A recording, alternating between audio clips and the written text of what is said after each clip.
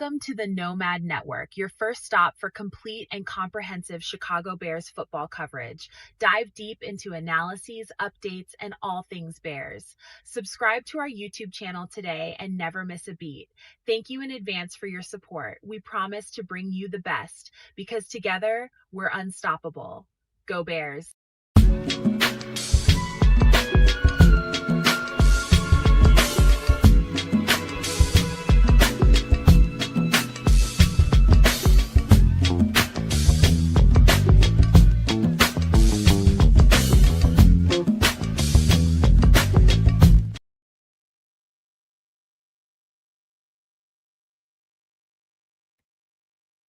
Yo, welcome to Wednesday night and some extra sauce where we got a bunch covered for you. And we are definitely into the Bears part of the season, man. I think the summer is just when the summer is about to wind down and wane and the Bears are in the building and hot ass July. And yeah, man, it's fun. Just knowing they're out there. I've seen a couple little clips here and there. They're just throwing the ball around, going through reps. Sound like it wasn't too much of a practice today. They just went through some stuff they probably was talking about in the classroom, got out there, did their thing. But that part, we'll get to that when we get to it. I heard some interesting nuggets, which I will bring up. And I'm sorry about that noise out there. I got my window open. Heard some interesting nuggets, some stuff that we've been talking about kind of all off season and wondering about. The day before I heard Ben Johnson put some clarity to some stuff. I heard Ryan Poles put some clarity to some stuff. And the day I got to hear Dennis Allen put some clarity on some stuff. And we're going to talk about all that tonight when we get on the section for the Bears, man. We got a lot to cover, a lot of ground to talk about. We got a little food. We got a chef in the building that's waiting to come right after me and Kez kick the Bobos real quick. We got food. We got a drink or two to talk about tonight, a couple of movies, album to talk about, man. We got a full show for you guys, man. It's going to be very entertaining. So just buckle on in and let me pass this rock on over to Canada. I'm going to throw him a bounce pass. I feel lazy today. Oh, had that spin on that one. Look, it's Wednesday. What it do? Time for some extra sauce. Y'all good to see y'all. I hate the fact that he kind of brought up the fact that this thing is winding down. This summer thing, I only get a couple months of it a year. It's mostly just freezing bloody cold and me complaining about how freezing bloody cold it is. But he's right. I wish I could say he's lying. It's been raining for the last couple of days where I'm at. And I was outside just kicking it for a minute. I was like, man, this summer thing's already winding down. We jumping right into fall. So I'm a fall baby. I ain't complaining. But all fall means is that eventually at some point, it's going to be winter again.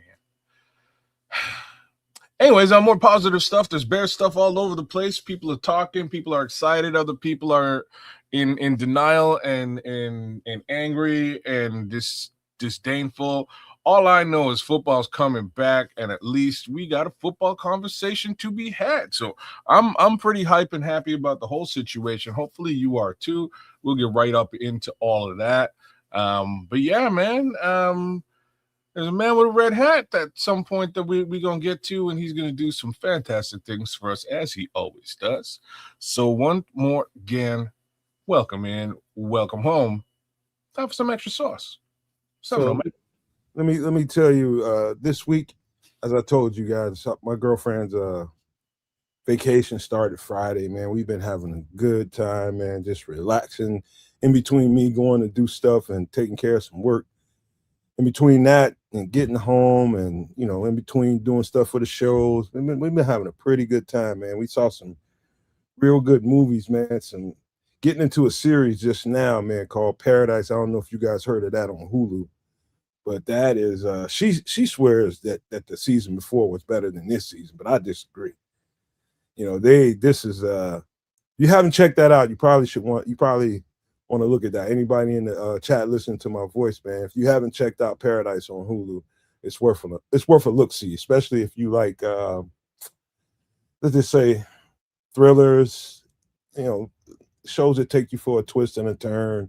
And the kind of genre it is like this season is like a massive EMP. I'll just say that. And it's kind of centered around the president and his cabinet or her cabinet. I can't remember if it's him or her. and Secret Service members and how they operate in and around that. I'm telling you, if you like that kind of thing, this is the show for you. You muted, kids. Damn it. Under normal pretenses, I might say I don't like it, but it reminded me, your description that reminded me of a show that I didn't think I would like and wound up loving and watched every episode all the way through to the end. And that's 24. At some point in the series 24, they had something very similar go down with an EMP and shut everything down, and good old 24-hour Jack Bauer had to go and do all kinds of madness. Loved it. Big ups to Juju, Liberty, and the Kings with us, and Corny Squaws. Good. What up, man? But did you ever watch? You ever get into 24? I've seen an episode or two. Oh no! Me and my girlfriend, we bounce around on so many different things, man. It's trying to get us drilled down into and finishing something. I know 24 has been out there for what, a decade? Oh, it's probably longer than that. It might even be 20 years now. But it was dope. It's all get out, man. It was just, and it was one of them things where I was like, I don't even really, I don't really want to get in. You know what? 24 is like the show that that turned me on to TV again. So I'd kind of stopped watching TV for a few years and really got into the movie thing, and I was becoming a real legit movie buff. Like at that point I'd basically seen like every movie of note, and then I was chilling at home, and very similar, like somebody blessed me with the first season on like just a rip DVD, and it was like, here, man, I think you're gonna love this. And I was like, huh? I don't know. And yeah, Jack Bauer's not in 24 hours, man. You don't need no charger. You know what I'm saying? It's just soul powered, that shit. But anyways, I was chilling, and I'll never forget. I was just watching. I threw this thing on. I was eating dinner, enjoying some ribs at the time. And man, as this first episode went down, I was like, yo, this is pretty powerful. And I powered through the first 4 episodes in 4 hours flat. I was like, yo, this show is wild, man. And I had to go all the way through that whole season. I burned through that season in maybe 2 days. Like I just killed it on a weekend, unalived it. And man, after that, I was in. I had to see all the stuff that was going down, and it was probably 4 or 5 seasons in at that point. So I watched all 5 seasons and then caught right up to where they were and watched the last couple seasons, after the fact. But dope show, real dope, but similar.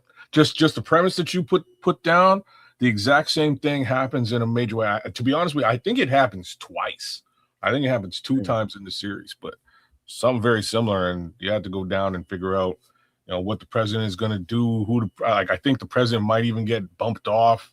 Might have gotten bumped off after the EMP. Don't tell him too much now. I'm just saying, there's presidents get bumped off in 24. Like that's like a Wednesday. You know what I mean? It's a wild series, man. It's a wild series, but it's pretty cool, man. I didn't think I would be into all that, like, government FBI type subterfuge. I'm down. Like I really enjoyed the series. Me either. I'm the same way. I'm like, yeah, I ain't with that. And one day we just decided, and watching it with my girlfriend, she's kind of nervy and gets nerved up, and she gets into it. And it's like she looks like she's emotionally hurting fucking cats or something, or trying to hurt cats. I mean, I'm just like, it does take you for a lot of twists and turns. It's always got a got you moment. Who stars in it, man? Do you know? I can't remember the guy's name. Not it's a sure. black guy. It's a black guy. I can't think of his name.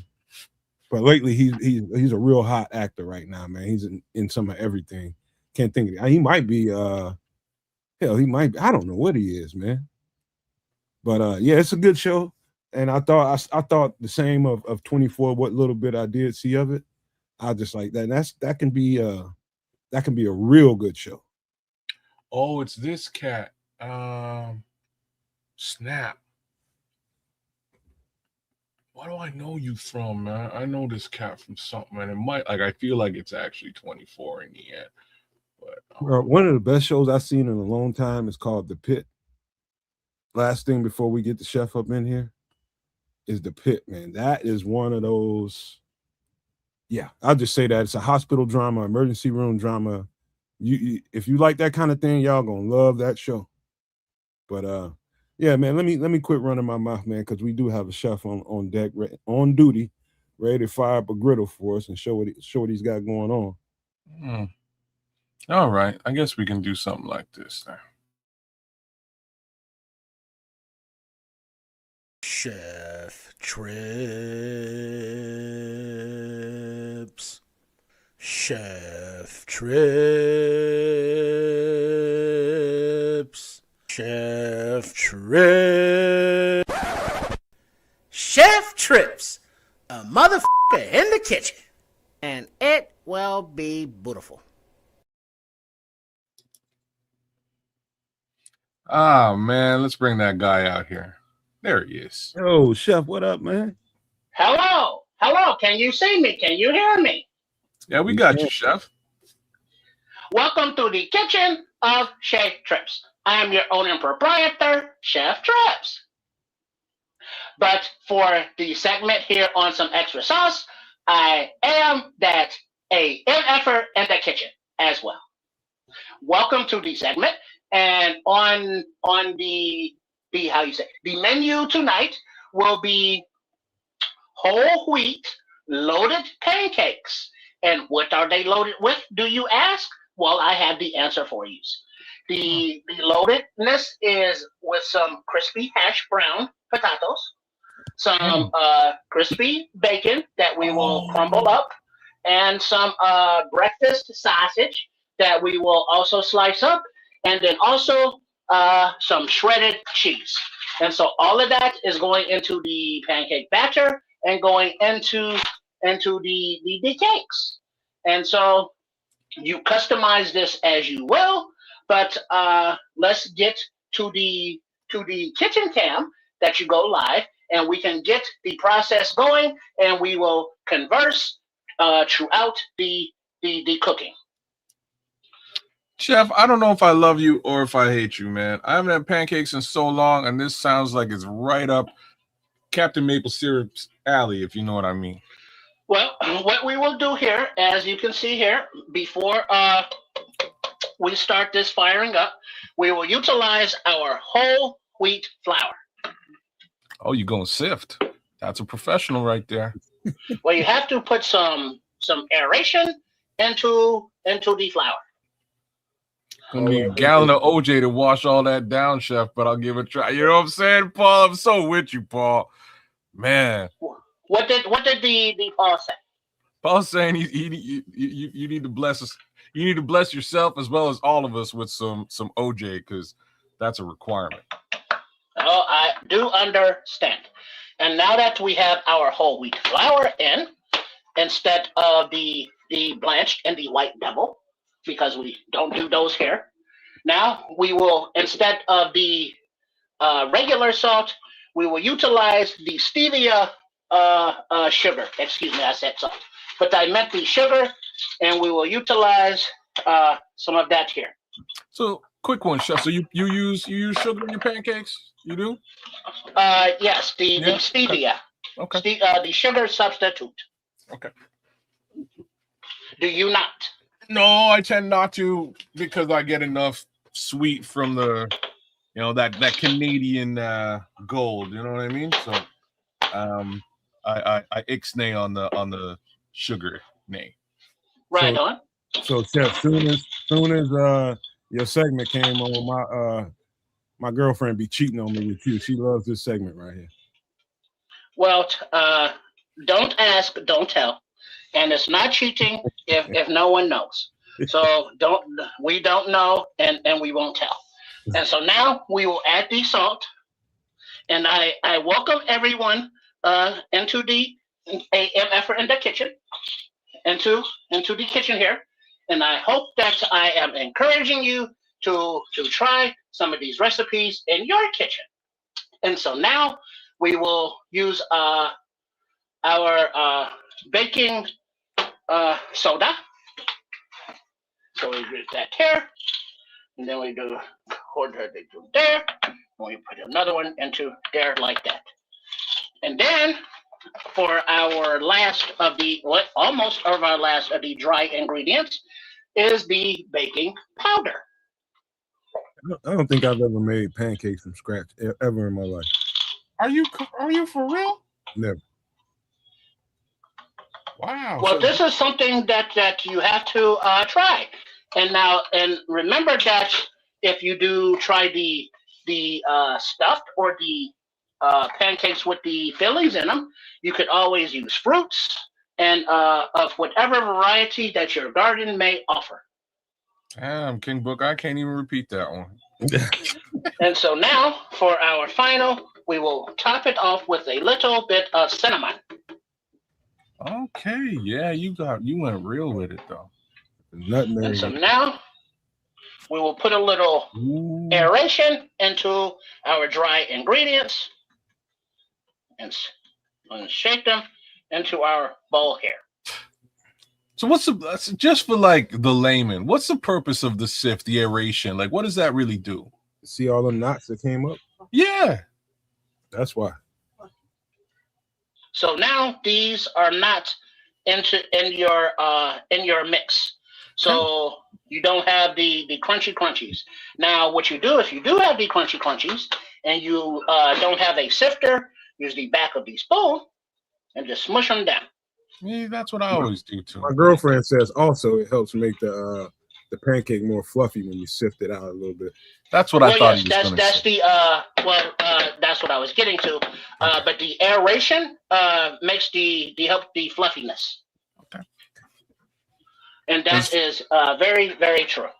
It's funny. As a kid, I never learned to do that. We used to make pancakes from scratch all the time. Like my mom makes a badass pancake though. But as an adult, when I kind of learned how to do it myself, I started doing the sift. I also make waffles, man, from scratch. Woo, my waffles is crazy, bro. Ooh, Yeah, that sounds dog. lovely. Yeah. Okay, so now these are all of our dry ingredients. Let's put those to the side for 1 second. And then here, you can utilize buttermilk or regular milk, but if you do not have buttermilk, you can use regular milk, but I used a almond milk or a nut milk, and you mix 1 cup of milk with a tablespoon of vinegar, and then you let that sit, and it will replicate or replace a healthier version of buttermilk. Outside of the bedroom, I've never heard the term nut milk more than on this particular on this What are we, part of the show. What are we, 7? Huh. Nuts milk in the bedroom. I wonder what that could be. I don't know. So we will add a little bit of vanilla. Hey, you know what, Chef? I wonder what would happen if you didn't have milk of any kind and all you had in there was heavy cream or something. You know what? I would substitute. I have substituted it with heavy cream. I've also substituted it with water. Would you believe it? But butter must be used. I'd melt down butter and put that in there.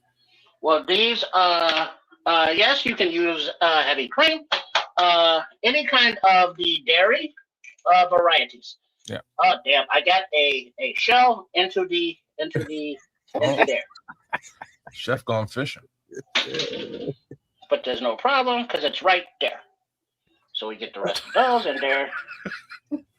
Those brown eggs are a little crumblier, ain't they? Some things happen. The white egg. It won't come out. There we go. It refused to leave its little shell. Poor little chickie. Now, somebody just mentioned the butter. Yeah. And of the butter, we melt it a little bit so it is melted.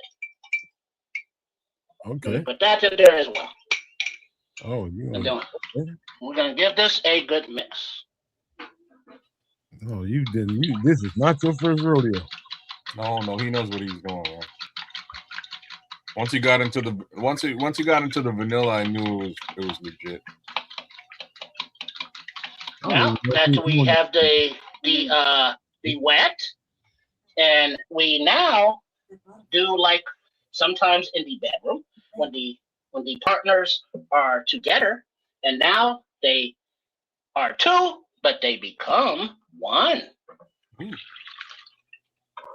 And we don't want to mix it up too much.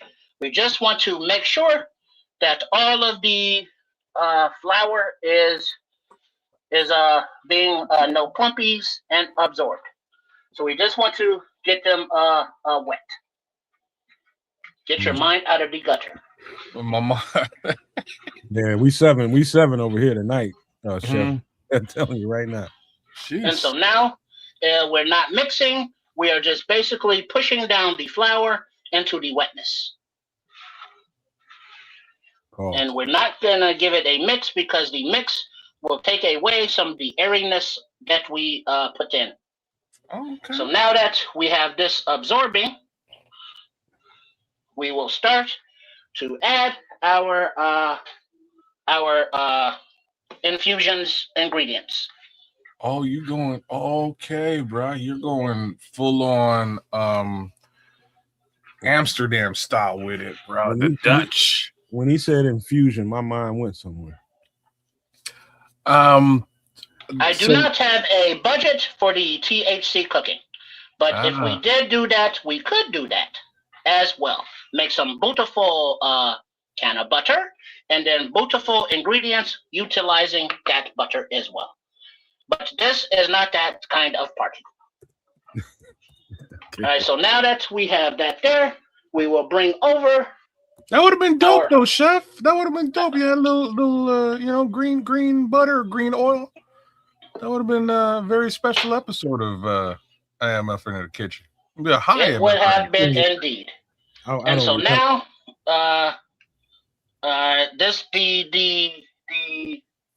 these accoutrements I prepared earlier in the day, as not to have them cooking right now. If it was a time during the summer, maybe, but camp has started, and there are other business for you all to discuss. So we can pre-bake this a little bit at a time. And so now we're going to crunch up our little bacon in there. And I tried my bestest not to eat all of the bacon earlier, which, as you can see, I was successful at. Slightly. And now that we have the crispy hash browns, you can make yours a little less crispy, or you can omit them. And the beautiful thing about the infusion is you can put whatever ingredients you want in. Fruity, meaty, or whatever's. Yeah, man. Look like we're heading towards a pancake casserole. Nah. You'll see how this will turn out. This is gonna turn out like it's gonna turn out dope, but like you would have to take I wish you could taste it, because the way that it's gonna, especially with the sausage and the bacon, for some reason, I'm no scientist, but for some reason, sausage, bacon, and maple syrup are a beautiful combination. It's the weirdest. I told you how I found out about it. Playing Madden with my homeboy all hours of the night and morning. And his girlfriend came in there going crazy. He was just like, man, chill out. Just stick around, man. She gonna make us something to eat. And she sure did. And that's the first time I had that combination. I was just like, yeah. It is a beautiful menage a trois. And that is more love and nut making, but in a threesome capacities. Interesting. Oh Lord. I'm sorry. I opened this can of worms, man. We gonna be here. I'm so glad she don't know this show exists, man, because she the type that'll go slap ass off too. And so now that we have our bacon, we can put some more in there because it's all going in. But you want to add it in slowly so it does not clump up or is in one big areas. So you spread it out gingerly and evenly, but still being careful not to beat up the batter. Like sometimes when you have to beat it up because she did something right and you're rewarding her. Hey, am I the only one that, you know, you go over Granny's crib and she make breakfast for all the kids and grandkids, and it's a few sausages and bacon left over that's been sitting on the stove all day? You still going there and eat it? Those are the most delicious of the meats. So damn true, bro. Just eat it. And so, as you can see, excuse my fingers, they are clean. But you could cut them up, but I just prefer we just rip the pieces apart. And they could be different sizes, so when you eat them, they are chunky, but different size chunkiness. And because of the variety, as the cats were saying, that's all mixed up in there, it's just a beautiful, good combination. And then we get the rest of our hash browns in there as well. Hey, better not nobody waste it. I know that, Booker. Ain't better not nobody waste that leftover sausage and bacon, man. We'll eat it the next day. You damn straight, bro. No question. And so now that we will press this in, and we want to make sure that all of the dough is moist and wet, not the dough, the flour, the ingredients, and that all of the additional infused ingredients are in there as well. So we fold them over gently a few times, and we can see that they are now all incorporated. And so we have a beautiful pancake batter. Now, as the kids were saying, you can do something like this for waffles as well. Yes, sir. And so now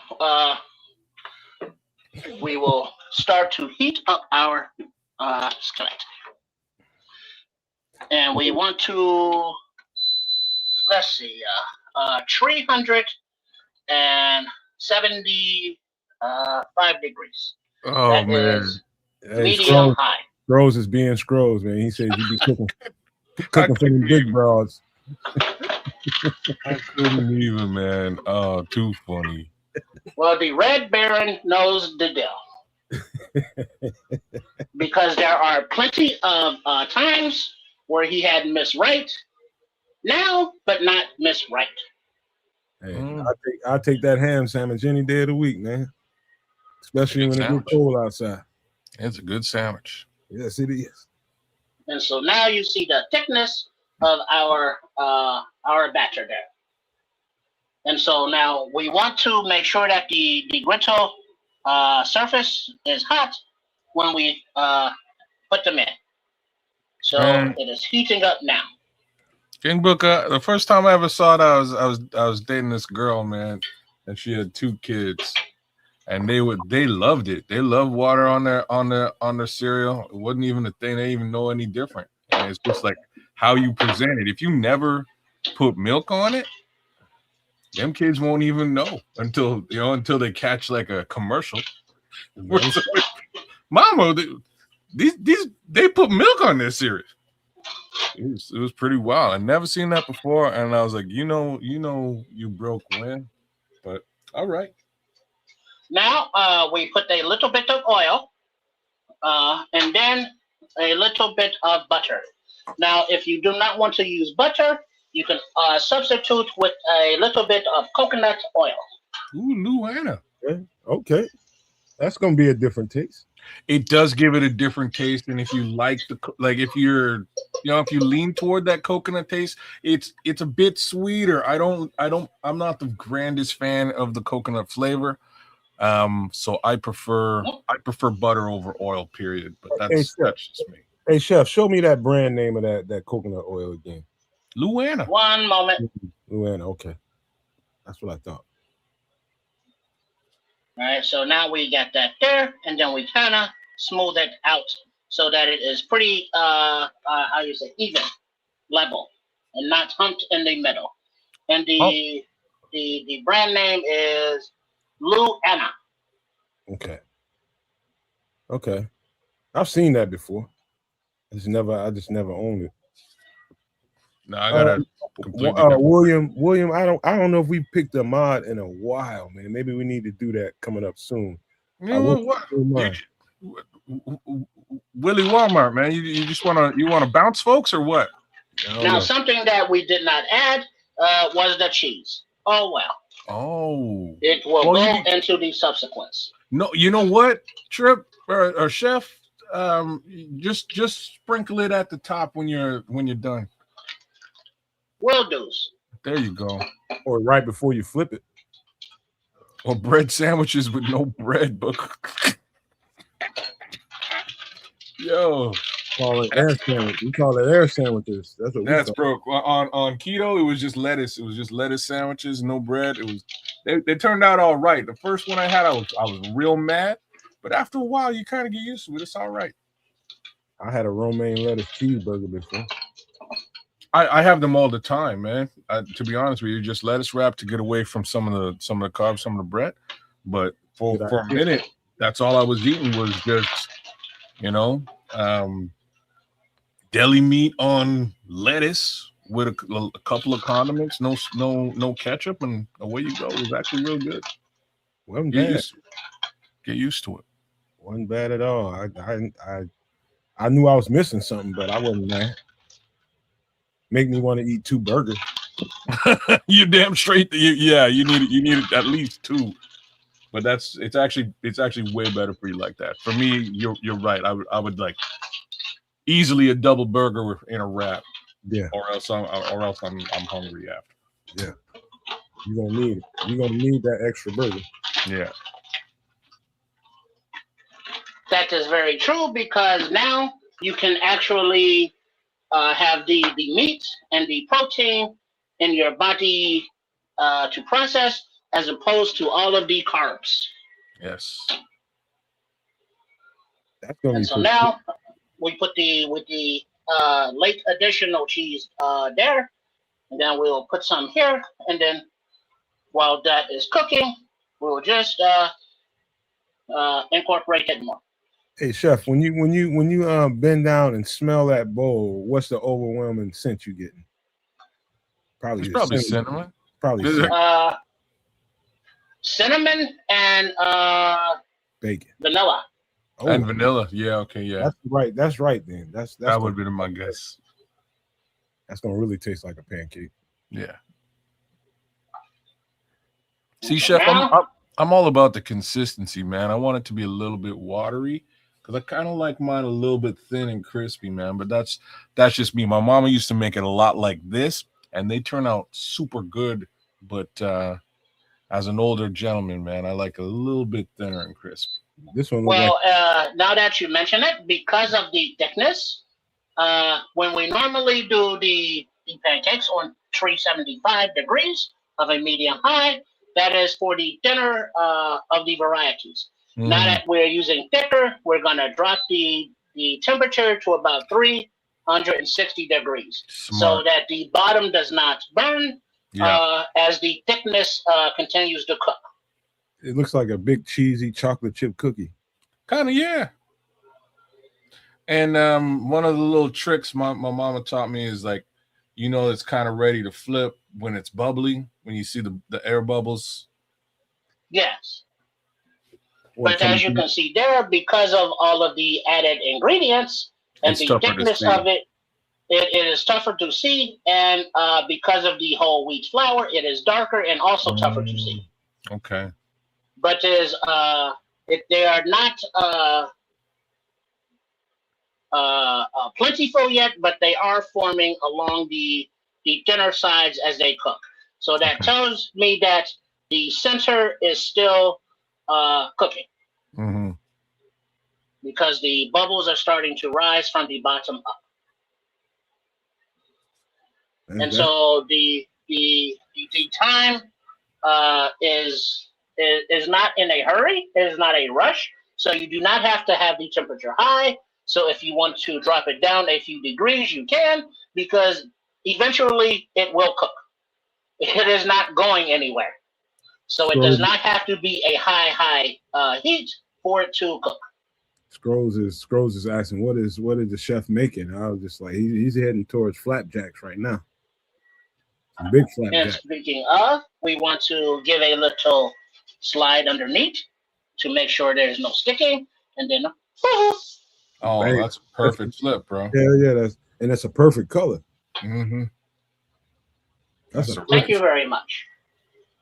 perfect color. And now and that is because we with the digital, you can adjust the temperature very easily. But if not, you have to do it with the dial by the flame. Mm-hmm. And now we can see it puffing up nicely because of the baking powder, the baking sodas, and with nice and crispy on the top, even color all the way around. Chef, that looked like a mix between salmon croquette, Okay. pancake, and a cookie. Okay. Like when you said salmon croquette, I know exactly what you're talking Oh, about. you know what that is? Huh? Who, me? Yeah. Anything with a ETTE, I'm Oh, familiar with. Voulez-vous abuser Babette soir? Ce C'est soir. I c'est definitely français, consider monsieur. that an American thing, but I never would have guessed that's in Canada. Croquet, man. It's French, bro. Mm, Yeah, man. that's And lineage. what is it? And they say in the Creole, the voulez-vous let the good times roll. Say that again. How do they say in the New Orleans to let the good times roll? Oh, There's an expression. c'est la vie, no? Hey, Ron. No. It is Jelu Bon Tom say or Bon Tom. Somebody in the chat help us out. How do they say let the good times roll in the New Orleans? Voulez-vous coucher on this? I don't know. That's a whole other thing. Don't go saying that. Don't That's go the saying that queen to of everybody. soul. Don't go saying that to everybody. And Hey. now that the flip does not take as long to finish on the other side.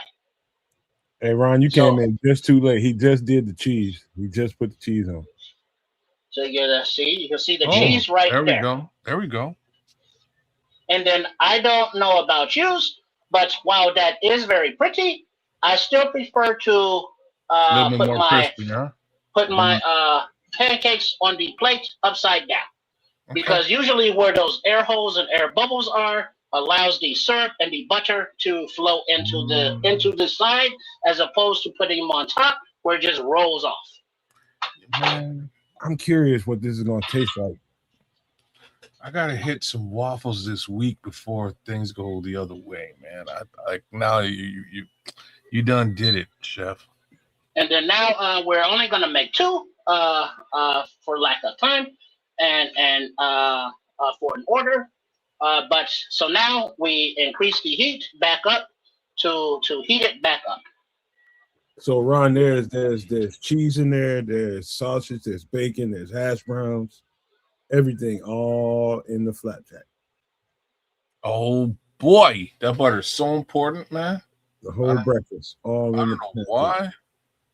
And this is why we smear it around, because now it can go in all of the little nooks and crannies. And if you want, you can stick your fork in a little bit to just give a little more space for the butter to melt into.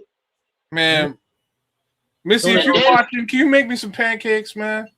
If you watching, make some pancakes, damn it. I'm so Don't make hungry. me pancakes, man. Well, we can just make this one. That's fine. All right. So now that this one is made, here already. Now that it is made, we don't need to make a stack for demonstration purposes, but we will go with our grade A maple syrups. You know, also visually, this also looks like a large English muffin too. I see what you mean by that. Yeah, okay. I applaud the realness of that maple syrup. That's the real deal.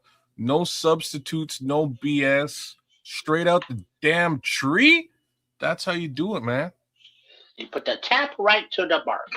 And so now that we have the butter, and then we have the maple syrup, let's see what it looks like on the inside.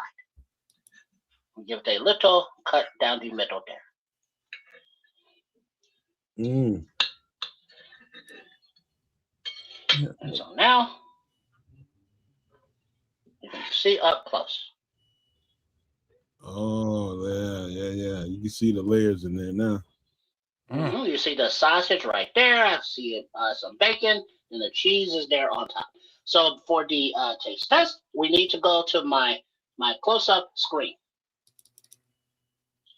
How do I do that now? No. Hold on. Okay, look. Hang in there. There you go. And there he is. All right, so now that, it fell off the fork, but that's okay.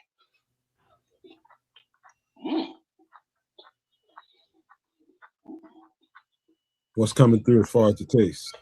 Probably the sausage and bacon, ain't it? And the syrup.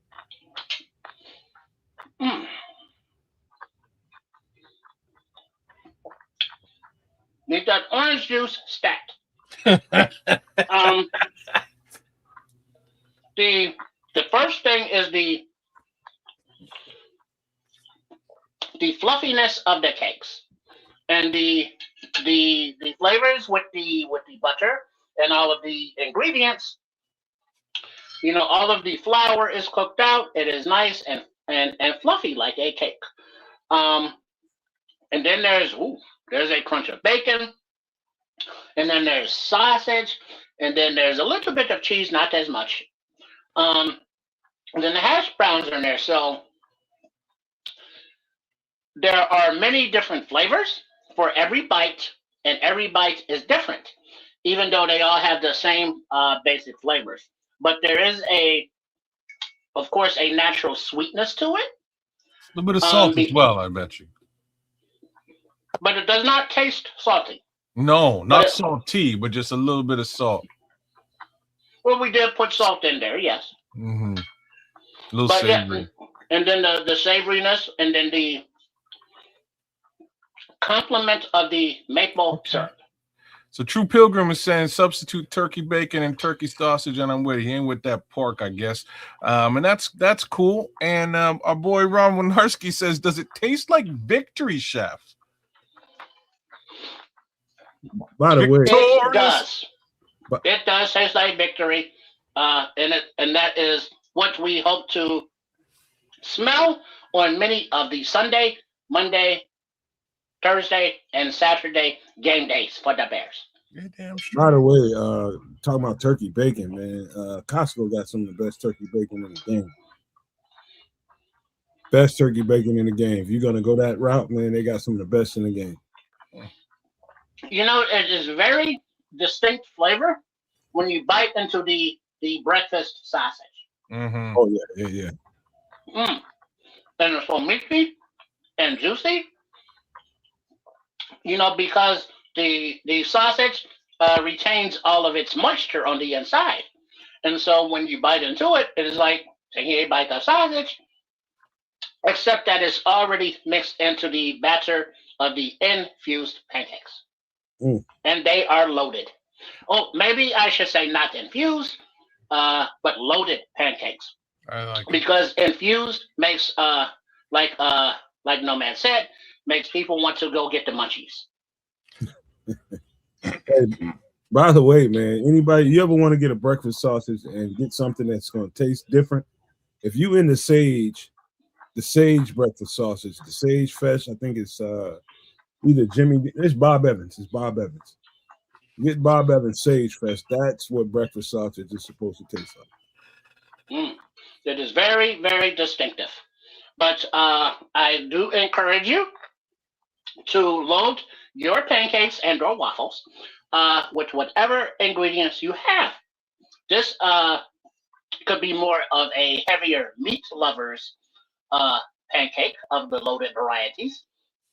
But if you have some blueberries or bananas or strawberries or whatever kind of fruits, you can incorporate them and load them into your pancakes as well. Maybe some chocolate chips with some bananas.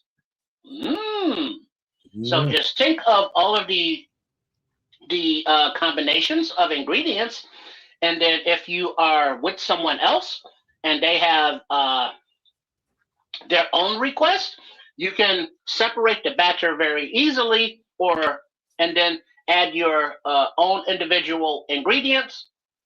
So you can both use the same batter, but then you customize each of the cakes for use on eating pleasure. So you do not all have to eat all of the same. 100%. So this is what they do in the Netherlands. Like I was saying, they do exactly this. This is like if you're going to a coffee shop that's not selling you weed, for lack of a better thing to say, that's what they're serving. They're serving you pancakes that are infused, all kinds of good stuff in there, man.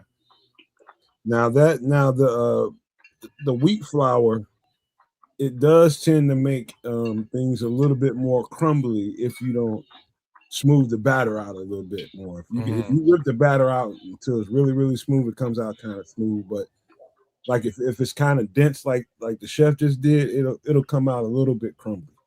But it don't Well, bother me. also with the wheat flour that the Nomad is saying, is that also you will notice that at times the liquids for the wheat flour are a little bit more than they would have been for the devil flour. And it's a thicker, denser product. So the flakiness is there, but it is not. There's a word for it that I cannot think of now because all I can think of is menage a trois. But that reduces some of the flakiness, and it is not as light and as airy as the enriched bleached flour. So it is heavier, and so that heaviness makes more crumbly. What about buckwheat? You ever use buckwheat instead? Oh, Tay. Oh, Tay. I lined that one right up for you, but that was awesome.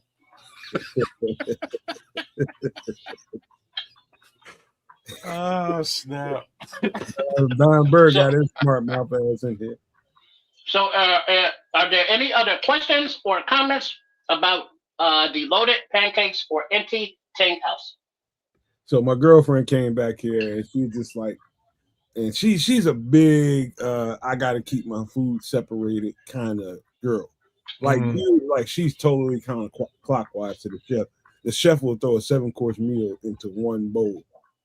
And she's I gotta have this over here, I gotta have that over there, I gotta keep it total. You ever met that person? My daughter's exactly the same way. And I was like, I agree with you, but once maple syrup is involved, all bets are off. I wish I was lying about this, but it's just one of them situations where you're having egg, sausage, and a pancake, and some maple syrup just happened to make its way onto the other items on your plate. Ain't nothing wrong with those other items when it's touching maple syrup. I don't know. But there are some people that are like that. Some call them neurotic, but they don't like their food to touch. Yeah. So it all has to be separated and segregated, and no intermingling of whatsoever of the varieties. No. But as Nomad said, I grew up in a household that on the holidays like Thanksgiving and Christmas, and the cookouts and the barbecues, and all the time that there was food involved, that instead of making 3 or 4 or 5 trips to the kitchen or to the buffet, you just put all of that on one plate. You load it up. And so it all ends up being piled up because it's all going to end up in the same place anyways. And so as you eat through it, it just makes a flavorful taste explosion in your mouth. Kind of like nut milk, but different. Oh, Lord. Oh, no. Oh. I'm sorry. I'm gonna give you a cute little add on to that. That's how I kind of discovered a dish that I did for my family on Thanksgiving one year. And everybody's supposed to bring a little something. You might have to bring the soda. Somebody might have to bring some beer. Somebody might have to bring some ice. You might have to cook something. One year I had to cook something. So I did the mac and cheese with the holiday ham, with the glazed holiday ham, infused like he just did right there. And everybody was just like, "What's this, man? What you done did to the macaroni and cheese, man? What you doing?" I thought I was gonna have to throw down up in that motherfucker, man. But yeah, it ended up being one of the top dishes. That thing got cleaned out real good. And I just threw some pineapples on top of the mac and cheese. And they didn't know I put a little hot sauce in it and everything. But that was some of the best mac and cheese I ever had, with some cubed up ham and some homemade macaroni and cheese, probably about 3 or 4 cheeses in that thing. Throw it in the oven. Man. So you made it like Hawaiian pizza. Like Hawaiian macaroni and cheese. Yeah. And it was off the chain. Like I ate my own food. I usually make something and I don't want nothing to do with it, but I ate the hell out of that. Because that's my favorite things for Thanksgiving. The versatility of the pineapple is to be amazed. Mm-hmm. They are good if you grill them. They are good if you bake them. They are good if you roast them. They are totally delicious on top of pork chops. The pizza. Yeah, bro, he's right. And they have the natural sweetness about them that gets even more flavorful and deeper, like when they are roasted and cooked.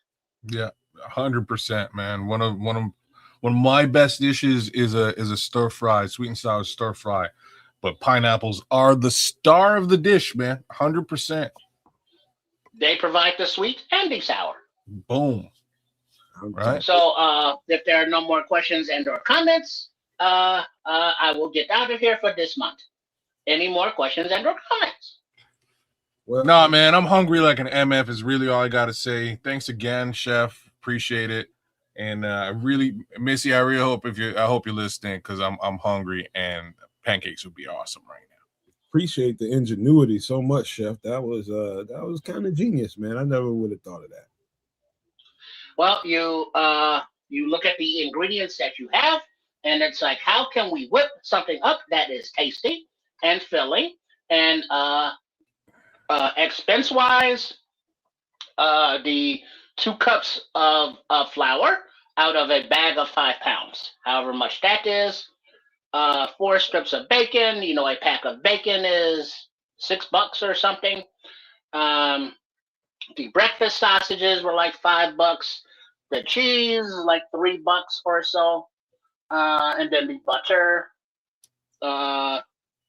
And so the ingredients are economical for your pocketbooks, and they are customizable for your different dietary restrictions and or requirements, your taste, your allergies, and different taste buds, and the finicky, picky eaters.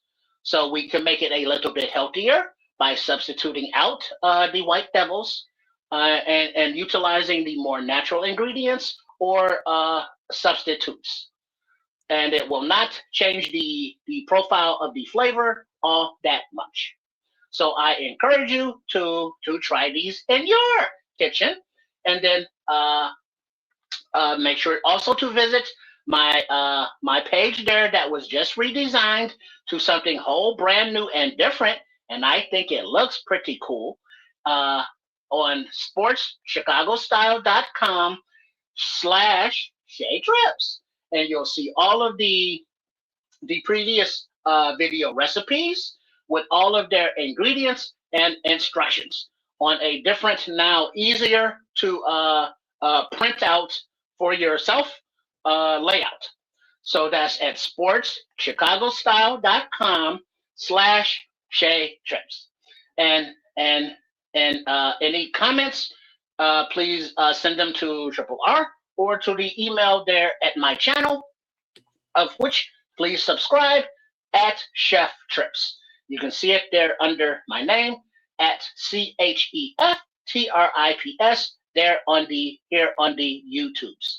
So thank you very much again for watching, and I look forward to seeing you the last Wednesday of the month on the next month, which is that much closer, and I think is already now into football season, because it's August and the end of August. So I will see you at the end of August for another episode of A MFer in the Kitchen. Bye. Peace out, Chef. Peace. Man, you gotta love that guy, man. Except every time he comes in, I'm hungry like you wouldn't believe, and I gotta go get something to eat somehow. You gotta fight that. And all I know is I hope Triple R don't call him for an order and eat that other pancake, and because Triple R got a show to do. He gonna fall asleep if he gets into that. If he gets into that, trust me. That's the only reason really why I'm like I really can't do pancakes right now. But like if the missus comes down and knocks on the door and blesses me with some pancakes, I'm not turning her away. It's not happening. Dog, she's not gonna make you no pancakes. You damn straight she ain't making me shit. I'm just trying to put it out there into the ether so that maybe pancakes might materialize. Misty, do not make that man no pancakes. Make me some pancakes, babe. Nah. That's not no. I love the chef's background too, by the way. Courtesy of Kids of Canuck here. This is nice, man. This is my dream kitchen. The dope ass kitchen back there though. Even with the shine and all that, it's nice. Got all the stuff. The big picture window with Chicago in the background, nice island, perfect size for me with the sink in the middle of it. Everything is beautiful. You can even see the towel waving over there on the stove. Man, I guess somebody got the window open. Yeah. I just noticed that myself too. Very nice, man. Very, very nice work. Darnell Wright loves pancakes. That's right. We need to get him some paper as well. But yeah. Let me switch everything up right quick, and we'll just talk a little bit and see what time Triple R shows up. Okay. Give me a second. I'll switch this out. I got you. All right. But yeah, man, this I wonder. You know what? Let's go with the drink right quick. Okay. Let's do drink. All right. Hold on. Let me pull that up. This is just some summertime stuff. I think very, very simple, very, very easy. Anybody should consider. I mean, tomorrow, or if you like kids and you don't want to turn into Ike Turner and you don't drink wine, you just don't drink this, but you make it for your party for everybody else. Check this out. Frozen Sangria Margarita. Ingredients: red wine, lime, squeezed oranges, limeade. That's some badass limeade this weekend too, man. Did you? Ice and a blender. You're gonna need a blender to chop all that stuff up, mix it up real nice. Yeah. What was you doing with limeade this weekend?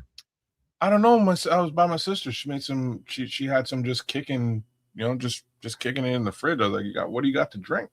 And she blessed me with some limeade, and I was like, oh, shoot! I didn't really expect this. This is great. It's pretty good. I didn't even know that shit existed till about 10, 15 years ago. Really? She made it from scratch is what she told me. Because like back in the day, you just get it concentrate. You know what I mean? Like limeade and lemonade concentrate was ubiquitous. You get that for like, $1, 50 cents, what have you, right at the grocery store. But she was like, you know what? Like, when was the last time you bought lemonade or limeade from the grocery store? And I was like, you know what? Real talk. Concentrate? It's probably been a decade. And she's like, I can't even find it anymore. So she's like, I was jonesing for some limeade. I had to buy some limes and make it my damn self. I was like, this is some badass limeade. Well done. But you know what? That's interesting, man. I'm gonna go looking for that now, because I didn't know it really existed until I said 10, 15 years ago. But I still never bought any. No, never. And don't remember seeing it at someone's house. I was at a bar or somebody's party, and I oversaw. I'm like, what is that? It's a limeade. And I'm just like, limeade. I never heard of that. But anyway, man, it's a good tasting stuff. It came in a mixed drink. It was really good. However, this right here, like, picture yourself on vacation, and you at I don't know about you kids, but when I go on vacation, I ain't big on eating a whole lot. You ever been on a cruise now? No, I never want to go on a cruise either. Really? Why? I cruise. You're not a water. You don't like dog. I got so sick. You get seasick, huh? I got so sick. I took a cruise from Miami, Fort Lauderdale to the Bahamas, and that little bro, I did the same cruise. Oh, dog. Oh, wait. Mine was from Orlando though. Mine was actually from Orlando. Well, that's a much longer ride. Yeah, it was a longer ride. Never want to be on a cruise again. Damn. Cruises ain't all healthy either, man. Too many people, and it's just not right, man. It's just not right. Too many bad things happen. And I ain't talking about like fatal things. I'm just talking about spread of disease and things not being clean just because the rush and so many people. I hear so many bad stories about cruises, man. I don't know about you, but it makes me never want to get on one. So I can't argue with what you're saying because there was some there was some stuff that was a little bit questionable for me, but that seasickness thing does creep up on certain people. Apparently I'm fine with it. The only reason I ask you about the cruise is because on my cruise from Orlando, it was all expenses paid, booze included, and it was just wild debauchery. And when I say that, it was. And there was two kitchens, and those things went 24 hours, bro. So I'm just drunk, fed, and fucking. Like that was my couple of days, man. It was awesome. I was on a cruise ship in that little trip, and to me it felt like it took 12 hours. It wasn't that long. It wasn't that long, but as blue as I felt on the inside, I was fine when we first took off for about a good hour or so. Yeah, and then we must have hit some deeper water and more dips, more ups and downs. Was it raining? No, it was beautiful. Okay. They had food, drinks, man. I got into all of it, man. Partying on the upper deck, everything, man. Next thing you know, they're just like, "What's wrong with you?" I was just like, "You're green." I'm going to the room, Jack. That's all I knew was fine bras up there too. You tapped out, man. I know what you mean, man, because everything was straight until we were on our way back, and man, so because we're in international waters going to another country, coming through the U.S., if you're coming through the U.S. and then heading to Canada, you have to do all of your incidentals and like customs declaration on the boat. So drunk.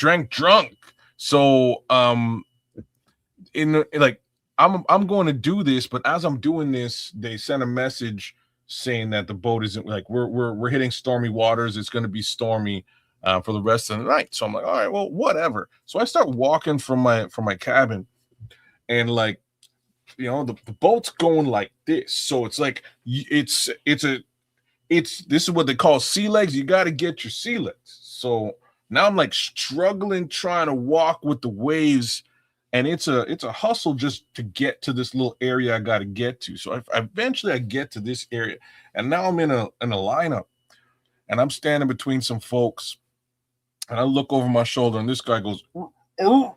And I'm like, oh no. I look over, and so he starts to blow chunks all over the place. I'm like, this is nasty. So I kind of step away from him. And as I'm stepping away, the dude in front of me catches like a whiff of this guy's stuff, and off he goes.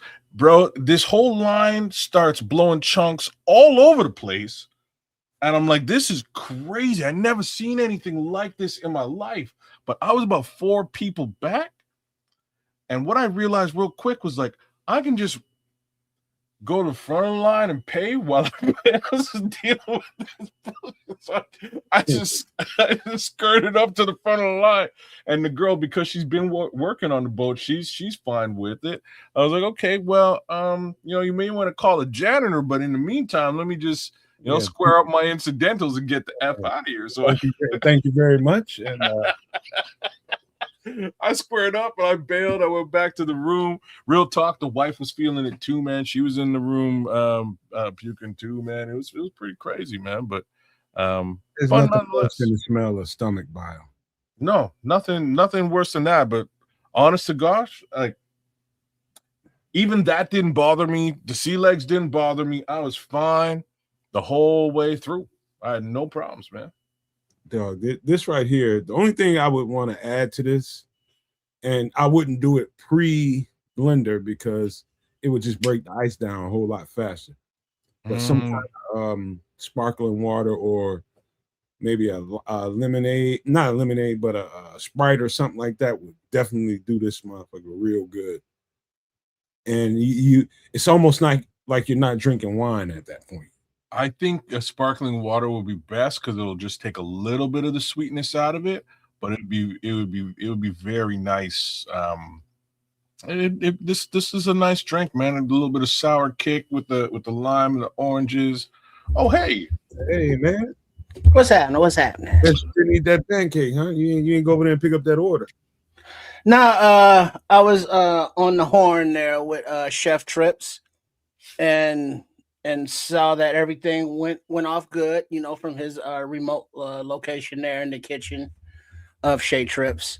But yeah, it's looks good. That looks like something I would definitely eat, the loaded pancake, you know, loaded with all kind of different fun stuff.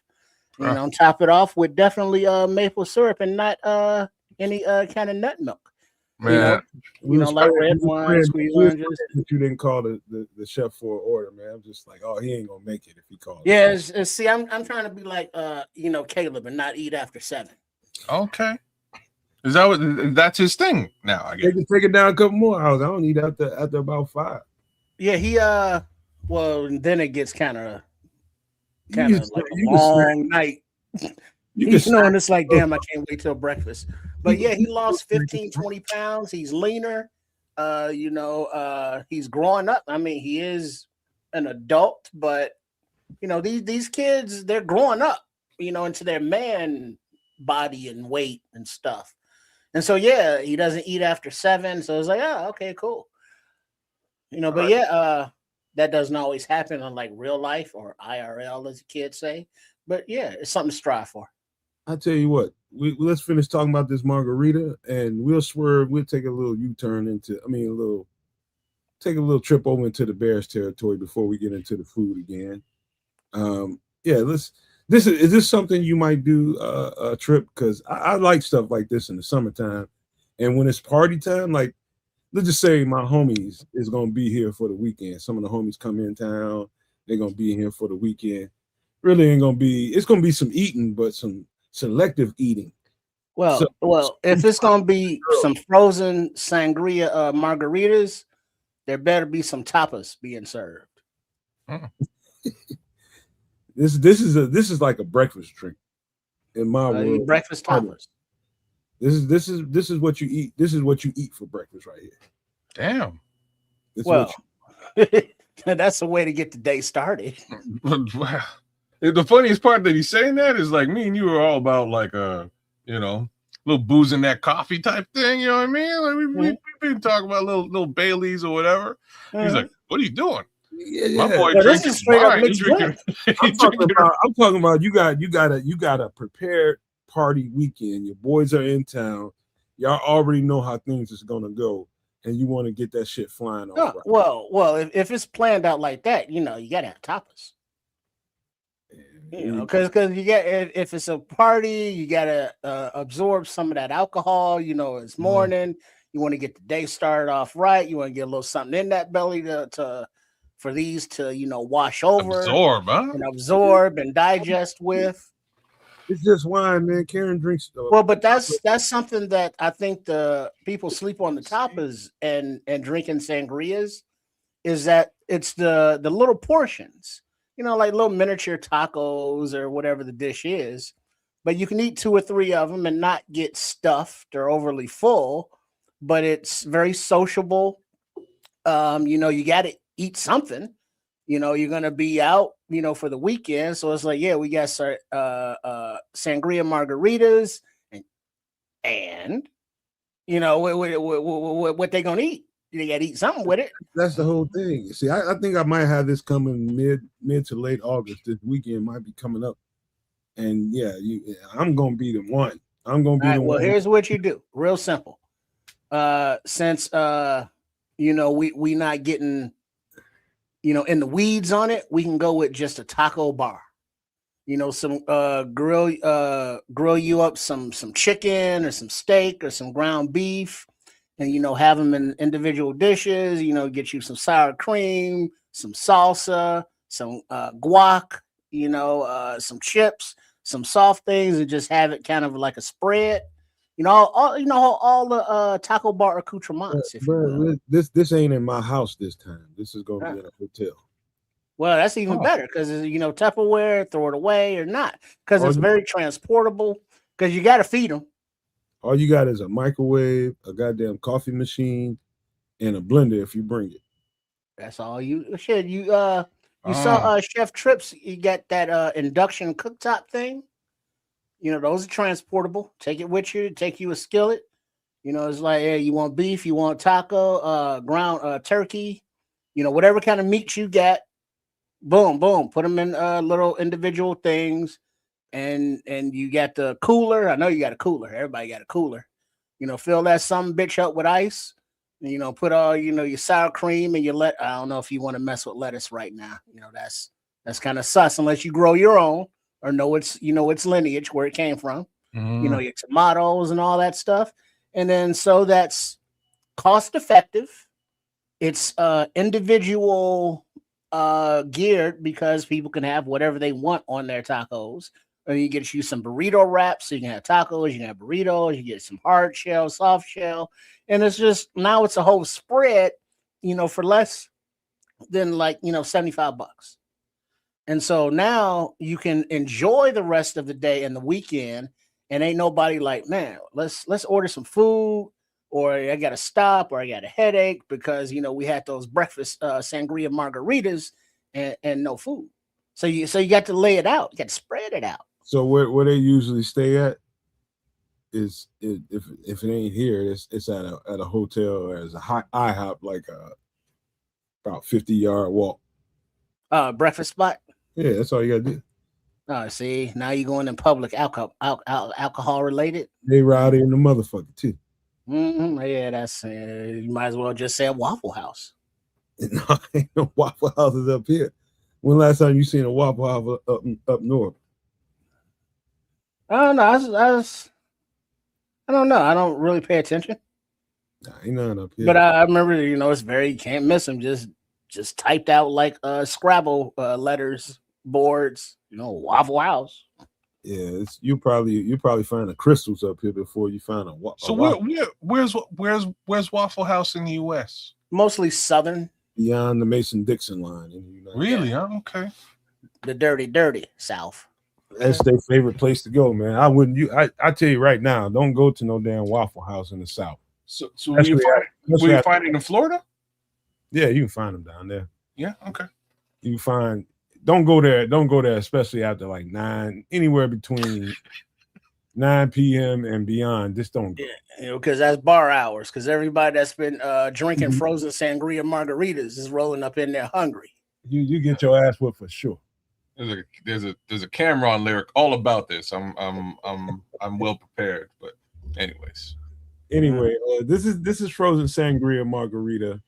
I let my girlfriend check this out. She's just like, I would definitely do this. This is something. Mm-hmm. Matter of fact, my birthday's tomorrow. Oh damn! I might hop up. Like breakfast is on, man. Breakfast in bed. I don't think we. I think I got everything in the house outside of the limeade. I think we might have a red wine bottle. We might, but I got to double check. But I can whip this shit up first thing in the morning, man, and serve her. Wake up. And she you gotta go Red Baron on her first. So Oh boy. Nah, yeah. Good morning. Happy birthday. It got to be showers and all that activities going on first. Ain't doing all that. But yeah. So she's got a let me pull this down right quick. So she's been bugging me for 2 weeks about that ribeye she wants. And I started marinating it last night. And yeah, that's what she wants for her birthday, man. That's all she wants. And I'm just like, whew. I know she lying, but That's what she told me.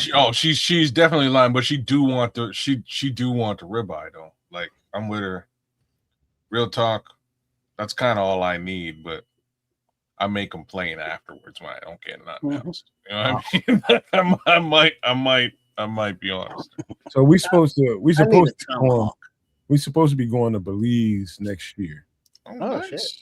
She's a let me just say she's got body parts. She's got bottom and a upper body too, man. She's well endowed. Let's just say that. But she thinks she's too well endowed. She wants to trim down because me and my family are supposed to be going to Belize next year. And she wants in on that. And she wants her body to be a certain way. And so I offered, I was going to make her the loaded baked potato. Any other time she'd be like, oh, fuck yeah. And she'd just like, no. I was like, can we split one? She's like, no, I'm not eating it. We're not eating it. Now it's not just me now. She's talking about herself. Now it's we ain't eating that. I think that's kind of a couple's thing. Is if one of y'all on a diet, both of y'all on a diet. Oh man, hell no. Shit. Kids. I do enough of that, man. I know all about that shit, bro. What are you talking about? I know all about that. Hey, dog, you one of y'all on keto, y'all both on keto. So you better hear these motherfuckers talking about when a girl get pregnant, some dude come out talking about we pregnant. No, fuck, we ain't pregnant. No, that's different. I ain't never been pregnant. We ain't on no diet. I give a rat's ass. But the diet thing is legit, and the only advice I can give you goes a little something like this. Like me and you have had this conversation before, and it's like, UCA's goddamn all-star. Well, you can't you can't go out and sort of eat on your own and leave her without any food. You may have to do this. All right. Like I'm just being real. You may have to go get your own stuff to eat because you don't want to be eating regular stuff in front of her. It will piss her off. Mm-hmm. Drive crazy, bro. Dog, she's making a sacrifice. You got to make a sacrifice. She will bring up stuff that you didn't even realize happened. just telling you. That happened the other night with a bag of chips I had. You go. I had some sour cream and cheddar Lay's. Them are the best chips in the game. If you don't know, you don't know. Okay. I had a bag of those, and I was eating them. It's not a big bag; it's just a little bag. And you can tell when somebody just looking at you. I was just like, you want some? So she said, give me one. Just give me one. One. That's all you want is one. Just give me one. Chip. And I start back eating my shit. And I get down towards the end. I said, you want some more? You can get some more. She's just like, no, I'm good. And then I don't know if you ever noticed that when I got done with the bag, I seen her body let out a sigh, and it was a breathe heavy, like it's over. Yeah. That one, just enough to get the little taste, little flavor, get the little satiation. And then it's like, oh, thank God it's over. Because, she was over there like, he's still eating. Not just he's still eating. This motherfucker knows I'm on a diet, and he's over there snacking on chips in front of me. Right. What's wrong with this motherfucker? So it's hey, I give her plenty of opportunities to come and do things with me so she can lose weight faster by sweating a whole lot more, which she did, once a week. But if you want to do that, that's what you want to do. You got to really burn that shit off. You want to slow roll this shit like it's just, you don't just leak a couple of ounces off here, a couple of ounces off there. I'm getting pounds off every time I do something. So yeah, but that's mostly water weight, ain't it? And then you put it back on so you drink. It's not just water weight for him because he's active, right? He's gonna wash through it. He's gonna burn through it. Obviously, activity and exercise will help her and work as well, but at the same time, dude, it's like I hate to see people on a diet. Like diet is, keto diet, I think is a real, that's probably the strongest thing I've ever seen as far as somebody trying to maintain some kind of healthy weight. And, just it's a good diet, for you spiritually. It's just a lot of stuff that takes away from you that you don't really need. However, some of these other diets, just dieting just because, okay, I want to lose a couple of pounds, I want to drop a couple of calories. Man, you just don't know what to do with the food you eat. You too lazy to burn it. You got to burn the shit. That's what food is for. Energy, nutrients. Get all that in you, and what your body don't use as far as the nutrients go through your waste. Just burn it. Get no nutrients. Mm-hmm. Anyway. And you gotta just little things like mentioned before. Don't eat after 7 p.m. Don't feed them after dark. As You your know, metabolism- well, that changes. You know, daylight savings time and such. And if you don't eat after dark, you know, in the wintertime, if you don't eat by 4:30, you done for the night. So that could be a little difficult. Or some people, like Red Baron is saying, you know, 1 meal a day. You know, within you know, that certain window, you make sure that you eat, or you eat just within a certain, you know, window, you know, from noon till 5 p.m. or whatever. Changes like make sure you drink more water. However much water you're drinking now, drink more. You know, before your morning coffee, drink a bottle of water. You know, 2 hours later or an hour later, drink another bottle of water. Just drink a lot of water. And then exercising. And if not exercising at a gym, just walking. You know, nothing strenuous, just to get over 20, over 30 minutes of just walking at a decent pace, you know, will burn. You know, cutting out the sweets, you know, cutting out the cookies, everything in moderation, you know. So sure, you want to cut it out is one thing, or cut back. You know, you want to enjoy stuff, right? It's like, I like cookies. You know, can I eat a fucking cookie? You know, I want to live longer, but I can't enjoy cookies. You know, it's like, have a cookie a month or something. You know, enjoy things, but just don't overdo it. And you just take little changes can add up. I ate a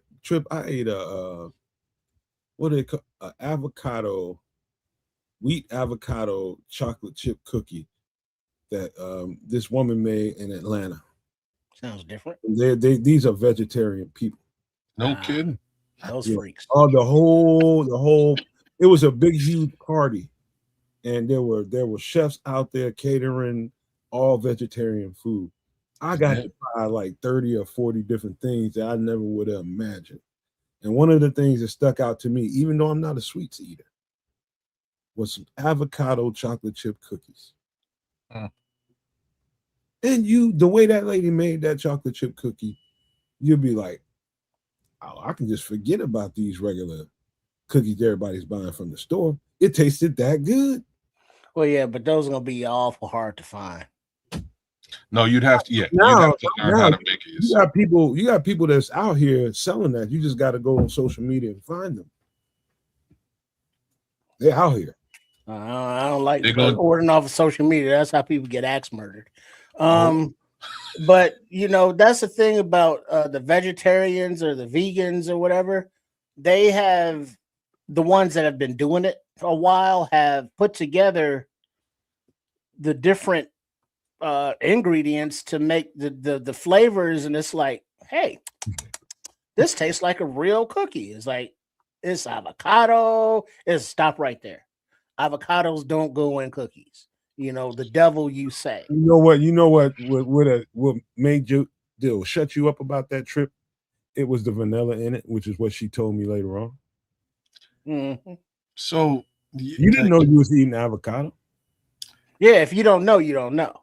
There's stuff like that though, and you'll catch it on like TikTok or even YouTube or Facebook. But there's stuff like that. Like my wife, she made me like a chocolate cake, a little mini chocolate cake out of apples. There goes Samo up in this piece. Hey, Big Sam. What up? We getting close, brother. We getting close, man. Mm-hmm. But she made me a chocolate cake out of apples, and I swear to God, it was delicious. It was super good. and you would never. I would like she gave it to me, and I was like, oh, what's this? She's like, oh, it's dessert. She didn't say nothing, and then I started eating it. I was like, oh, this is good. And she's like, you know what it's made out of? I was like, wheat. You know what I mean? Like, what else do you make? You know, like flour and shit. Like, what do you make cake out of? She's like, apples. I was like, oh my, you're kidding me. Right? You are. But like I had that the pinto bean pie. You know, pinto beans. Mm-hmm. You don't think of that as a dessert. No. But if you were to with the nutmeg and the cinnamon and the vanilla and all that in there, if you were to take it to a potluck, you know, during a holiday and just put it on the dessert table, people would eat it and think it was delicious. I'm saying that's a have you ever had a gazpacho episode? Have you ever had anybody that denies that you can make a good chocolate chip cookie or a cookie in general that doesn't have, you know, all the stuff in there that's hurting you? You ain't never ate a real serious veggie burger. Fair. So, like, things to note. I don't think I will ever do that on purpose. Like, somebody would have to trick me. You know what I mean? Someone have to trick me to get me to eat a veggie burger and then be like, ha, we got you. It's a veggie burger. What did you think? Like, that's how that would have to pop off. Kids, if you eat it, if somebody's making you a veggie burger on a flame broiled grill, I'm talking about with coals or wood or something like that, not your little boy gas grill that you gotta grow up, man. You gotta get rid of that shit. What the fuck are you talking about? That shit complex. That's $1,000. You can't get in the real guys club. You cannot get into the real guys club. Man, if it take me a half hour to 45 minutes to an hour just to start cooking, fuck just lazy, that shit. Man. That's just lazy. Yeah. Lazy. It doesn't matter. It's only 24 hours in a day. All you gotta do is get a small grill and start off there. Just a little. I've graduated from the small grill situation. I ain't trying to mess with coals. I don't know what time it is. That Impossible Burger. Well, no, but that's the thing though. The Impossible Burger, the vegetarian stuff. You know, I don't know if it's tofu, but I got one on purpose. It's a place in Hyde Park on 53rd, Aretha Franklin Boulevard or Shaka Khan, right on Shaka Khan Avenue or whatever street is, right there in the corner. It's a vegetarian spot, and it's like, all right, let me try their burger, and it was like, this ain't meat. I mean, it's like, all right, you got lettuce, you got the tomato, you got the mayo, you got the bun, all that stuff's on there. But the star of the show is like, yeah, this ain't meat, and it's just noticeable. Veggie burger is a veggie burger until you get a really, really good one.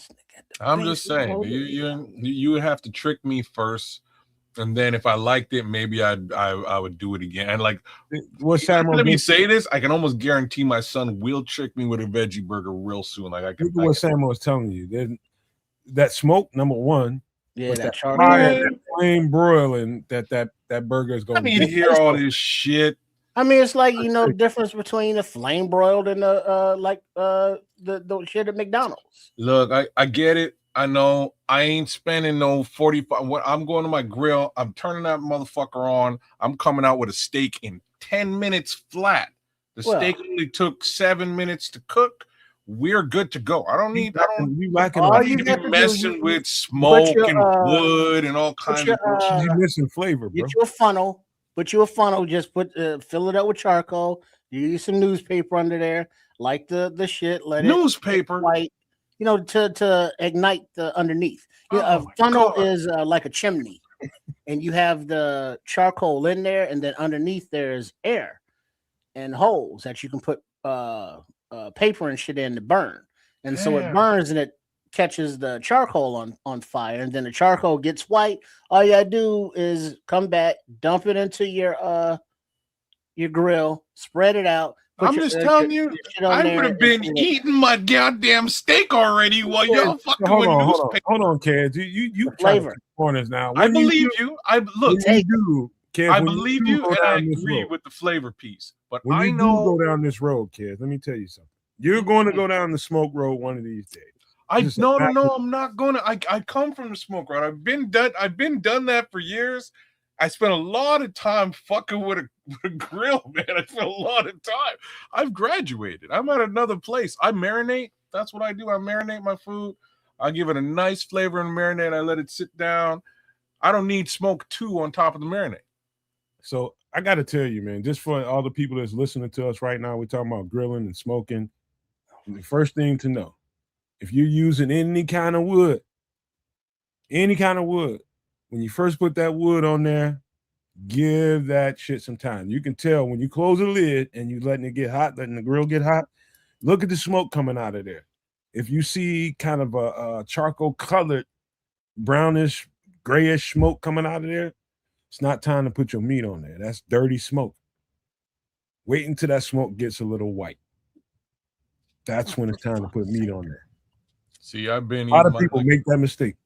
My steak already ready by the time you waiting for that smoke to come out while I'm cutting into my butter. You know what I mean? Right. Hey, you enjoy that steak, but I'm telling you, I'm gonna enjoy a much tastier steak than you. It might be. Dude gave up 3 runs in the bottom of the 10th. Oh, for fuck's sake. All right, let's cut into some Bears right now. We have 1:30, hour and 30 minutes, man. So it's time to get into some Bears. Let me lead the conversation off like this. Samuel, if we get to talking about something that you want a piece of, all you got to do is say the word, invite comment. Let me start off here. This is the main story everybody wants to talk about. Oops, excuse me. This is the main story everybody seems to be interested in, and everybody wanted to hear the coach's take, the GM's take, and hey, what's up with Kyler Gordon? Why is this all? So number one, let me just go out and put this out on the record in the first place. We all thought it was a hamstring or quad. This time it was a calf injury. And so I think they're hearing the oohing and ahhing in the fan base about, hey, what's going on with Kyler Gordon? We just paid this guy $40 million. How come he ain't on the field? Kind of attitudes everybody seems to have.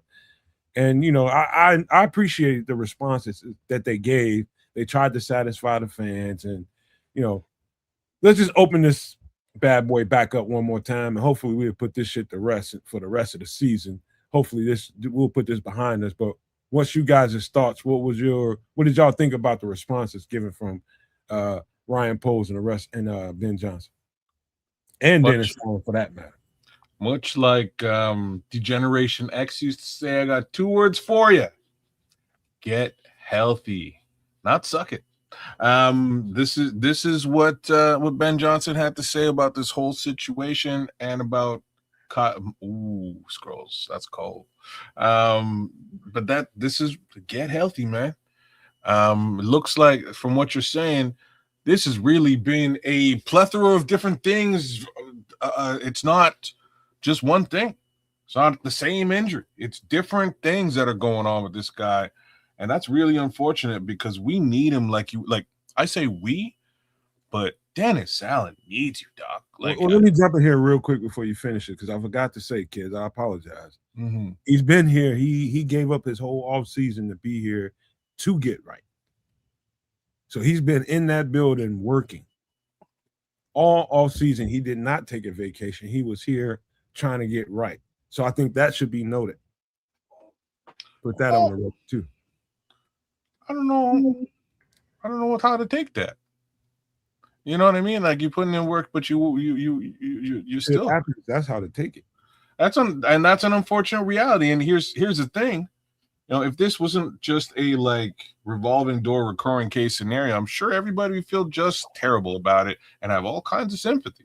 But sympathy, you know, kind of runs thin. And there's just too many times we were exactly where we were with Kyler Gordon this time as we were last year this time. It's really unfortunate. I love this player. I hate talking ill about him. My thing is this. I don't know. I just don't. Just for me, this is just my personal perspective. I get nothing out of being upset about it. No, absolutely nothing. The guy's been here working, trying to get right, and something happens. You going through a workout regimen every day, you're trying to keep your shit right. Shit don't happen to you because you're working out. You're gonna have some, it's unfortunate, but there's no reason to me, especially in July, for anybody to be upset about this. And then Well, here's the thing, because he though. got paid, that's another thing. But just let this play out, is my opinion here. Well, yeah, but the upsetness from the fans isn't just from the fans. Listen to the words out of the head coach's mouth. Listen to the words out of Ryan Poles' mouth. It's like, yeah, cool. Kyler's been in Hallis Hall all summer working out, but it's time for camp, and he ain't ready. So yeah, we need a nickelback. We don't need somebody who's a hard worker in the off season. And injuries happen, and Lord knows, goddamn Carolina Panthers know that. Jesus.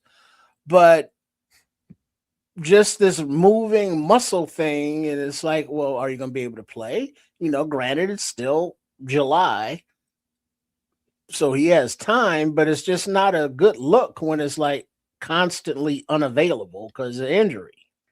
So I just want to touch on these two things in the chat. So Book is bang on. It like we've been seeing this movie before, and that's exactly where my headspace is. Again, this is where we were last year. So from a sympathetic perspective, it's a little bit harder for me to be sympathetic. I hate to say this. Ran out of tissues. You know what I mean? I also hate to say it because Ben ain't all that sympathetic about it either. Yeah. And he shouldn't be. He's like, dude, you played 3 games last season. One of them was trash because you weren't ready. But now you're supposed to be ready and you're not ready again. Where do we go from this? This is a new regime. You really haven't spent any time with DA to really, make your impression felt. It's a problem. And then there's Leo who's saying, I hope it isn't a Nate Davis case where the money came in and they checked out. Now, I don't believe that's the case at all, Leo. I believe this player is quite a bit different than Nate Davis in mentality. Here's where they might be similar. I'm just going to put it out there. Sometimes when the money comes in, you may not take things quite as seriously as you may have taken it before. You may you may get into, you may be less about your health regimen and things along those lines. Other people are, double and triple down with the health regimen and things become more sustainable. I can't really speak to what he's actually doing out there. But I wouldn't really paint him with the Nate Davis brush at all. Like I just wouldn't. I believe this player is a little bit different in that respect. Whenever I'm no different than anybody else when it comes to this. Do I have a different sensibility because of what I've been through in my life and in the football aspect of it? Probably. I'll probably come off different. However, do I think the fan base is getting hyperbolic? Yeah, I do. And I understand it, though. I understand. I've been doing this stuff for long enough to understand fan bases a whole lot more. Before I got into this podcasting thing, it was just me and my thoughts. See some homies here, see some homies there. But now we have a diaspora of Chicago Bears fans with all kinds of different sensibilities about this stuff. So I've learned to understand why people feel a certain way. All I'm saying is I would just, for me, I think it's wise to just let this play out, let this, come to whatever conclusion it's going to come to. But I don't have a bad feeling about this whatsoever. And that's my message in a nutshell. I don't have a real bad feeling about it. Only thing I would add to that, and that is this guy right here is getting first team reps because of it. And I absolutely love it for him. I absolutely love it. Jalen Jones, quietly, when given opportunities, is a effing pit bull. And I know Dennis Allen likes his play style because that's the reason why they brought him back. That's the reason why he came back here for a second stint. Let's get that guy back in the building. Jalen Jones, it behooved me last year that it took them so long to put him on the field. But I think that came down to a trust issue with Dennis Allen. He wanted somebody to play that pivotal role of nickel cornerback that he could trust. And that didn't happen until CJ got here. And so that's a coach player relationship type of thing. But seeing this guy get that opportunity again here in Chicago, I love it for him. I love it for him. We're gonna get back to Kyler Gordon, but I just wanted to point that out that he's getting the first team reps at nickel. Everybody's talking about Malik Muhammad, and Dennis Allen put that to bed the same way I did on the show. It's a complicated job, and it's really not one for a rookie unless you have to put him there. And we don't have to put Malik Muhammad in that spot right now. Of course, you're gonna get some reps over there. That's just called rotation stuff.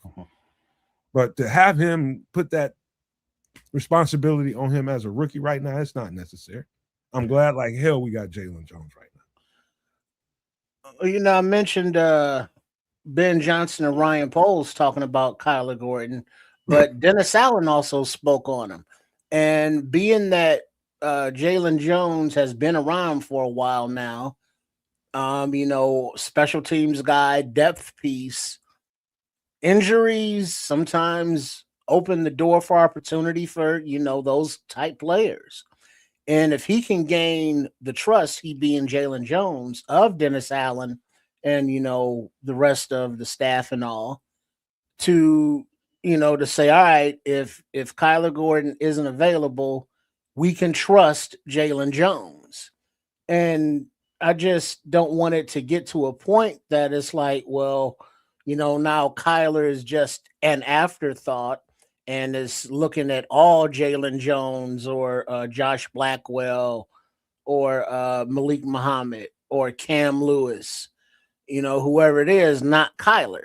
And we were all, well, the majority of us were behind, you know, Kyler getting his extension. Is like, yeah, he's a baller.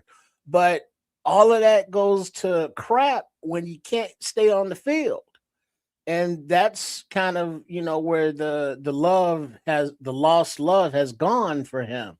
You know, it's not that he's a bad player, but it's like, well, dude, you make a hell of a difference when you're on the field. Dennis Allen can do a whole lot with you because of your intelligence and versatility, but you not being on the field just kind of throws all that to crap. So, you know, it's like, what do you do with that? You know, you just got to wait to see if he's on field. And if he's not, you know, what are your plan B, C, D, E, and F's? I'm not excited about the Jalen Jones thing. That throws me for a little bit of a loop, and I almost can't stand. What's that? He's a pit, man. I'm not trying to take anything away from Jalen Jones, though. Like, don't get me sideways. It's more of a, you know, it's more of a question of how important this role is in this defense for this iteration of the Chicago Bears. And we're sort of looking at a backup and or maybe a rookie steps up to the plate to grab the brass ring, which means, in my opinion, this is a gap. This is a hole that we're trying to fill, and we're not even really trying to fill it. So, like, it's a couple of things. Like, the first one is like King Book is saying in the chat. Like, the chat's loaded with awesome commentary on this topic. King Book is saying, like, as long as he's available week 1, we're good. Well, remember how he came back when he was injured last year? It was a little shaky because he hadn't been on the field in some time. So even if that's the case, I don't expect him on the field in week 1. I think it's probably going to take a couple of weeks until he's back up to snuff, and hopefully he is for the remainder of the season. And then you get Scrolls over there who's saying if he's there week 1, he's out week 3. And that's the problem. That's the problem I got is you know how I am, kids and trips. It's about manifesting and using the right words.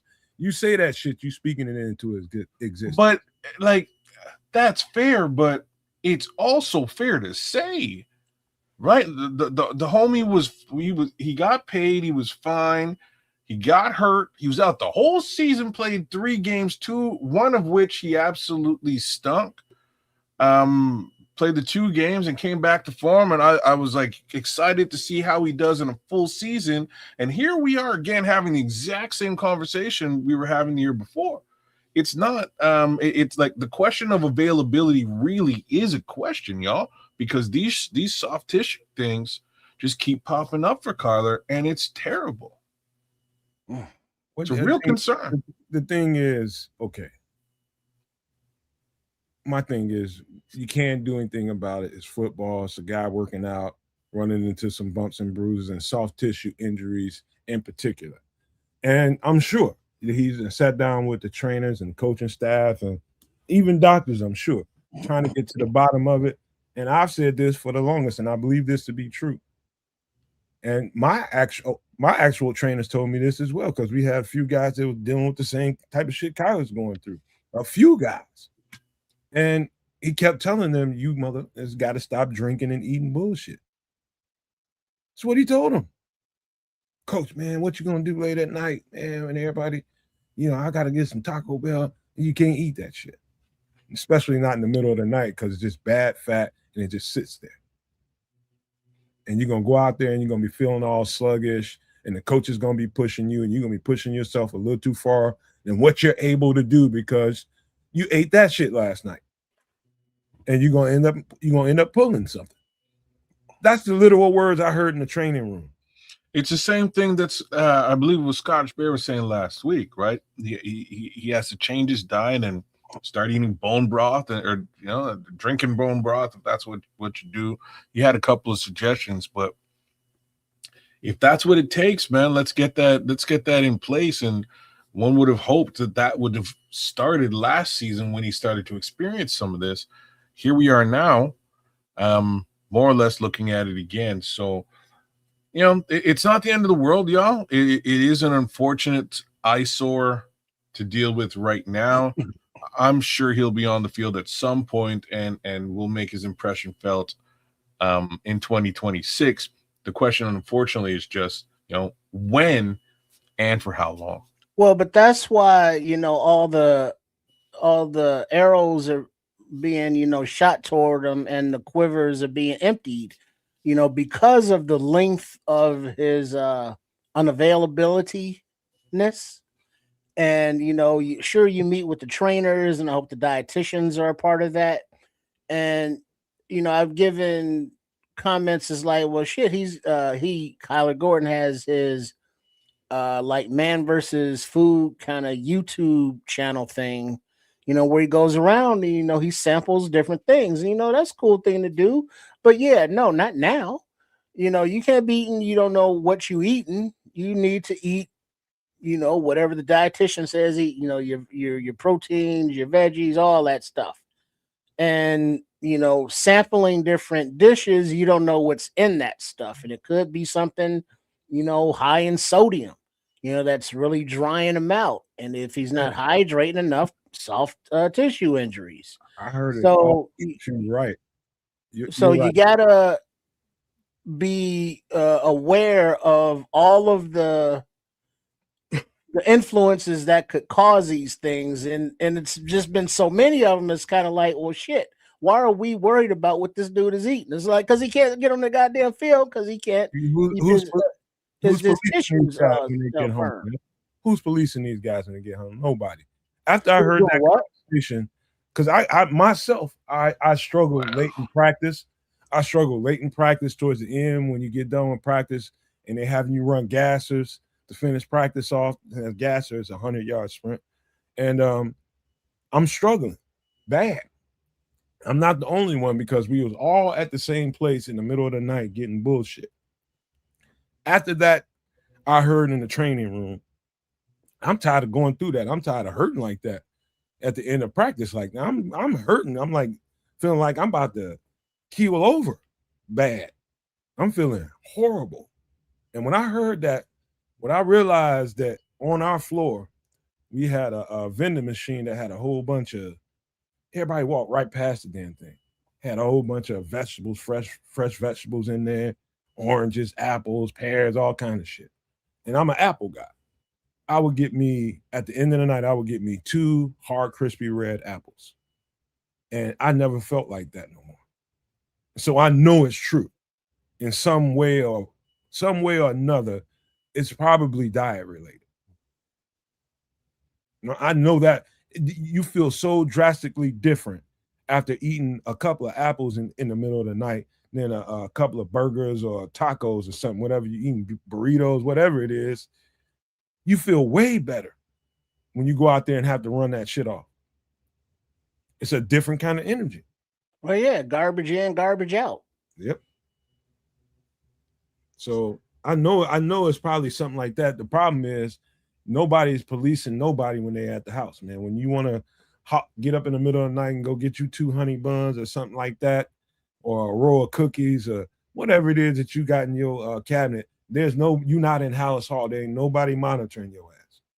Well, but that's the thing, though. I kind of gotten to the point where it's like, all right, if I get like, a little pack of cookies, the strawberry, the straight up artificial stuff that's totally bad for you, but they got them for $1.50. It's like 3 rolls of them.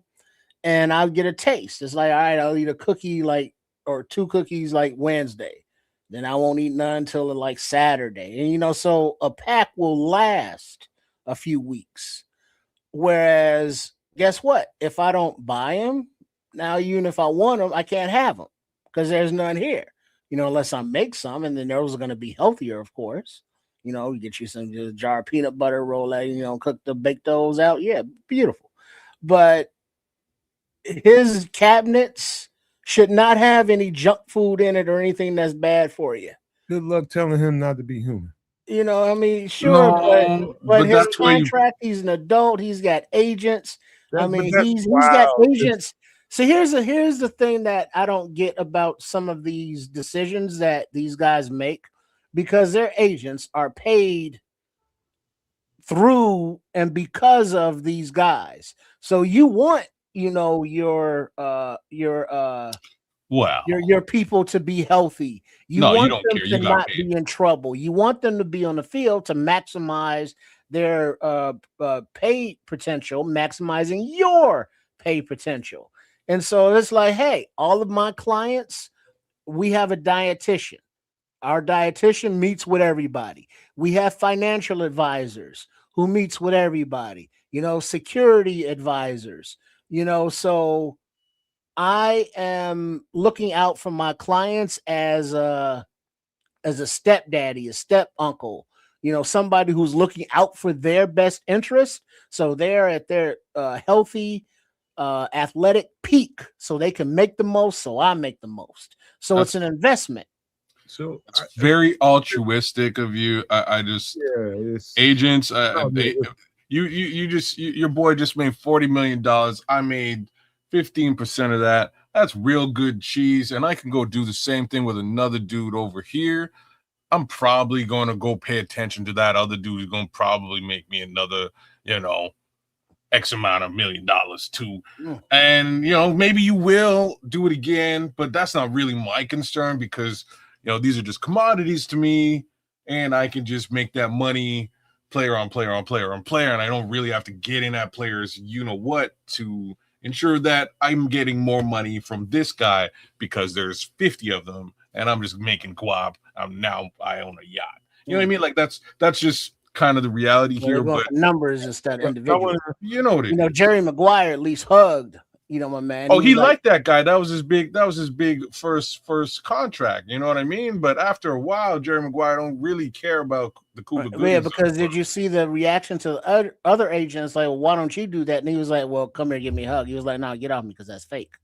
But what is Frazier saying? He doesn't buy cookies or sweets because he don't know how to eat just one. No willpower. You're smart cat. That's called wisdom right there, bro. Just don't buy them. Hey, y'all want to hear a funny story? My freshman year about this very topic we're talking about. So we had a 7-Eleven. We had a 7-Eleven that was open 24/7. It wasn't no regular 7-Eleven. They cooked everything in there. There's a whole goddamn on buffet of shit. And normally, when I came there in the summertime before school, that the students actually got there, and start working out and doing all that kind of stuff, they were just doing regular store hours. They'd have some of that shit in there sometimes, but once the students got there and along with the football players, that thing was open round the clock. They had cooks up in there cooking all day, every day. And I'm talking about pork chops, fried chicken, shrimp, everything you can, potato logs, potato wedges, everything in there, mashed potato gravy, everything you can think of. And coaches always told us stay away from that. They weren't wrong. Right? Don't fuck So around. one night, I'm still green now. I'm up in there. We at the club, and we got to get up early in the morning to hit the weight. So we trying to get up out of there. We should have got out of there at 12 o'clock, but we stayed there till 2, 3, sometimes 4 in the morning. And we end up over there, getting something to eat. Then we run back to the dorm and do whatever and try to sleep for an hour or two. Get up and go lift weights and start your day all over. That's how we burn the candle. And so during that time, while we in there eating, everybody got a plate or whatever. Remember I told you kids and trips that we had a guy on the team that was like the wolf in Pulp Fiction, that he took care of problems. I saw the wolf. Yeah, the cleaner. He came and creeped past the 7-Eleven, and I saw him. But I didn't think nothing of it. I thought it was just like, okay, what you doing out here? I'm green still. And so we get done eating, we get in the car, and I'm talking to one of the. Oh, he was keeping an eye on y'all. So yeah, so I told we packed in this motherfucker like 5, 6 deep in this little ass car. We riding back to the campus, and I was just like, man, you see this? We gonna just call him Wolf. I said I saw Wolf creeping by here like a motherfucker. It's just like, what? You saw Wolf? They're like, what? Why you ain't say nothing, motherfucker? We weren't supposed to be out there. You saw Wolf? I said, yeah, he just came creeping. Hey, everybody's like, oh, fuck. They just knew we was getting dogged the next day. And we got dogged. You got ran, huh? When I say dog, you don't understand, man. Even like little drills that you supposed to be just warming up in, we got fucking dragged, bro. We had to do them over and over and over and over and over again to get to the next drill. And you're doing them over and over and over. It was so bad that dudes was like dehydrating right out there in the middle of the field. They had IV units on the sidelines. Mm-hmm. So that means they knew and they prepared. They would pass y'all out. They intended to F us over to teach us a lesson. We told y'all at the beginning, don't let me catch your ass out there. And that's what happened.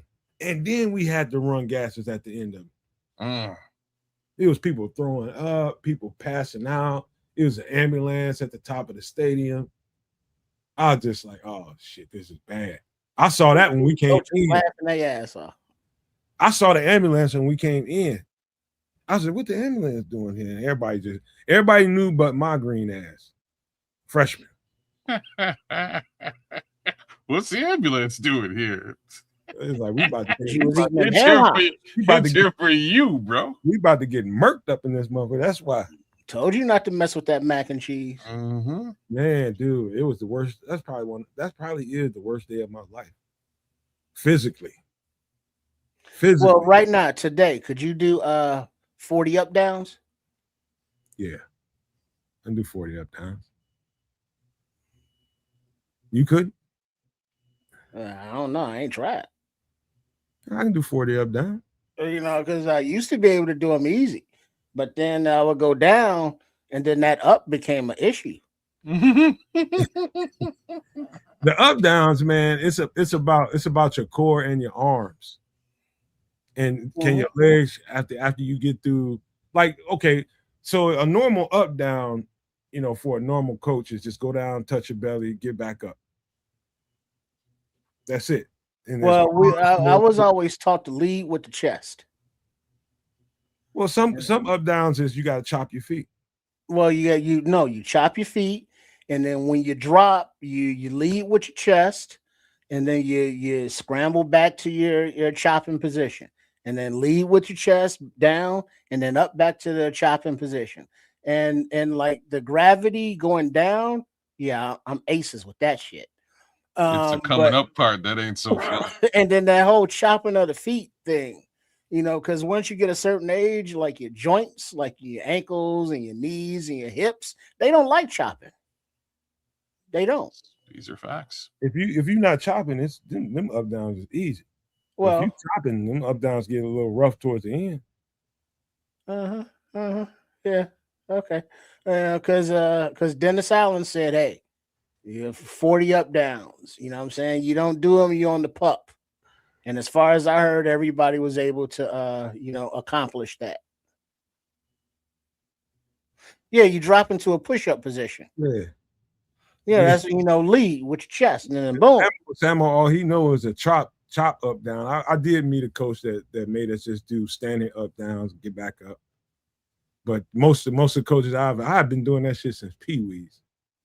Whenever I got in trouble, up downs. I mean, it was just one because we used to practice around multi sport place, man, when I was a little Pee-wee kid, and they had baseball diamond out there, softball diamond out there. We used to have to do bear crawls around the goddamn diamond. Mm-hmm. Bear crawls is like you on all fours. You crawling you get in trouble, you crawling all the way around that damn baseball diamond. And boy, I'm telling you, you feel so brute strong in your shoulders one time. By the time you get up, it's a coach trailing you the whole time. No, you better not let nothing touch the ground, just your legs and your feet. Go, keep going. I know you tired. I'm crying. Yeah, I don't want to hear that. But the funny thing about those, once you get going, your momentum kind of keeps you going. No. Whereas up downs, now you're fighting gravity. No momentum my ass, dog. Your fucking arms gonna go dead, bro. Well, and you got to keep going. Well, there is that. There is that. Best thing to do is don't get in trouble while you're practicing. Don't be jackballing around as a peewee, throwing gum at people and shit like that when you're supposed to be paying attention. He's talking about you heard him Sam talking about your arms going dead, bro. Shit. However, man, let me get past my personal story because I can go on and on. I'm happy for this guy right here getting an opportunity because I think that's all he ever really needed was opportunity. I think Jalen Jones for a long time, I always thought he was a diamond in the rough. I think he's just got that. He's got for lack of a better word, a killer instinct as a football player. I'm not going to tell you that he's A1 when it comes to cover as a cornerback. I think he's gotten better, and that's what you're supposed to do as an NFL cornerback, get better at NFL cornerback. You can expect that from him. But I think his tenacity and the way he approaches the game and the vigor he plays with, that's some Dennis Allen shit right there. That's why he's back with this team. I'm telling you, this guy right here, if he does have to go out there and play an extended period of time, I feel confident in him. I don't know what happened last year, but I feel confident in this cat right here. Well, I think last year he got hurt early, I thought. And that kind of derailed him. I'm not sure if he was hurt. I don't think he was on the team early in the season. I think they brought him back later in the season after a bunch of injury. Okay. I think that's what went down. Hey, Miguel. Miguel. But that's what I think went down. Cool. Right? Yeah, I think that, again, I think all this cat needs is opportunity. And so, hope the best for Kyler. But if this guy keeps getting extended reps, man, this guy's he's going to make a name for himself. I guarantee you, when them pads come on, probably next week, the way they're talking. Yeah, I heard Monday. Was it Monday? Yeah, because this week is the ramp-up period, as denoted by the league. And so Monday morning, pop, pop, pop. And I don't mean like the hood popping, I mean the pads. That's quicker than I thought. Maybe they're probably just thud. And what I mean by thud, that's like quarter speed. And I bring nobody. So Ben Johnson's about that action, boss. Yeah, he ain't about that quarter speed life. Yeah, well, you only get a certain amount of them practices in a training camp. So I think the first one is Monday because you get so many. And I think like that very first one is Monday. So I guarantee they don't go full contact Monday. There's just gonna be a thud, and then maybe Wednesday is a full contact. Okay, well maybe you're right. I'm just saying they went at it early last season. Last season was like, okay, I'm here. I'm your new coach. We're just hit each other. Damn it, we'll see what happens. Everything went. You know what I mean? Let's play some damn football. Everything went great outside of that. I think that was sort of the impetus to good things happening in on this team. But yeah, we'll see how it all shakes out with this cornerback situation, nickelback more specifically. Man, just wish we weren't talking about all this. Wish this was all right. It wasn't a subject to be had. Let's swerve from DB conversation for a second and get to here. That is Braxton Jones is as expected taking the first team reps in tighty whities and helmets, and it's what you would have thought. He's healthy. He's been working hard, and I think anybody that hasn't heard this, I know it's a lot of people that don't feel the way they think they ought to be feeling about Braxton Jones right now because of the history, and they don't really care for him. But if you care about the team and you care about that left tackle being solidified with this young quarterback in the second year with Ben Johnson, you probably want to listen to the Terran Armstead podcast and listen to what he's saying about Braxton Jones as he's been training him. You probably want to turn that on. And he glows about this guy, man. And so, as we expected, Braxton is taking first team reps, and we know he's a fighter, man. We know he's going to give it everything he has. Even if his best ain't good enough, he's going to give it his all. And if anybody dethrones Braxton Jones for that left tackle spot, is going to have to take it out of his cold, dead ass hands. Honestly, that's just how you. I'm giving my eagle, my Canadian eagle, because it happened last year. I'll be real surprised if it don't happen again. I do want to harken back to our conversation along these lines this weekend on Sunday, Nomad at night. There's one name that we're not hearing at all in this position in there. Isn't there like a missing person? Hold on, before we finish that, Samuel asked a question. He says, I like James Jones too, but I think he's been good outside.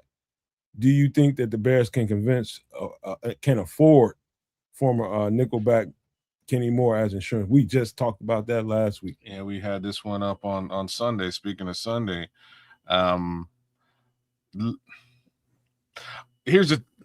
the answer to that is not really. They don't want to. Like Kenny Moore's in and around the entire cap room that they have right now. They don't want to $9 million or so.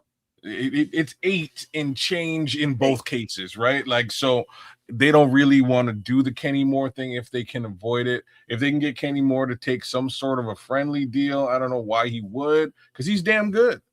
But maybe they go do the Kenny Moore thing. We made this exact suggestion, and just the dollars were a little bit like steep. What we think it is that's a break glass moment. Yeah, it's emergency case scenario in that respect. I think if they're gonna do that, we're gonna see we're gonna see some level of a cut. Somebody gonna get cut that we didn't expect in order to free up cap room for a Kenny Moore move. I don't know about cut, maybe a trade, and then a move on Kenny Moore, or something. That's possible too. A lot of it is dependent on Kyler's injury because of its nature. It's not like, well, we know he's going to be out, this amount of time. This is like a week to week kind of thing. But the real problem though is can he be trusted? Like, I hate this conversation, bro. Can he be trusted? We don't know if he's not going to pop another something in 3 weeks, 6 weeks, 8 weeks, 9 weeks in the season? Like who knows? Well, but that leads us into Braxton Jones and the fed up nature of the fans, because we've always given Braxton credit, for being coming out of nowhere in what was it, Wyoming or Utah. 5th round pick or Utah or whatever, and then become a starting left tackle. And it's like, all right, well, what kind of quality is his left tackle prowess? It's like, well, he has to work on his anchor. And it's like, okay, and then he got hurt. All right. And so now he's back. And so you get the competition, of the Canadian Eagle, Jedrick Wills, and then the afterthought of Karan Amagaji. He's not even, nobody even, they didn't even, so they talked about this today. That's why he's an afterthought. Remember, y'all, we gotta get some takes here for Braxton Jones. One of us. But Braxton has the upper hand because he's the incumbent, basically. He's still ahead of Theo, as far as incumbency. Mm-hmm. This was, the first day, let's see how it plays out once they get pads on, because as we all know, defensive lineman is nothing without pads to see how his anchor is. How's he moving? How's he moving compared to the other competition at left tackle that I just mentioned? Impossible. And so it's the first day. He has the advantage. Let's see if he can hold serve. Impossible to evaluate at this point. It's just basically showroom floor shit for the first couple of days of training camp. That's what it is. You should got your shiny new cars and you got them all polished up. Ain't nobody really doing nothing to them. Next thing you know, you got to put them on the road. When they get on the road, that's when all the action happens. And I've said this the whole time since Braxton has been here. I made some little funny jokes about him not having the ass, and I mean that. You don't just can't buy that at Walmart. You gotta have something to sit on. And I do believe they sell it in Brazil though. Hey man, hey, montez is now he's break too, and they leak and you stink, and all that kind of shit happens. And what I'm saying is, Braxton Jones is gonna always have some kind of struggle at that. How he can mitigate it is through his technique a lot. And that's what it sounds like he's getting a whole lot better at. It's owning the fact that that's my weakness. How can I mitigate this now? Well, positive thoughts. I'm not the positive guy with this whole Braxton Jones thing. I'm exactly the guy that Nomad described earlier on. I think this team has had intentions on moving well past this particular player, draft after draft after draft. And here we are with the player. Like the major reason why I'm a little bit less of a believer in this case scenario has to do with the injury. If we're talking about stabilization and maintaining that anchor and you blow a tire, it doesn't bode particularly well for maintaining the anchor. So he has had a fair amount of time to get back to snuff. Fingers crossed that he's gotten back to snuff. But now we also have the expectation that was on him before of not just getting back to snuff, but being better than that, right? Not like the anchor case scenario needs to be improved. So we'll see. We'll see what that looks like. He's up against at least one guy who's not injured. He's up against another guy who is in a very similar boat, but was projected much higher than he is. So that's the conversation. We're really going to see what happens with Braxton Jones. I'll point something out to you as a question first. I just want to see, well, you two, Trips, if you want to answer this. Before last year, had you ever noticed that Braxton Jones was jumpy at all? At the he'd have his snafus once in a while. Sometimes, not like that's not. It's not something. I would say he was more jumpy early into his career and settled down in year two. Yeah, man, he started to settle down. He did, right? So That's, that's not something I would point at as a major area of concern. no. I'm going somewhere because I've been watching all this shit since he got here, and that's just something that really jumped out to me last year. And why it jumped out to me when I start thinking about it and putting the injury that he was just messed up and trying to compensate. And I think personally, that led to it got extremely jumpy.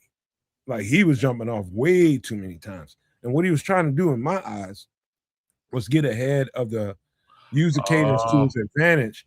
And so he didn't have to use all that power from being in a defense position so often. And with the bull rushes and all that kind of stuff, he can get ahead technically and get an advantage on a defender if he knows the snap count. He was a little jumpy. That's just me, what I took from the tape. Does that make any kind of sense? No, it does, and that might also it might also lean towards some of the pre-snap penalties that we were getting early into the season as well. Because not just Braxton, but Caleb also wasn't really, he was still learning cadence and things along those lines, right? So it makes a little bit of sense to me. Because that's the only advantage offensive lineman has. Well, but then that's what goes to Leo Factor's comment there. Said Braxton now has a good vet O-line coach that might help. No Mo Simo, we got Dan Rochar. And by all accounts, he's more better than Simo, let's say, at being an offensive line coach and teaching and development of, linemen, of players. So Braxton also has that going for him. But also remember, Braxton has been battling his ass off since he's been here. Yeah. And so he's always, stepped up to the challenge. And so let's not, write him off or discount him. It's just now that he's healthy, he's had the experience and knowledge of a few seasons under his belt. So it's time for him to, put it all together and see what he got. And you know what, Trip? Even though he got thrust into the number one spot when he got here, he was still the underdog. But that was supposed to be Tevin. To be Tevin, but they threw Braxton out there, and Braxton has really been fighting an uphill battle since then, trying to maintain it. You know what I mean? His maturity probably helped him go there for him because he learns fast, he picks up well, and understands things quite a bit. I ain't gonna say better than anybody else, but you can tell by the way he articulates himself that he gets the details. And you also got that's the one area that I really like about this player, to be honest with you. He's no dummy. He's very articulate, very intelligent, very aware, right? Like I to give the kid, to give Braxton some kudos. All of those things can be truly applied to him. I know after seasons, I believe after season 2, he was asked, "Hey, what do you think your shortcomings were?" And he knew exactly what way he can articulate all of it in detail. Exactly what it is. Here's what I think it is. Here's what my coaching has suggested that I do to correct this, and off he goes. But again, unfortunately, not only have we not seen improvement there, but there has been injury to that general area. So he had a very long ladder to climb to get back to snuff and maybe potentially become better than where he left off. And all we can do is keep our fingers crossed and hope that he actually is. In the chat there, Sam's saying that Ben actually, Ben's been talking a lot about this guy. I agree, but Ben kind of has to. So we'll see what this one looks like as we move forward, because this is a very important battle here in this particular position. Well, this is one of 2 battles on the O-line, but this one is more questionable because of lack of experience battling for it. All right. I do believe in my instincts and what my instincts tell me. I trust them 100%. And the jumpy to me, Samo, was him trying to get ahead on the snap count so he didn't have to be in a defensive position and fighting all the time. And to me, that's smart. However, that can lead you to be jumpy when you're in a new system, new offense, and the quarterback is learning. Everybody's learning the cadence of the quarterback and the rhythm of everything. And you just anticipate something a little too early, and boom, there you go. Now you the heel. So I understood it. And that's just what my conclusion came out to at the end was he's favoring that leg and he wants to get ahead so he doesn't, end up in defensive position. And so that was smart, but you ended up looking like a heel in the end because you jumped and cost the team. So that was my conclusion. But here's another story that's been talked about all off season that people have been questioning. This guy right here.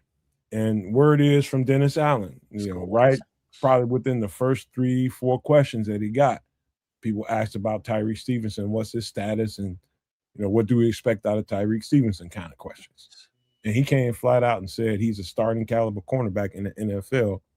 And basically we plan to get that out of him. And the only thing was Kids and Trips, what I've been saying the whole time, him being inconsistent, being a little ball greedy, and just just foregoing technique and what the defense is, the principles to the defense, and trying to go after the ball and getting himself out of position and getting cooked. That's what Dennis Allen was saying without having to say. I can say it because we're here on the podcast. But when I look at it on tape, I know exactly what it is. He gets ball hungry and wants to get the stat instead of staying true to the principles of the defense and maintaining your job. And sometimes he looks bad when he does it. Can't do that. Can't do that. You get your damn trophies. What I mean by trophies in your WWF belt within the construct of the defense. Don't go rogue. Is what Dennis Allen was trying to tell him subliminally in that message. Stay true to it. Don't go rogue, and everything you're gonna get is gonna come to you. If he does that, he's a Pro Bowl cornerback. Well, I heard the Dennis Allen message as well, and he's like, "Yeah, Tyreek Stevenson, we could put together clips of him being awesome." But then I also read between the lines and kind of heard, or I don't know if I heard it in real life, IRL, but is that we can also put together a cut up reel of brain farts. Where he's out there being ball greedy. Pause. He didn't say that. He said I can put together a cut up of how good he was last year. Right. Yeah, but between the lines is also a cut up of why we didn't trust him, why he was out of position, why he had to get benched late in the season because of his not being in the right place when his ability to be trusted. So putting the good plays together, putting it all together maturity wise, he could be a Pro Bowl player, but I don't think they think he's there yet because of the lack of maturity and the being out of place. Also, I love, and this was another I wouldn't even say a podcast. I think it was when the coaches first got into the building, they let the reporters in and they was talking to Al Harris and some of these other assistants, man. And what he said about Tyreek glowed to me. He said, I know what everybody's saying about Tyreek. Trust me, when I got him one-on-one, we got to the bottom of that. And I'm just kind of paraphrasing what I heard. And he said, the Chicago Bears fans are going to get the Tyreek Stevenson they've been looking for this year. And that's all I need to hear.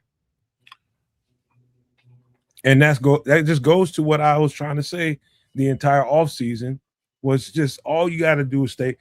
Every badass football player. I'm talking about when we coming out of high school, Kids and Trips, every badass football player has Tyreek Stevenson's mindset. And then you get it's a level up. Now you get entrusted with knowing the principles of the defense and staying true to it. The core construct of the defense is you do this on this play. And if you see an opportunity that's within the play where you're supposed to be, take the opportunity. But you don't go rogue and get out of position. That's what Tyreek Stevenson did. Probably about 3 or 4 times I can think of right off the top of my head. I was just like, oh, that's going to cost you. And if he makes the play, we're not even having a conversation. If he makes all those plays, 3 or 4 of them, we're not going to have this conversation. But he made none of them. I think we would still, like I defer to you when it comes to the, to really truly evaluating corners and DBs, man, because you've been there, done it, and know it very well. I thought when given the opportunity, Tyreek Stevenson played admirably last season. After getting benched. Well, you see, after getting benched, and you're probably I guess you're right, because Nashawn came on and took his spot on the other side. But I believe that wasn't a bench. I believe he was injured at that point, and that's why Nashawn got it. If I might be wrong, the benching was later in the season when Jalen got back. Once Jalen got back, we did not see Tyreek Stevenson back on the field. It was Jalen and Nashawn on the other side. That's when he was benched, and at the same time, in between all of that, there was a couple of brain farts, and this is what Tripp was saying. Like there was a couple of brain farts with him, just not necessarily being football smart. Sometimes on the field, sometimes off the field. But for the most part on the field, I'm confident in this player. I really like this player. I think he plays the cornerback position very specifically, brings a lot of physicality when physicality is required. But at the same time, he's not as attitudinal as a Chauncey Gardner-Johnson and won't, he's not going to get in there and be handsy for no good reason. Like he's semi-disciplined in that respect too. So I expect that Tyreek Stevenson will likely be the other corner on this team, and I'm hoping he gets all the opportunity to really make his impression felt this season. That's how I feel about this guy. Leo, I think by the time this is all said and done, I think he will emerge as the best corner on this team. I wish you were wrong, but I don't think you are. I don't think you are. I think just given a couple of things, one would normally think that it's Jalen Johnson, but we may be at that crux where Jalen is starting to go, a little bit south, given age and injury history and things along those lines. I don't really mean south, but maybe Jalen's leveling off a little bit, plateauing with respect to his growth as a player. I still think this player has a little bit to pause scrolls. I still think that this player has a fair amount of growth left in him, and I hope we see that this season live and direct on the field. Hey kids, here's the thing. This is my last take on Tyreek. This is what I know. It's one thing you can't coach, and that's dog. He's a dog, bro. You can't coach dog. The only thing you have to do with dog is trying to trim around the edges and polish the dog. No, you got to tame it sometimes. You know what I mean? You can't be a wild dog out there doing dumb shit all the time. That's the problem right there. He's his confidence is through the roof. He's got the ultimate confidence. You can't tell him that you can't do this. You can't. No, he can do it. He can do it. He knows it. The thing is at this point, you just hoping that real emotional maturity kicks in, and when games get tough and when he's really, really into the game and the emotions are bubbling to the surface and it's kind of spilling over, can that polish keep that where it needs to be? That's the only thing with Tyreek. That's the only thing in a nutshell. Can't Well, teach what he's got, but you got to learn how to harness it. well, that's I think part of the responsibility of whoever the new leaders are back there in the secondary. And we've heard Kobe Bryant say he wants to be, one of those guys. And then He also probably you look at is. Jalen Johnson, maybe. But That's other not than bad. that, it was Kevin Byard who kept Tyreek Stevenson in line. Had to check him out on the field. But now, out on the field, who's that going to be? So, I don't. That's an unfortunate reality you just brought up, Trip. There is nobody He's like at that. the point where I think being benched, being humbled, being put in a position where he's in a year where he can earn a whole lot of money for himself. He's the police to Tyreek Stevenson now. He not only is he the police to Tyreek Stevenson, he's also quite technically the police to some of these other younger rookies, younger players who are going to be making their impression felt on the field here and there throughout this season, or potentially in starting capacity when we're looking at a potential vacancy at nickel, right? So I think that guy, hopefully we have a mature Tyreek Stevenson this season. And I think that's really just the best word to use. There is some inherent immaturity with this player, and we've seen that. We've seen it rear its ugly head more than once, and we won't get into all the games and all the awesomeness of those situations.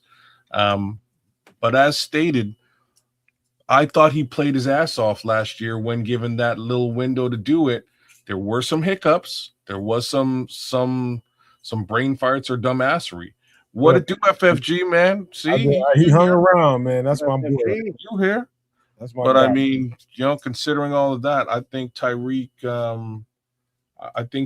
will play admirably this season. I think he has all the talent, skills to do it. And but now you got to be your own. You got to be your own police, man. You really do.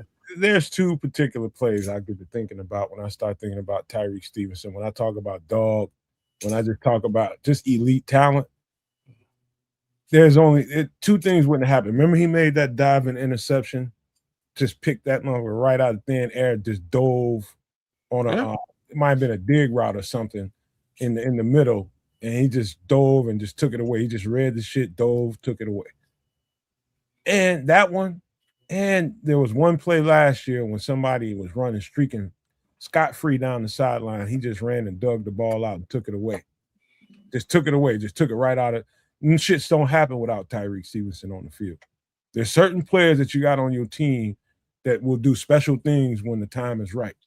And Tyreek just one of them dudes. It's big hits, all that kind of shit. There's really no,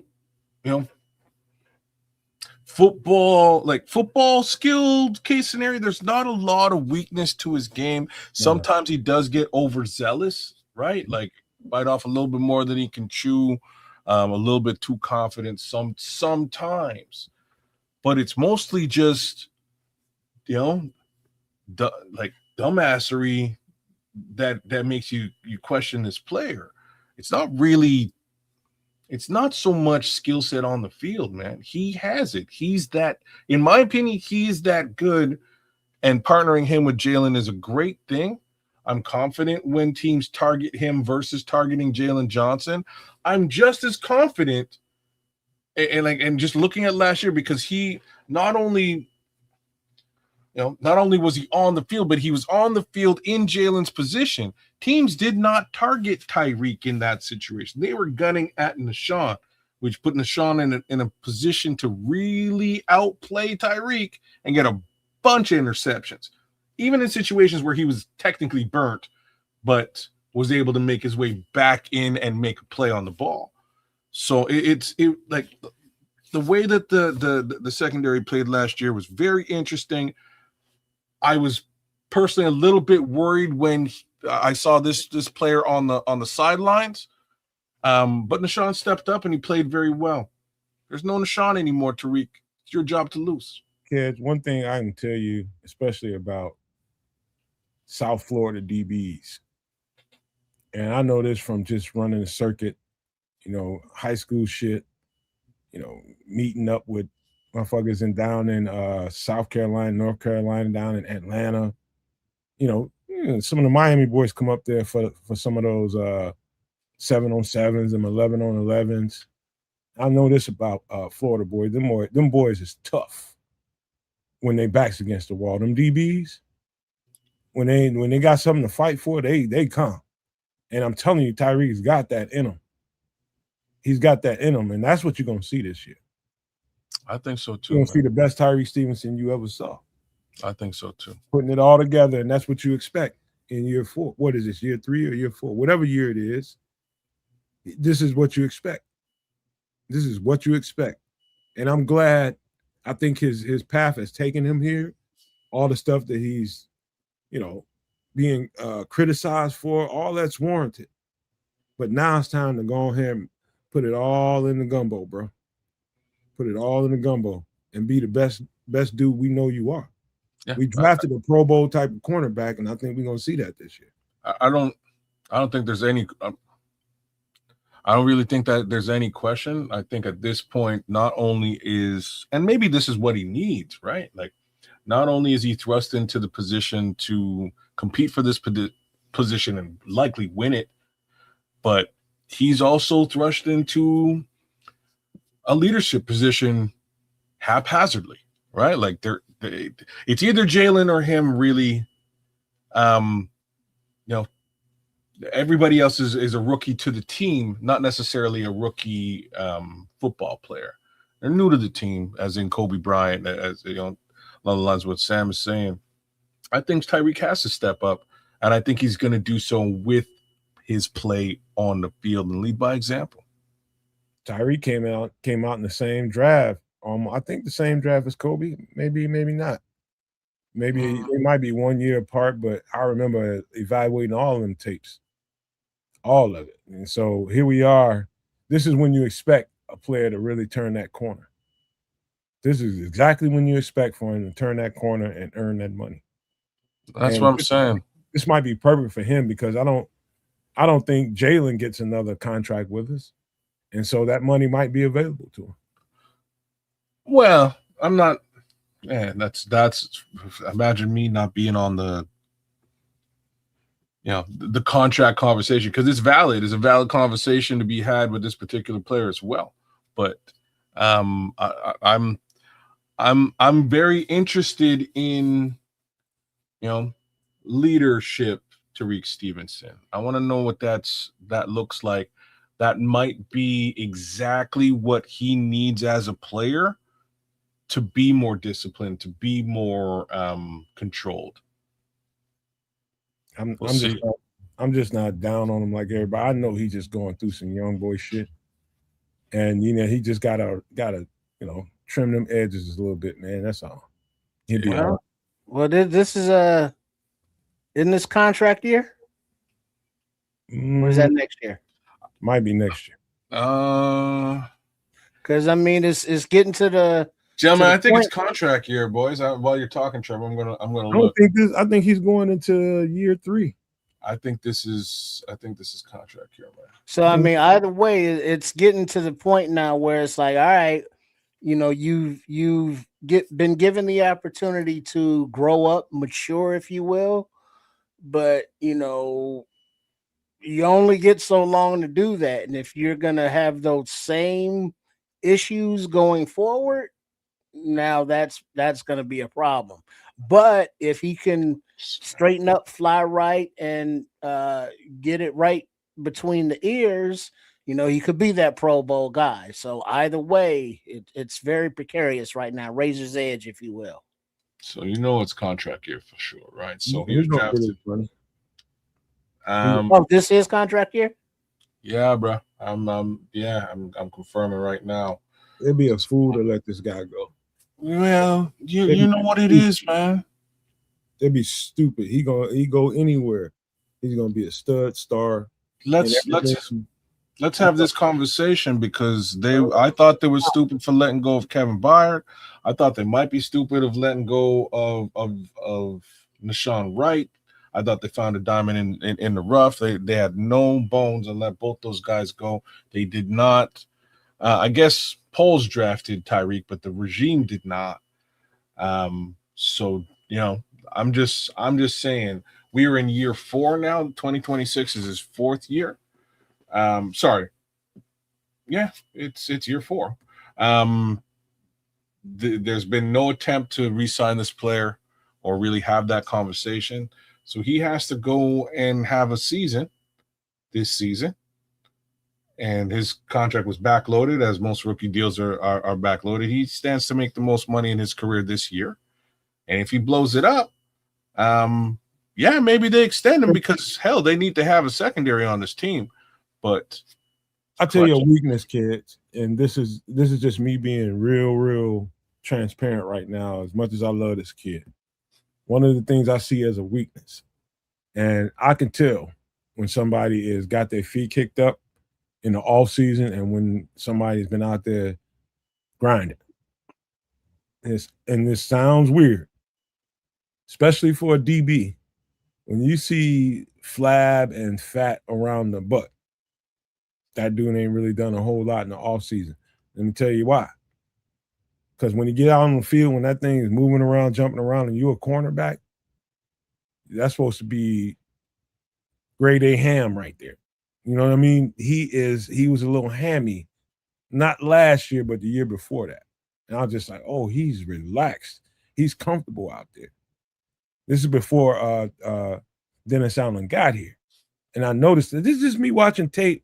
And I'm just like, so you're talking about how DB, what kind of shape you need to be in to be traveling with all these receivers, whatever position you got to travel with them from, how many snaps you got to be in A1 shape.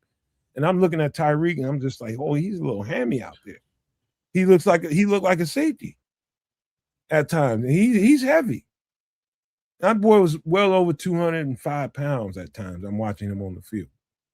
And for a corner, that's not ideal weight for somebody that needs to be swift, flip his hips and be able to transition really, really well and chase down the field for 40, 50 yards.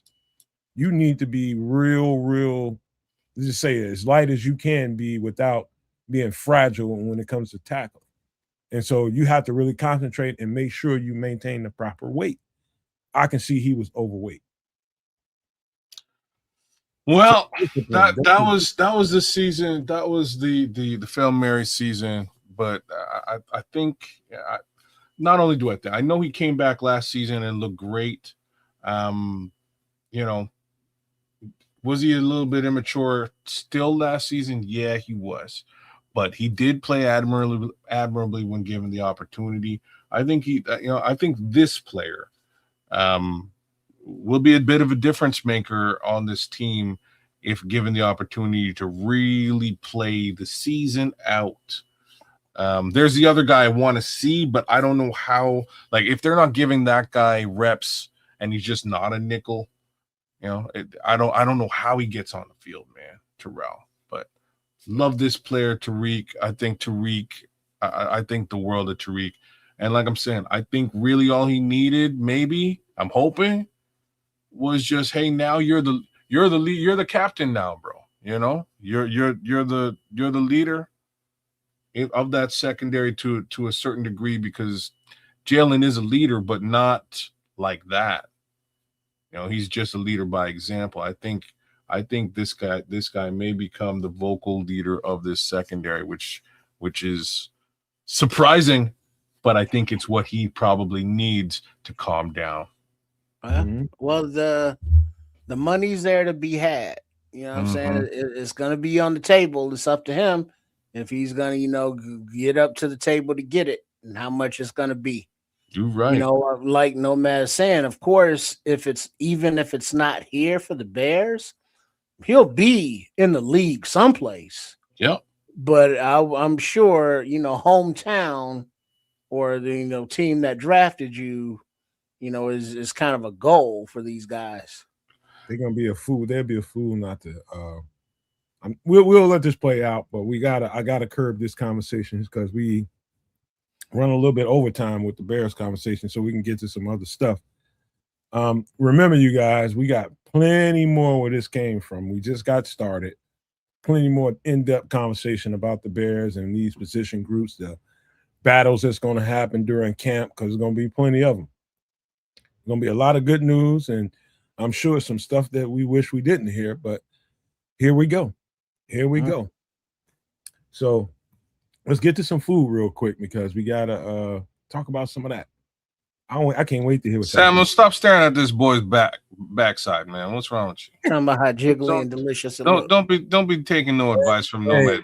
Hey, I watch people get told that during camps, man. So people had to get their shit right. Well, and ignore that. So let's get to some. Scrolls, can you put this brother on pause for me, man? Right. Tell him Mojo Jojo Loco. Anyway, anybody want to read this? Sam will put you up. All right. He said we got Mississippi spaghetti.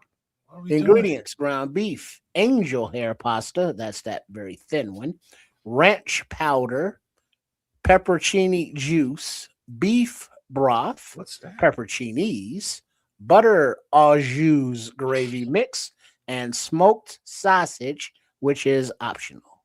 Okay, what's missing? I don't know. I never had this before. What is it? Beef broth, butter. I can dig it. They no tomatoes of any kind, no red sauce. This is similar to the dirty spaghetti we did the other day. I mean, weeks ago. But this, I think, is even better. What's pepperoncini juice? What's that? I don't know what pepperoncini is. It's a pepper. That green thing on the spoon there. Okay. Comes in a jar. Yeah, oh, they're kind of sweet, kind of. They got their own individual flavor. They're not hot. Like they're sweet and spicy at the same time. Is sort of kind of, yeah. Okay, yeah. I got you. No, you got to get you some of these. Yeah. And you use the juice. Yeah, so this is a different way of pasta. No tomato paste, no tomato sauce. So nothing red up in there. You know, you got all the light colored stuff. But with that ranch powder and that au jus gravy, you know, you got some nice flavors going on up in there. That beef broth, bringing it all together. Yeah. Dog, this is a winner. This takes it. My traditional spaghetti thinking has tomato paste every time. Number one, I'm always game for another way to think about this. And this is another way to think about spaghetti. This is truly another way to think about it. Mm-hmm. And here's the fact that you haven't had a pepperoncini. That's kind of you like alien. You've had it because they're I in bet a you lot I of have. dishes. I bet you I have and just didn't know what it was called, but I'll go looking for it. I'll try something like this because I've had something along these lines and it's delicious. I truly have to say it's very good. Hey Trips, looking at these ingredients. He got up and walked away, but looking at these ingredients, you can easily say this when it comes together has a little twang to it. Oh yeah. It's got a little kick, and then the au jus and the beef broth. You know, it's got that beefy, bold flavor to it, and so it's just a different profile than you're used to from your typical, you know, spaghetti or pasta dish. And then being that it's angel hair pasta, it cooks, you know, in half the time of regular spaghetti, you know, because it's that much thinner and that much finer. So when I heard about this, the first one that I saw is the one I want. And it says down at the bottom, smoked sausage is optional. No, put that smoked sausage in there. Put that smoked sausage in there. It just adds. I personally, I don't know how you guys are, but I love a meaty pasta. Mm-hmm. I don't want a pot. I can eat a pasta that didn't have any meat, but I won't enjoy it quite as much as I would with all the meat. I don't even want it without some kind of, you know what I mean? Without something with chicken, beef, something. I'll pass right by it. if it's just noodles. You know what I mean? Noodles with some garlic and some butter. You all right. Man, and the butter, the butter in this smooths the entire dish out. Really? You got the au jus powder, you got the ranch powder, you got the pepperoni juice, you got the beef broth, all that stuff coming together. It's kind of loose a little bit. You put enough butter in that thing, it's gonna smooth it right on out and make that thing silky to your fork. And that's what I want. I want that thing to roll off my fork like silk and grab those noodles. That's the thing when people, what up, Terrence? I see you up there, T Will. Will.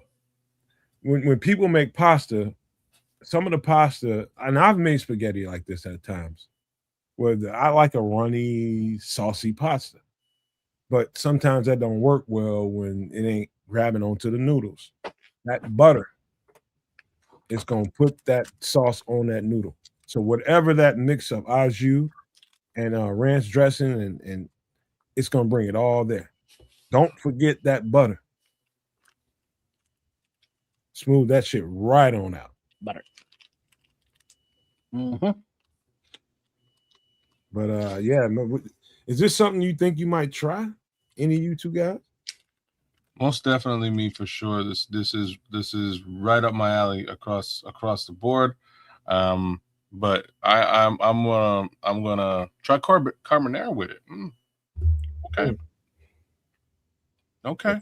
Yeah, because there's pasta is kind of like burgers. There's a lot of different ways to prepare your burgers and enjoy them. Same with pasta. This is just a variation on a spaghetti dinner. I know. And Samo brought up he's been seeing a lot of these Mississippi, recipes. What makes this Mississippi? I have no idea. That's how they do it in Mississippi. Okay, fair enough. And I'll say this too, man.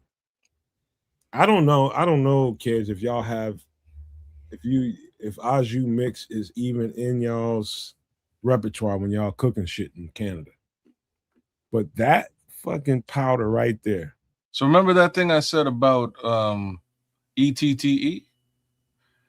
No, remind me. I was just saying it's French. Au jus is French, bro. So that y'all got that. It means with juice. That's what that actually. That's the direct translation. So 100% we have au jus out here. We can get that. We can get it at the store, but I would probably even go. There's a couple of spots where I can just get it pre-made for like $1 or $2. And la bon temps roulé. So au jus mix, I found. I'm only. Laissez le bon temps roulé. Okay, I'm with it. That's not the good. That is a direct translation of "Let the Good Times Roll" as well. I'm pointing this out because I mess around with some of these powders, whether it's turkey gravy, whether it's brown gravy, whether it's beef gravy, whatever gravy anybody can buy in a pack. The ranch powders and all this stuff. I mess with them all just to see what they bring to the table in different things. But there's nothing quite as powerful and as flavorful as an au jus mix that I've come across yet. Now you put that shit in a mixture like this, and on top of that you put some ranch. This is flavor to the max. I'm telling you. See, it's weird, man, because I've tried to make it a few times on my own with the mix, and it just never turns out the way I want it to turn out. So, like I'm saying, I have been. You might catch me going to a couple of spots and getting their au jus pre-made and running with that. Like there's, y'all have Quiznos. You guys got Quiznos. Yeah, Quiznos. Yeah. Man, I ain't seen that in a while. Quiznos, like they're not quite as ubiquitous as they may have been a couple of years ago, but they do a decent au jus. Cost you like $2. Just FYI, there's a immediate back of the tongue spiciness, but there's also the sweetness, and so you could smell it as well. But the what are these? The pepperoncinis? They're quite tasty. You can just. Oh, you got some right there. Okay. Yeah, right. You find those on the side of every gyro plate, Euro plate you get in the Chicago. Mm-hmm. Oh, Yeah, is it more of because they look like antipasto?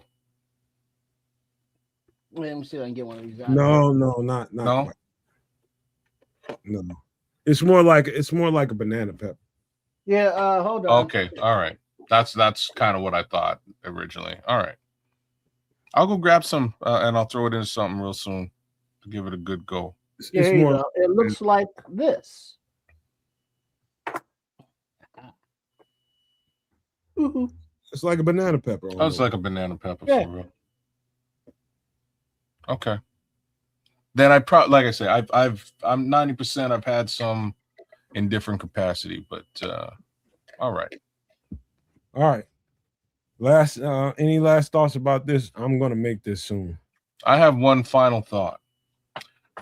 Remind me to tell you to push the food right up next to the chef, because I was hungry earlier, and then we started talking about bears, and I forgot I was hungry. It was good, and now I'm hungry all over again. But Well, I'm sorry, kid. It's all good. I'm just a little 2 cents. You know what I mean? Gotta make my I got the word scrolls, man.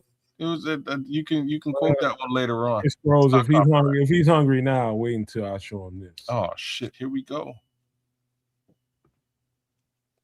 God damn it. Anybody want to read it? Go ahead. Oh, yeah, I got you. This is interesting, bro. All right. Peach buffalo wings. Ingredients: smoked paprika, garlic powder, salt, garlic, butter, soy sauce, peach preserves, wing portions, and an air fryer. Before you get to it, the only reason why this is gonna be best coming out of an air fryer is because you're using the peach preserves and you want that shit to stick. You stick this in hot oil or oil, it's just gonna burn right off. Yeah, you're right. It's gonna flush off, and you won't get the maximum flavor of the peach preserve. So air fry this immediately. I'm with you. Like that, yeah. Air fried wings are like surprisingly good, y'all. Like I don't know what else to tell you. You know how many people haven't had those? Really? A lot of people. But I get the peach is like its own natural sweetness, but there's no hot sauce. So what makes these buffalo? I forgot that. That's when my brain fart happened last night. Oh, okay. So there's supposed to be hot sauce. Okay. So on that Tyreek Stevenson last night. I had brain fart big time. Yeah, you're right, Trish. I'm reading it now. I'm just like, I know where he's going. I forgot the damn sauce. So your sauce here is optional. Me, I'm gonna start with a Louisiana and go from there with the garlic and butter.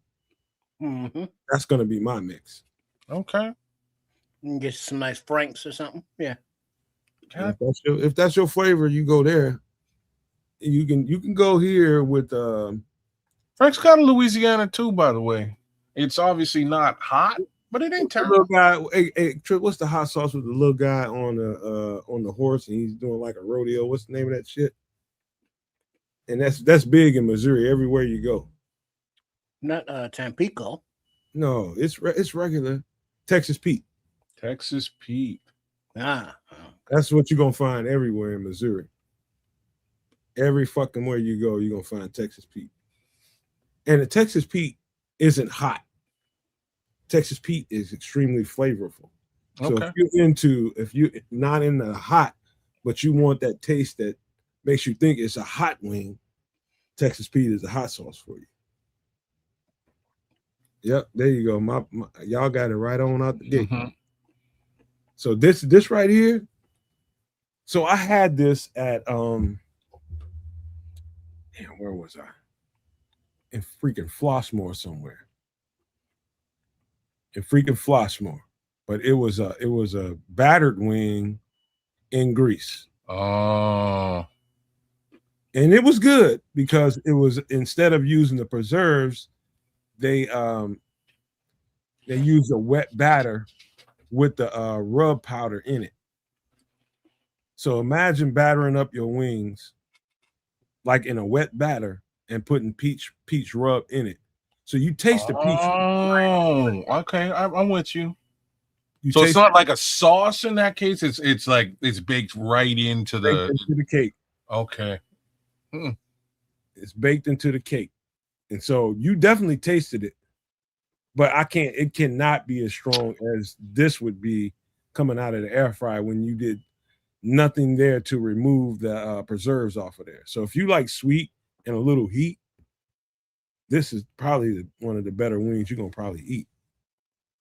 So Scrolls is saying that Church's Chicken gives you the Texas Pete. So that's interesting. So I don't think they sell it here. I'm gonna look in the store, but I've definitely had it at Church's a couple of times over the years. It's not a bad sauce, not bad at all. This situation here though, you know me, man. Throw some chicken in the air fryer. I don't give a shit what you do with it. I'm probably gonna eat it. This meal, like this style peach, it's weird for me. Most of the time, I don't like peach has a weird aftertaste for me that either I'm going to love it or yeah, just for me personally, it's like a love-hate thing. It's either amazing or I'm completely out. But that probably would not stop me from devouring this entire plate of wings. What you think about this, Trip? Yeah, it looks good. I definitely mess with them. You know, maybe some not only wings but thigh. Ooh. Yeah, I do that too. Mm-hmm. I see here is where somebody might tell you, okay, is blue cheese the best dip for this? And I had blue cheese on my wings there. I only had 2 of them. It was somebody else's wings, a girl I was messing with, and I tasted them. And it was blue cheese there, but I can definitely imagine ranch here too. Mm-hmm. Oh, there ain't nothing wrong with no ranch though. So ranch, people eat too much ranch. People eat ranch on every damn thing. I guess you're right. Ranch ain't necessary. Like you got to grow up as far as your taste buds go. So if you got people eating hot wings with ranch, they ain't grown. You got. It's a very serious judgment. You know what I mean? Grow up, man. You ain't grown, man. I did that shit when I was a little ass boy. Get you some goddamn blue cheese, man. It's funny because I had ranch for so long, and my wife whipped up some ranch dressing. I don't know, about a month, maybe 2 months ago, and I was like, "Damn, this is good." It just been so long since I had me just some ranch dip for stuff, and ever since I've kind of had a bit of a ranch dip hankering, you know. So I'm with it either way, blue cheese, ranch. But most of the time, I'm trying not to dip my wings at all, man. I'm just gonna crush them as they are. What about you, Trips? You don't talk too much about wings, man. I don't think. I got a feeling Trips sees wings as not enough meat for me. Well, it's not that. It's I don't have an air fryer, and I don't like. I like fried chicken, but it's just too labor intensive, and you know, you got the oil you got to do something with and shit, and you know, it's just not easy. Let's say, you know, you could put them in the oven, or you know, but that's different. But frying is just something that I like for chicken, and I would eat this, but just not something I prepare a lot because you just a pain in the tuchus, you know, preparing them. Not really, man. Not really. I don't like I get my wings. I just did some of these yesterday. Not these particular ones, but I just did some wings yesterday because my girl is off. I came home from working and she was just like, I was just like, you want some wings? And she just looked at me, just like, you know what? That's good. That'll be good. And I hacked up some whole wings, the whole wing. and I cooked all of it, the little flapper and everything. And we just decided to eat some regular wings, and you put your own shit on it. She just put, ranch on hers, and she's still immature when it comes to that, but she will do it with buffalo wings. Damn. She will do it with buffalo wings. She will go, Samuel, look at Samuel. He new to the blue cheese game. Right. Hey, you grown as fuck now. Yeah, because that blue cheese is bitter, Samo. When you're young, it's like, that's kind of bitter. It's sour. But now, your palates as they've matured. So yeah, don't give me some of that blue cheese. I like that contrast with the sweetness and the friedness. It's delicious. I didn't know what I was missing. I did not know what I was missing. And especially, actually, this blue cheese would be perfect for a sweet wing because it contrasts so well. It's got that twang to it, Trips is kind of talking about. And that's a perfect contrast. I'm always looking for contrast in my food. I prefer it with a hot wing, to be honest with you. I'm not much of a, as we've talked about ranch and now blue cheese. I'm not really a big sour cream guy. I'd probably lean towards a blue cheese with hot wings as opposed. What does sour cream have to do with this? I'm just saying, like, some people like to dip their hot wings in sour cream. I'm just. What? I don't do it. I can't. Where are they from? Mars? You never know, because sour cream, much like yogurt as well, will neutralize heat. Nobody's really dipping wings in yogurt. Well, sour cream is the, other than the ranch seasoning, is the ingredient in ranch dressing. Mm-hmm. It's just the ranch seasonings and sour cream. What kind of heathens you hanging around with? Just the regular kind. Yeah, the normals. And if you don't have sour cream, you can put the ranch flavor packets, those seasonings, in some plain Greek yogurt. Yeah. Man, what the hell? Next y'all gonna be dipping shits in French onion dip and bean dip. What the hell? Y'all just doing potato chip dip for wings and shit. What we doing, bro? Well, ranch dip, French onion dip, it's all dip. Whatever you dip in it, dip a chip, dip a wing. So what is your base? If you were to make a ranch dip, what's your base, Nomad? What do you base? What is like the base of the dip? I think dill is the key.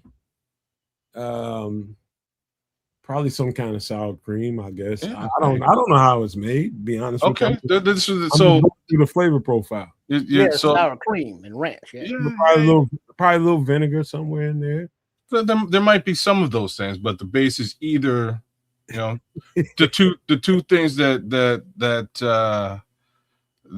Trip was saying. It's either sour cream or sometimes mayonnaise may also be a potential move. I'll be dipping that shit in avocado and spinach dip next. Man, hell yeah, you dip those in some nacho cheese. Mm-hmm. Nah, man, you don't do that. You tripping if you what can't you dip in nacho cheese? Shit. You dip some of the wings up in there. Shit, get you I would say some hoisin sauce, but you already got the sweetness with the peach. So that would like maybe be a little overpowering with the sweetness, but also anything sauce related.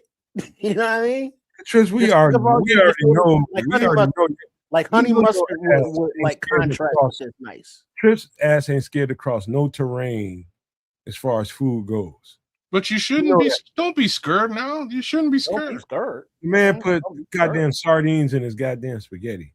He ain't scared. Okay, all right. So like, anchovies going there.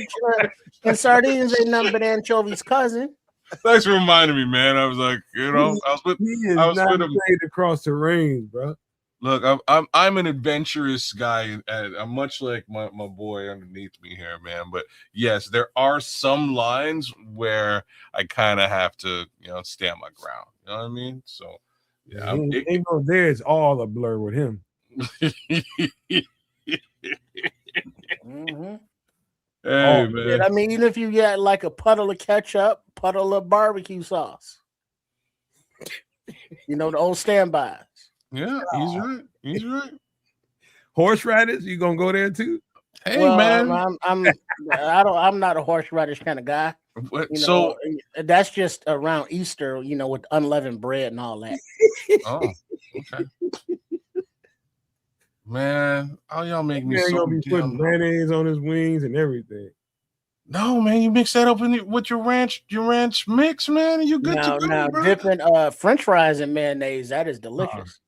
See, you just wow for no goddamn reason. Oh, look, when in Rome, do as the Romans do. So when you are in Europe, you're gonna see MFs eating French fries with mayonnaise, and you go like, why? Right? Like, Where they at? huh? Where they do that at? The entire continent of Europe does it. That's why they in fucking Europe. That's why they're in Europe. That's where they need to stay. It's delicious. You gotta try it. I'm letting you know. You need to move with them, Trip. When in Rome, do as the Romans do. If you're ever across the pond and you're looking at all the weird stuff that's going on over there, try some of the weird stuff. You'll be better for it. So, like, straight up, I'd never eaten like fries with mayonnaise before, but when I got to the spot, I had some of the best fries I've ever had in my whole life. I don't know what they make this shit out of. Like, I would just think potatoes. But these fries were so good. And it came with like a little thing of ketchup and a little thing of mayonnaise. That's how they served it. And I was like, let me eat my fries. And real talk, most of the time I'll just eat it with salt. And I'm enjoying these French fries. The thing is, I was just coming off of keto and I couldn't really eat ketchup because there's so much sugar content in the ketchup. So I was like, man, what the hell? And I dipped a chip and I was like, snap, like, they ain't lying. This is actually pretty good. This guy would come back from Europe and everybody be looking at him. We're like, what the fuck wrong with him? This fool out here trying to herd stray cats. I don't even particularly like cats, but look, I did a bunch. I'll tell you that. I will not. I'm just saying. I did a bunch of things in Europe that were awesome, including something along the lines of what our friend the chef did today. I had a bunch of, as I was going through, people were like, bro, did you have the pancakes yet? Did you have the pancakes yet? And I'm like, what's up with y'all on the damn pancakes? What's with the pancakes?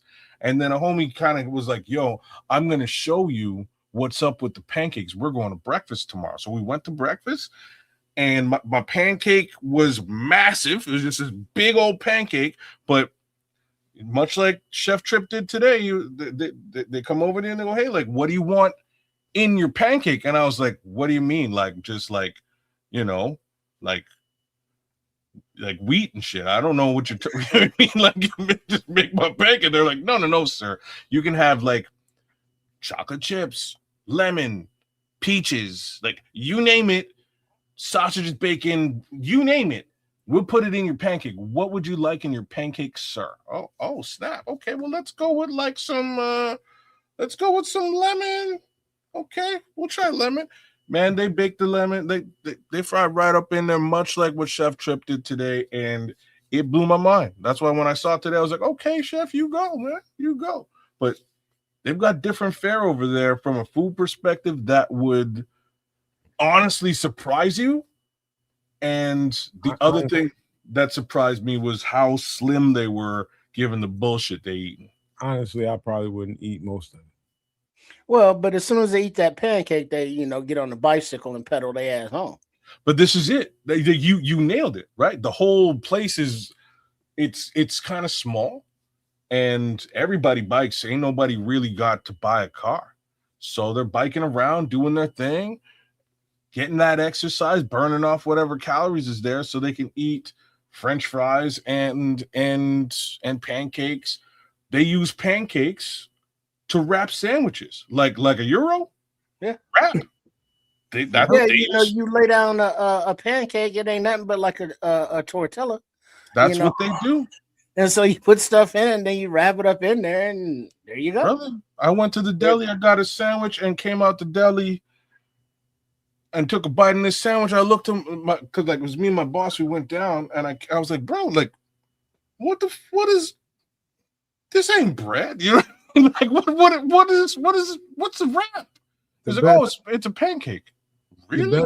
The best diet I've seen out there, as far as when you're traveling abroad, is the Mediterranean diet, especially if you're in that part of the world. You're talking about whether you fry the fish, grill the fish, bake the fish, pan fry, whatever you do with the fish. It's a lot of fish, and it's a lot of olives, a lot of olive oil.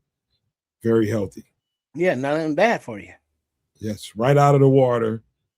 That is, that's how a lot of people in the live over there in the boot. They eat like that. Well, that's the thing, but it's easier for them because all their stuff is fresh out of the water.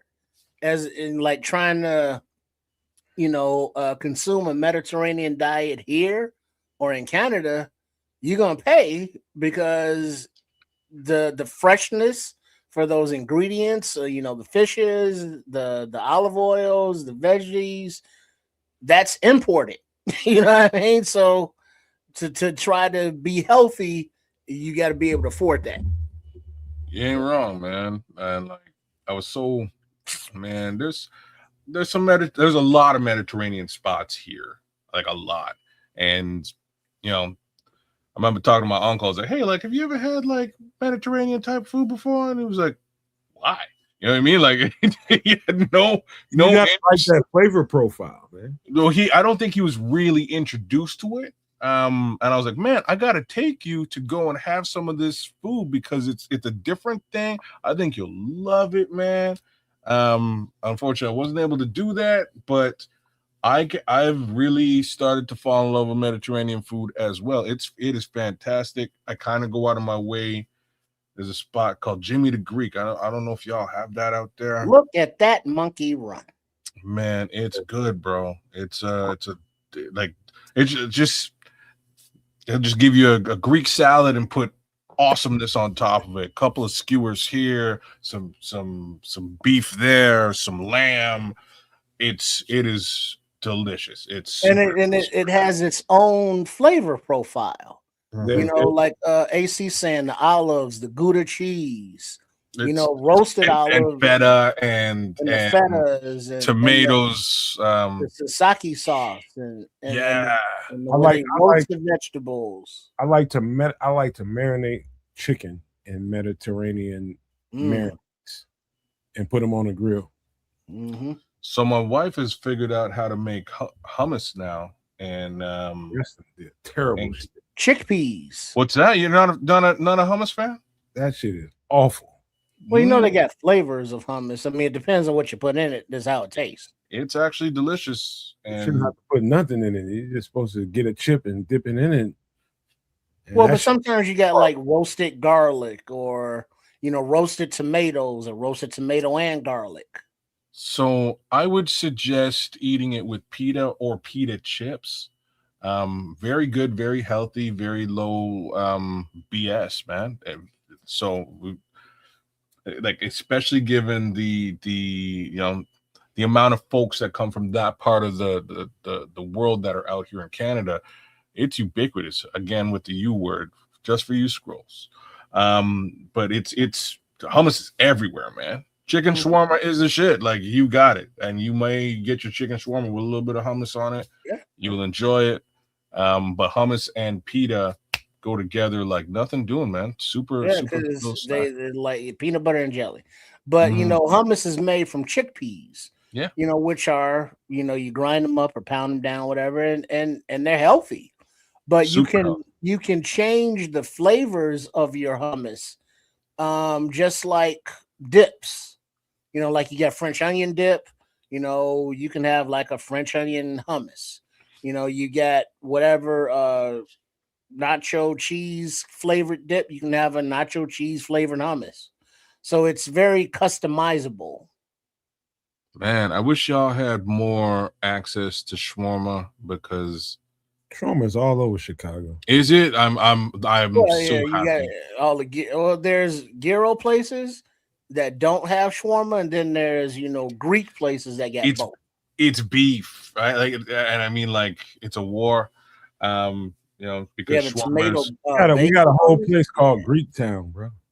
But like, so here's the thing: shawarma ain't Greek. It's kind of. Isn't it? It is kinda, and they would love to tell you that it is. Turkish. I'm just saying. So it's more Turkish, Arab, Lebanese. Like that's more shawarma. Same thing with doner, which is a euro, but it's made by the again by the more Arabic peoples as opposed to Greek, all from Mediterranean. So like here, it really depends on what you're different trying parts to of the med. Yep, depends on where you're going. You'll either get you'll either get a euro, one thing, or you'll go get shawarma, which is very similar, but slight differences in what they put in it. But being from here, it's all the same shit to us. Well, especially if it's like you go to the Euro shop and they're also selling shawarma, right? Like the Greeks will pass this off as their own shit. I've seen it; they do it here all the time until like shawarma shops started popping up on their own, and they're sort of like, hey, like this is our own thing. This is you don't see us selling gyros in here, do you? Oh yeah, but that's what happened. And this is sort of this is what I'm saying. Like what happened was they're like, oh yeah, really? All right, so here's a doner, and the doners are basically. I gotta tell y'all this is some personal shit, and hopefully this don't expose me too much. But as a child, since about 11 years old, me and my teammates and shit, I've been playing football with the same cats forever. And we go to the place where everybody go to get their gyro right around my area. Euro every time. Get it the same way. I get mines with extra what is it, cucumber sauce? Extra tzatziki Sauce. And the owner, the older guy, the dad, he had about like 3 sons working in there, and they used to deal with us all the time. And the dad would just be listening over. And then one day he said, and these are Greeks with fairly dark skin and kinky curly hair. And it's funny. It started off as an argument, but we ended up laughing when it was over. And he heard me say the same thing all the time: extra tzatziki, extra tzatziki. And I say cucumber sauce at the time. I'm saying cucumber. And he would just be over there on the side like cucumber.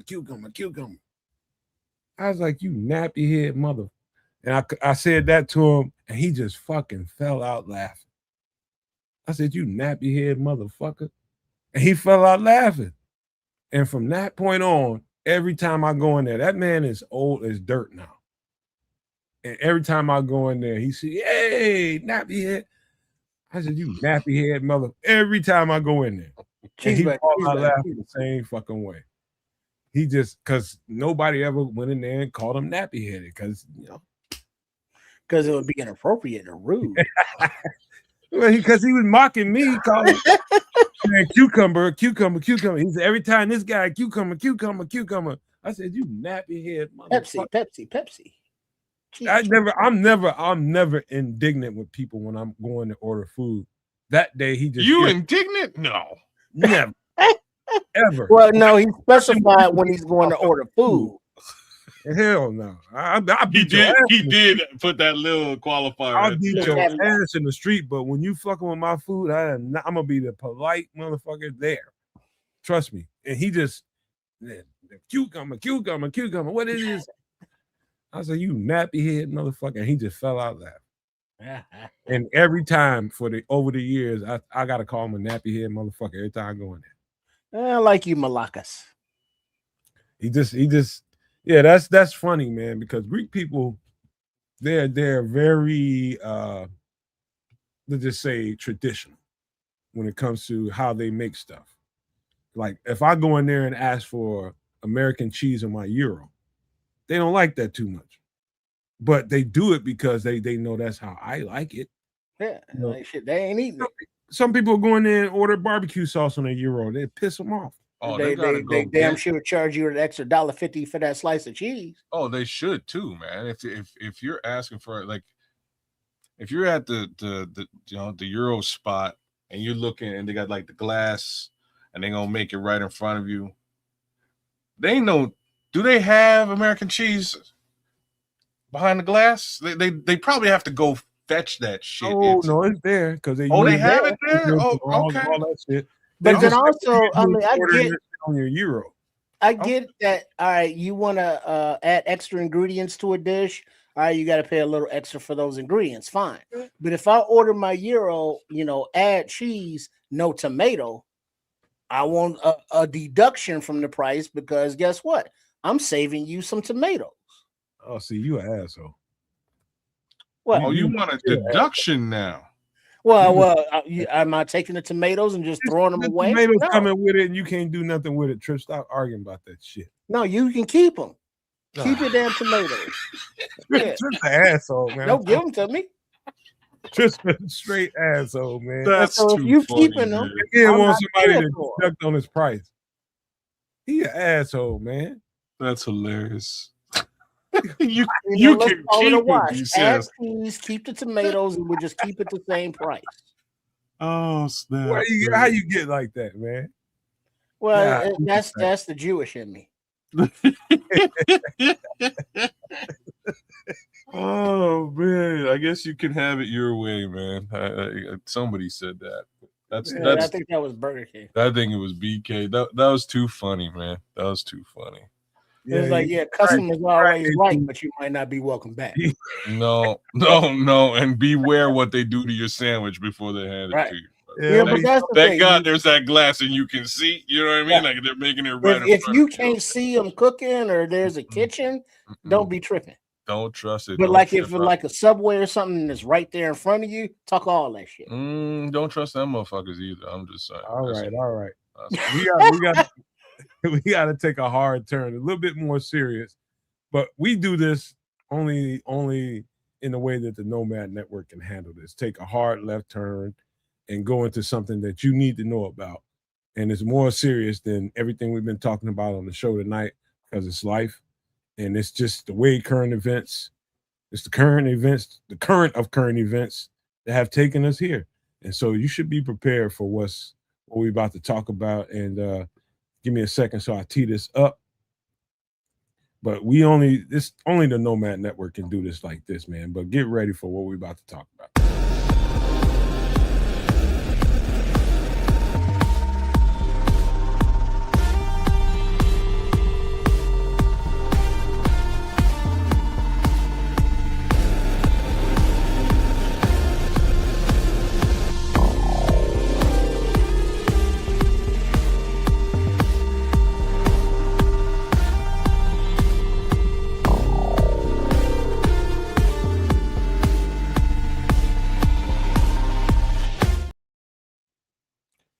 We are in a farming crisis here in the United States. Fellas, if one of y'all can do the honors here to read this off, we can get into detail about this. We got two parts to it real quick, but anybody want to read this off, man, we can get into it. Sure, I'll read it. U.S. farming crisis. The farming crisis in the U.S. is severe. It is driven by record high costs and plunging market prices for crops. Agricultural groups such as Farm Aid, American Farm Bureau Federation, AFBF, report that cumulative financial losses are nearing $100 billion nationwide. So, from afar, kids, what does that look like to you? I mean, just right off of its face, I ain't gonna say it's new to you, but I'm assuming you didn't know this data. This is technically new data for me. Long story short, sound like your price is about to go up, bro. Sound like grocery store gonna get you, man. We were on this a little bit last week. Yeah, I had to go ahead, Trip. Yeah, it's a crisis not because of one factor. There are multiple factors contributing. And they're all just kind of hitting at the same time, and it started with the Doge cuts when they cut, USAID, when they cut the school food programs, that was a lot of the grown material from the farmers right there from those two programs. All right, so now there's a tariff war with China, and China was like, "All right, we ain't buying no more of your soybeans. We're buying from Argentina, Brazil, or some shit." And so that's another factor because they bought so much of it of the inventory, and then the food banks and all of the other social service programs, cut. So that's another customer, like the fourth customer that these farms would sell to. And then their inputs get higher, with their diesel costs and everything petrol related. Their fertilizers that they couldn't get because of the war of choice over there in the Middle East. And now the fertilizers they do have is higher priced. And then the restrictions on equipment like, your tractors, your Caterpillars, your John Deeres, and all that farm equipment that you couldn't work on yourself because of regulations that, you want to do a tune-up on your tractor, you got to take it to the dealership, and that'll be $20,000 or some shit, whatever it is. So there's a lot of elements contributing, to all of these independent farmers now having to sell out because they're bankrupt, and all of these individual properties are being snapped up by the corporate interests. And hold on right there, Trips, because I'm gonna let you finish, but kids, if you don't mind reading part 2, because it's going right where Trips is headed. Okay. Feel like it. Chapter 12 family farm bankruptcies have jumped by 46%. Up to 70% of producers have lost money and are operating well below break-even costs. As lenders have become hesitant to loan, so have opportunities to rent and or lease the land. Yikes. Multi-generational farmers are currently searching for employment opportunities to supplement their debts. Yeah, that's the private equity coming in, snapping up these distressed, properties, and they're not utilizing them to grow, individual crops like that. They're restricting the market. And so if a corporate interest buys up 100 properties, that's 100 farms that are not producing. And then they are pricing out the farms that are still independent, and they're getting a stranglehold on the whole market. And it's not fair, it's not right, but it's what's happening. And we are living through it in real time. And so these crises aren't historic, something that happened that we're looking at studying. It's not something that, we project to happening. It's happening right now in real time. And so there's a lot of pain being suffered. There's a lot of people in the darkness right now, and they don't know where the light is. And we just can't take that for granted as we, live our everyday lives if we don't happen to live on a farm. Because guess what? We still consume things that come from those farms. And right now, all of that's messed up too. So I gotta jump in here real quick. Trip eloquently broke this down into sections, and tied it all back together. But I'm gonna double them down a little bit, kind of bind it up a little bit tighter. There's a three-headed monster going on right here. There's a war in the Middle East for valuable resources that we need to be able to farm these crops. Number one, oil and gas prices all coupled into that so that people can travel and bring the products to and fro, all that being added into there. Also, the labor shortages because of ICE raids here in the United States. The people that do all that, that's the big, huge, and when I say the biggest, huge gut punch is the fact that we don't have people to farm the crops. Even the people that can farm the crops and get the produce there, we don't have the people to pick it and get it into, you got guys that farm tomatoes, bro, and you get you can ask for about $16 a box of those. You can take no less than 11 to be able to turn a profit. Nailed it, bro. Samo. We're gonna get into it. Hold on. We can't put it up there though. We can What? You can say it without saying it, but listen, the other thing is tariffs unalive the farmers. The tariff. Oh, okay, sorry. The tariffs.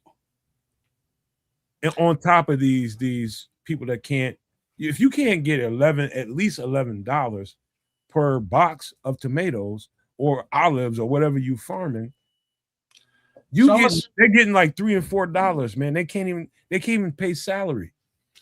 So I'm gonna go a little bit closer to back where I was last Wednesday, and we'll talk about some of this here. So, starting with what Samuel just said. So go ahead and read it.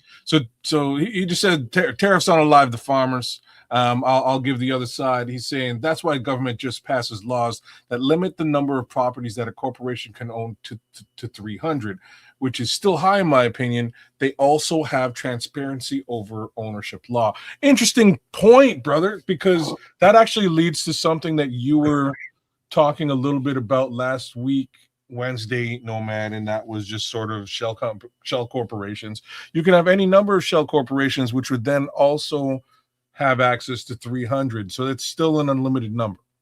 Right, because you can have multiple shell corporations. You can have multiple 300s. That's what I'm saying. The number is actually unlimited. But the thing is, kids, with that said, there should be laws, regulations, rules, and all that against it.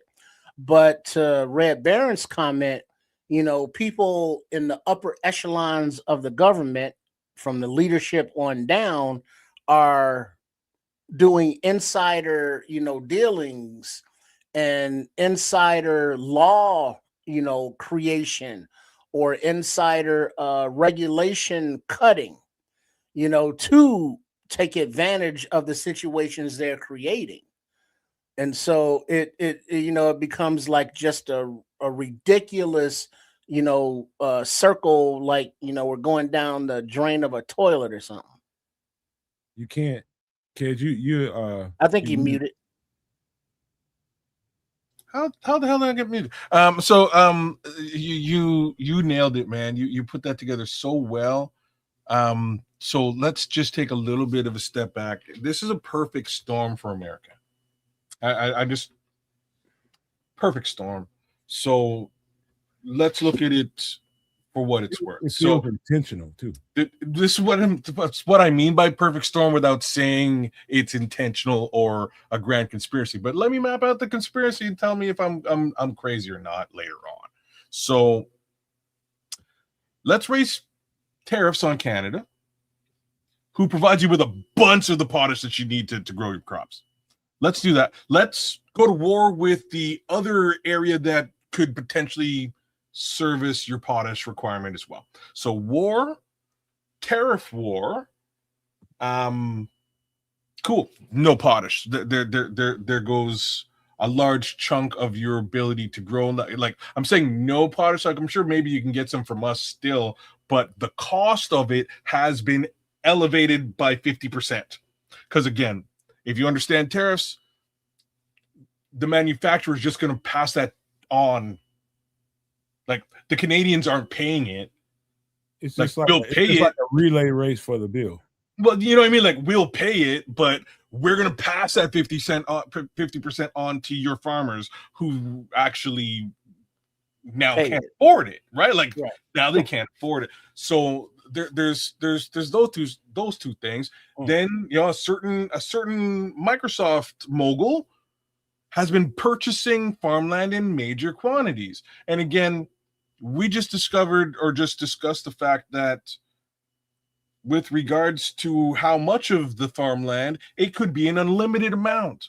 It could be an unlimited amount. 300 by 300 by 300 to the amount of however many that guy decides to purchase or decides to create shell companies, shell corporations. And it costs $300 to make an LLC. Brother, and he's got millions of dollars to do it, right? So all of these things combined together. Now, puts you in a situation where he's created a perfect storm to squeeze out America to buy fake meat from him.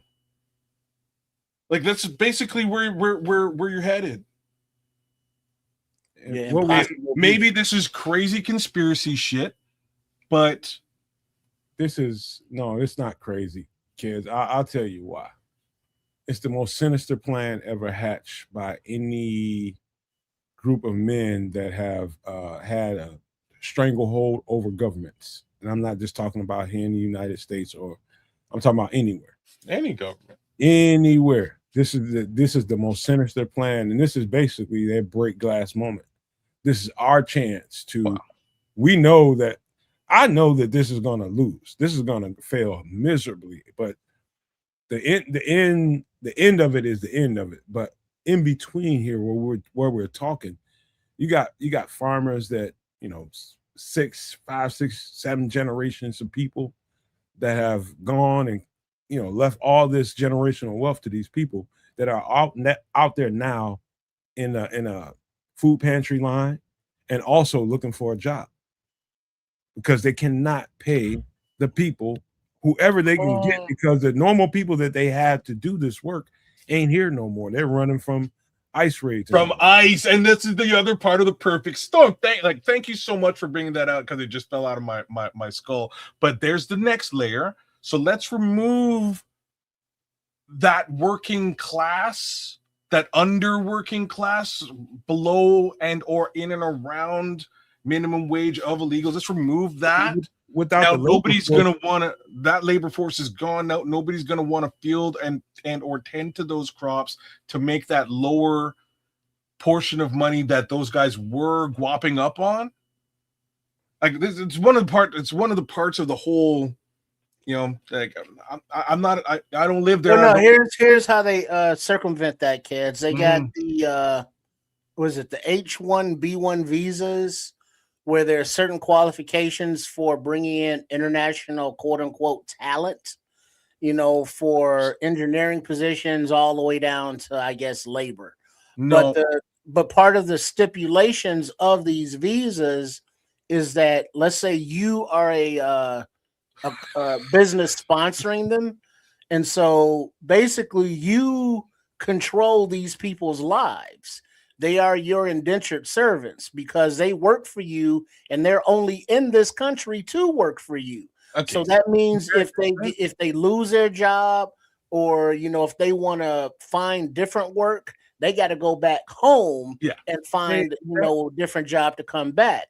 And so now, you don't think people are going to take advantage of that situation with these people? Even that don't even work, because they got stupid people in federal uniforms running the streets, just going wild and just pulling anybody in. And then once they put them into the system, don't nobody know where they're going. Yeah, so the people that on those visas, they ain't giving no provisions to none of them. So let me just touch on some of that a little bit, because there's a couple of misconceptions. Idiots running this shit. Yes, you do. So nobody's. So H-1B1 visa has been in place for God knows how long. Well, one of those, whatever visa. No. They're the two kinds that you can have. But there's you would have to be sponsored by a company. Most of what you said is correct, except for the part where we're talking about labor. Ain't nobody moving to the United States of America for a labor job. Nobody would. They're going to come here to guap up. It is the land of the capitalist, much like what FFT is saying there earlier on. So if you're an engineer, if you have some level of education, you can get a job. I can do this at any given time, really. I can get a job in the U.S. and move, as sponsored by my employer. Your ass would be stupid for doing it. Part of the reason why I haven't done it thus far, to be frank with you guys, that was always my original plan until my father passed away in Florida. Right, my original plan was find myself a gig in the U.S., move up to Florida, kick it with my fam out there, and at some point become a U.S. citizen. And then, towers were destroyed, and an orange guy got into office, and you're happy in the land of maple syrup. You know what I'm saying? Maple syrup tastes really good. As your homeboy, I would not let you pull that off, man. I'd do anything I could to stop you from trying to pull that off, because you just think because you speak completely good English, and okay, I'm not a brown person. I don't look like a Latino person, so I'm safe. Nah, dog, you ain't a U.S. citizen. Oh no, that means you'll be targeted. In that respect, you're not. You're not wrong. I'm a little bit less worried about being quote unquote targeted, but you're not wrong. There are a fair amount of reports of weird ICE interactions with just regular visa holding Canadians at this point. Like, don't get me wrong. Just the black ones, man, and the brown ones. Oh no, you would be shocked how many white folks are having problems. They ain't no white. I mean, like, oh no, they sucking them all up. I'm talking Lily White, as you know, as so a quick 2-minute story on that. Basically, some lady is in New York City, of all places. She's in New York.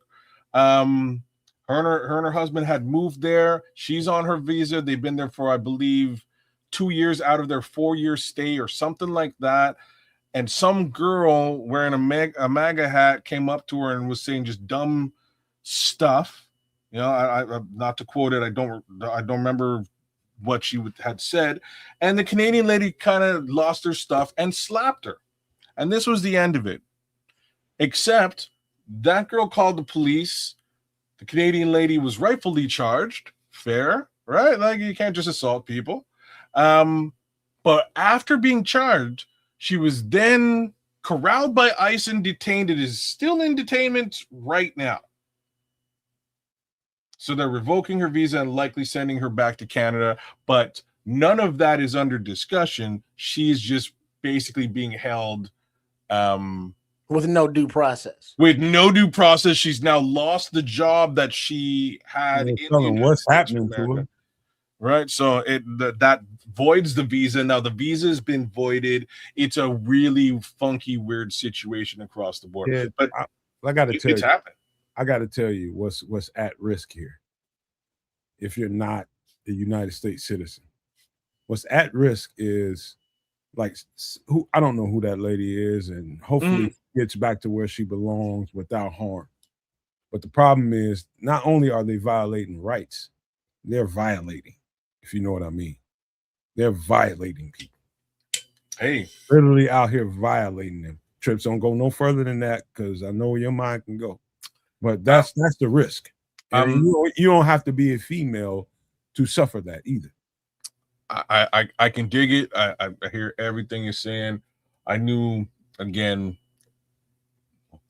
things were a little bit weird when the orange guy got in the first time, and I quite frankly haven't been back to your country since. And that's 2016. That was my 2015 was my last trip across the border. I haven't been back since. Love your country. I used to go every year. But like I say, I haven't been back in quite some time because I was a little bit weirded about where things were going, and it's just gotten progressively weirder as the years have gone by. It's now been 10 years. Wow, that's crazy. I've been in the U.S. in 10 years. It's that kind of violation going on. Yeah. So, you know, I have no definite interest in moving over there. If I did, it would have to be in a very specific capacity, man. It would have to be very specific, because again, under no circumstances do you do that right now. No, I don't trust it, man. Unfortunately, I hate to say it. I don't. Zero circumstances. There's no money. There's no opportunity. There's no nothing here. You wait till this shit blows over, my boy. Don't you do that. Well, you know what? I don't know if it's gonna. And that's it's gonna blow over. It's gonna get better, but it's gonna get worse before it gets better. Well, the question is how long is it gonna get worse for, right? So, unfortunately, I don't necessarily, like, I see me likely, because I can already get it. I see there. Shoot. Well, there's two things, right? Like, I have some property in Florida as it is, but I will probably wind up going to Jamaica because I can just natively gain citizenship because my family's from Jamaica. So I that might just property in slip right. Florida. Have Yeah. you considered selling that? Because you know it's about to be like ocean property, not ocean front, but ocean. It's going to be underwater. Yeah. Why do you say that?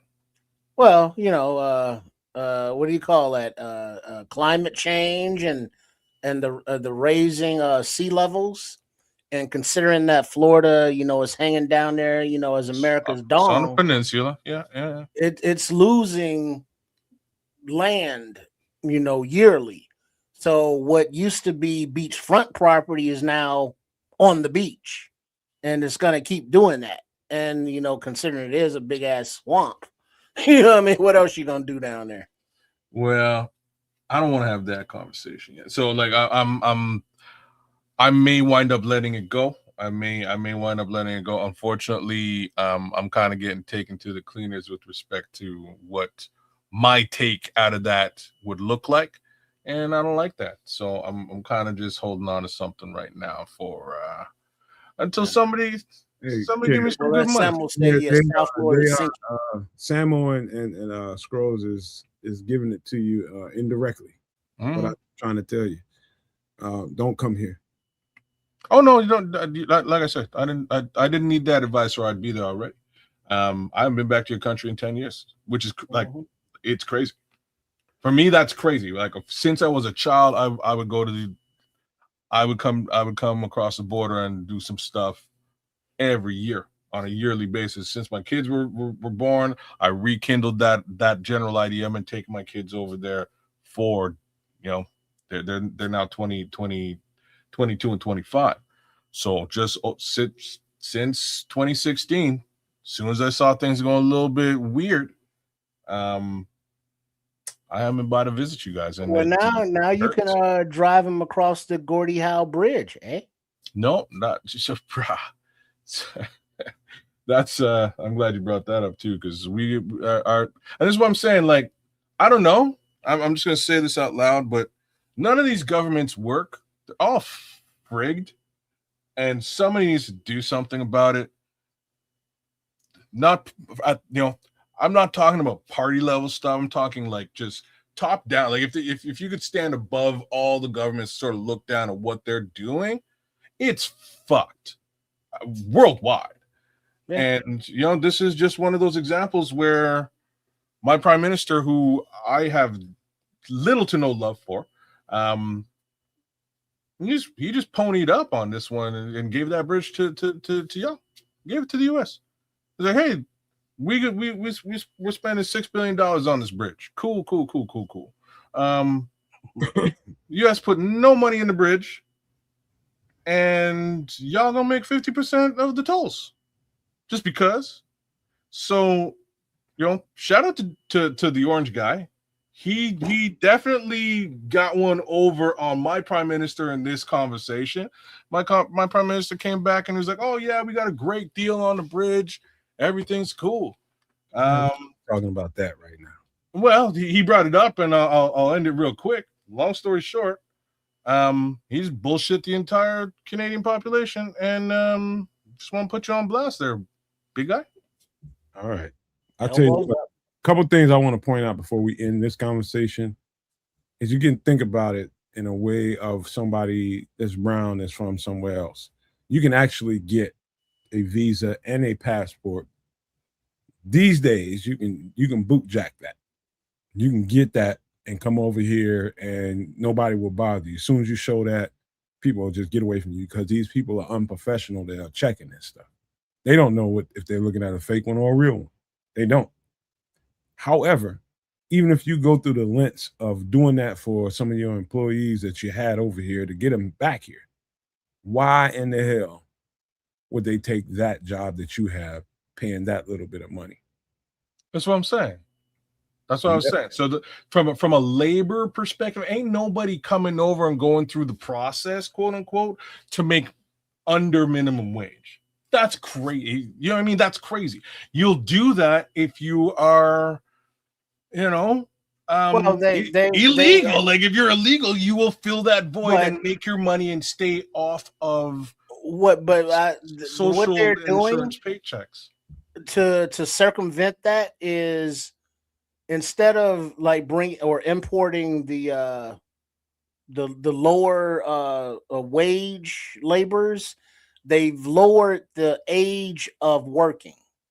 And so, like, instead of That's being smart. 18 to, have to work in a factory or whatever, you can be 12. In certain states. Holy shit. Right. In certain 12? states. Yeah. In certain states. In certain states, yeah, they lowered it to like 12-year-olds, on the midnight shift, doing whatever the fuck. Holy shit. That's when I tell you, that's how you know it's this rule that we've been living under our entire existences. It's over. It's over. We just watching the fat lady singing like a motherfucker, and this just kicking and screaming on the way down. So I need you to time out. So what they did was they said, all right, so we don't like these people here. They're illegal. We're going to kick them all out. But you know what's better than illegal people who are working under the table for the most part and not really even contributing to tax, but doing the labor we don't want to do? You know what's better than that? Child labor. Child labor is awesome. Let's get 12-year-olds to go and work the fields for less than minimum wage. That Arkansas. works for China. Only problem with that, have you met a 12-year-old in the United States? Right. Not the brightest. And so whether you don't need to be bright to do a repetitive manual labor. But the thing is, it's not. But you might lose a finger or an arm or a hand. Well, but that's the thing, though, kids. It's not just field labor or picking crops. It's manufacturing in places where they have machinery. Brother, I know exactly what it is. It's like, hey, take your little young ass in there and fix that machinery. Don't worry about if it's on or not. Why you monitoring your social media? Why you got your phone? Go ahead. That's sweatshop shit, man. Yeah, it is. It ain't gonna never work. Shit ain't gonna never work. But that's the law in like Arkansas and other states now. Because they're stupid. They're absolutely stupid. But that's the last thought I have with this. This is we're in critical mass, bro. 110%. And there ain't no okay, what if this happens? What if no, it's happening. Yeah. And it's coming to a head right now. Settle down, Red Baron. Because as the gap between the haves and have-nots is getting wider, because the haves are just straight up stealing from the have-nots and just leaving everybody, by the wayside as they get all theirs. It's been, building, but now it's to the point where something's got to give. But this is what I was talking about with respect to that grift that I was talking about, right? But now what we are identifying here today is that it's not just a grift for money, although it is, like, ultimately. It is now in a situation where it's going to affect your ability to eat food. Right? Like this is any kind of food. Right? Food. Any kind of food, because potentially it will be angled so that the only food that you can get access to is artificial foods as produced by Microsoft. Yeah. You know what I mean? So that's the worry. Keep your eyes peeled on this shit, but I don't know how you maneuver around something like this, because they are sanctioning it. Like, and when I say they, the government is allowing and sanctioning this and making shit and ensuring this to go down. Like they're putting up the fences to herd all the population in like cattle. And it's like the fence posts are getting closer in and closer in and closer in. It's shrinking. There's no subterfuge here. This has to play out. Well, like I say, I don't know what you do or how you get around that. I'm not trying to say that where I'm at over here, they're not trying to do more or less the same shit. No, they're not. To a point, they all are. There's. Look, let's be clear about New something. World Order. Let's be clear about something. Here in this country, the people in leadership right now, and we're gonna end this after this because we have to. We only got a little bit of time left. There is something here that is causing this reaction to happen, and that is the billionaires, specifically in this country. I'm not saying the billionaires in other countries aren't in on it, but specifically here, since we're talking about here, they have put their lot into total domination instead of governing, instead of politics, instead of any of that kind of thing. They have put their lot in. We'll just control everything with our dumb asses. With all this money, I'm supposed to know exactly what to be doing with the world. I'm supposed to govern them because I have this much money and power. That was never going to work. That was never going to work. But this, again, there's no subterfuge here. This has to play out. You're going to find out. And I can't wait till this thing hits us. It's going to hit. People think it's going to be 4 years from now, 5 years, 6 years. Nah, this ain't going to take long. Promise you that. It ain't going to take long. It's already at needle point to begin with. And when it starts to go down, you're going to see all kind of scrambling roaches, rats, all kind of vermin running around, running the bunkers, trying to run to other countries that don't have dominion over, sending them back. That ain't going to work. People are going to change laws to make sure these people make sure they get what they got coming. So the people that don't have, extradition laws will have them. These rats and roaches ain't going nowhere. They will get held accountable, but we'll leave that there. I know you got a mouthful, kids. Go ahead real quick. I can see you leaning forward. I don't really want to say anything here because I just don't. I don't see the fix you're describing. I don't see there being a fix. I have a problem with the idea of the system fixing the system. The system has to it has to break. It's the only way to you would have to subvert the system to beat the system. I said nothing about the system fixing itself. I'm talking about how it's going to play out and how this thing is going to land. I know what the system may be completely fractured to the point where we have to make another system when this is over. But I'm talking about the people responsible. But this is what I'm saying. You're saying that's what I meant by the system, right? It was just you're saying that those people responsible will be held accountable. That requires a working system in order to do that. No, it doesn't. No, it doesn't. The pitchforks are already out, kids. Well, you want to do it legally by the system, or you want to do it, vigilante style? It won't even matter at that. Once that happens, the pitchforks are already out. They're out now, but it'll just get worse. So ain't nobody worrying about the thing about what's happening right now. We're seeing so much injustice. People that should be in prison for the rest of their lives, walking away, getting away with all kinds of heinous crimes against children and all this kind of stuff, just walking free. Nobody trusts that shit no more. That's why the pitchforks are out. And that's why the pitchforks are going to work. Because they ain't going to let it get to that point. That's what I'm talking about. Yeah. It's going to come to a head. How long it will be, what that will look like, I don't know. But guess what? They start with pads on Monday. Happy distractions. Yeah. Fuck. All right. God. I'll tell you what. You know what? There's only one way, and I had a plan for how to go about doing this last part of the show, and I was gonna go somewhere, but there's only one good way to do this right now. At this point, you guys are gonna see.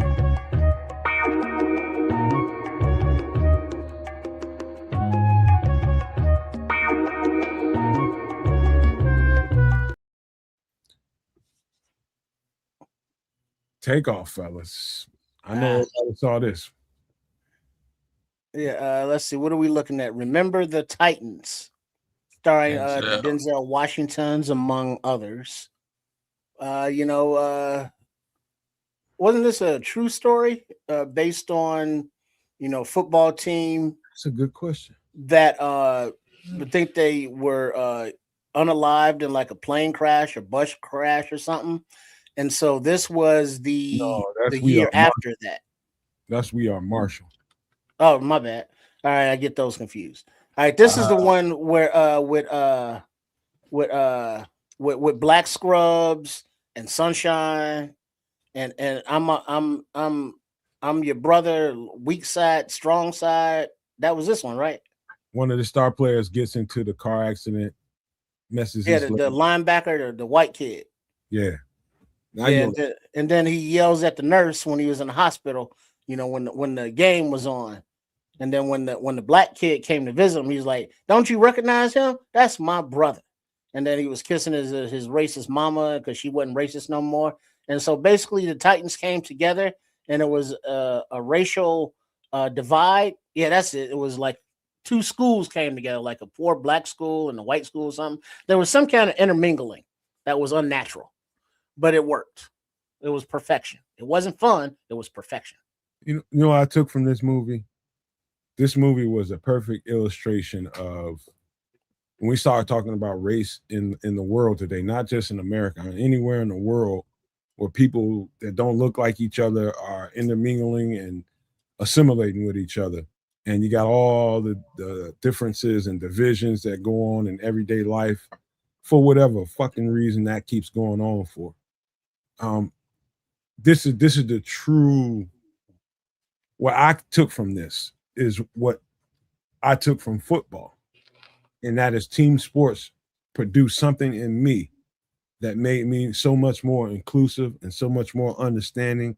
And I know it made a whole bunch of other, let's just say, white people who didn't really have a whole lot of experience with a whole bunch of black people that came from places that didn't have to assimilate with black people, little bitty hick towns. Now all of a sudden you thrust in this environment where you got all these people from, literally in college from all over the world. It didn't start happening just in college. It started happening in freaking junior high for me. It is the story of what football can do for the better of just team sports can do for the better of mankind. You know what I mean? It is a powerful movie that way to me. Maybe that's just my interpretation of it because of the things I went through and seen. But this is how I took it. It's like, yeah, this is perfect for what it's like. I can remember times when we didn't get along at all. It's like you white motherfucker, you black motherfucker kind of attitudes. Even though nobody said that to each other, you can see it. But what team sports and team dynamics bring to the table is you find common ground because it forces you to. It forces you to, literally. If we're going to go chase this thing, we got to understand something. We all got to understand this one thing. And we all got to go through it. So ain't no need in everybody looking at each other like you some other. Because if we got to do that, let's go ahead and get this out the way right now. We'll clear the locker room out. We're going to bust this shit down right now. And that happened. My college years and my high school years. Had to bust it down. And when that bust down get done happening, you understand me now? Had to happen. Yep, we doing the same thing. That's what this movie means to me. But it had a lot of other, pieces of the string that, there's a lot of stuff that went on in this movie that I can really, really relate to. Right. It's just the cast, a lot of young, actors and actresses at the time, Ryan Gosling, Wood Harris, and then Denzel's assistant coach, the defensive coordinator, Will Patton, Black Scrubs, Donald Faison, Kate Bosworth. And they were young at the time, high school age.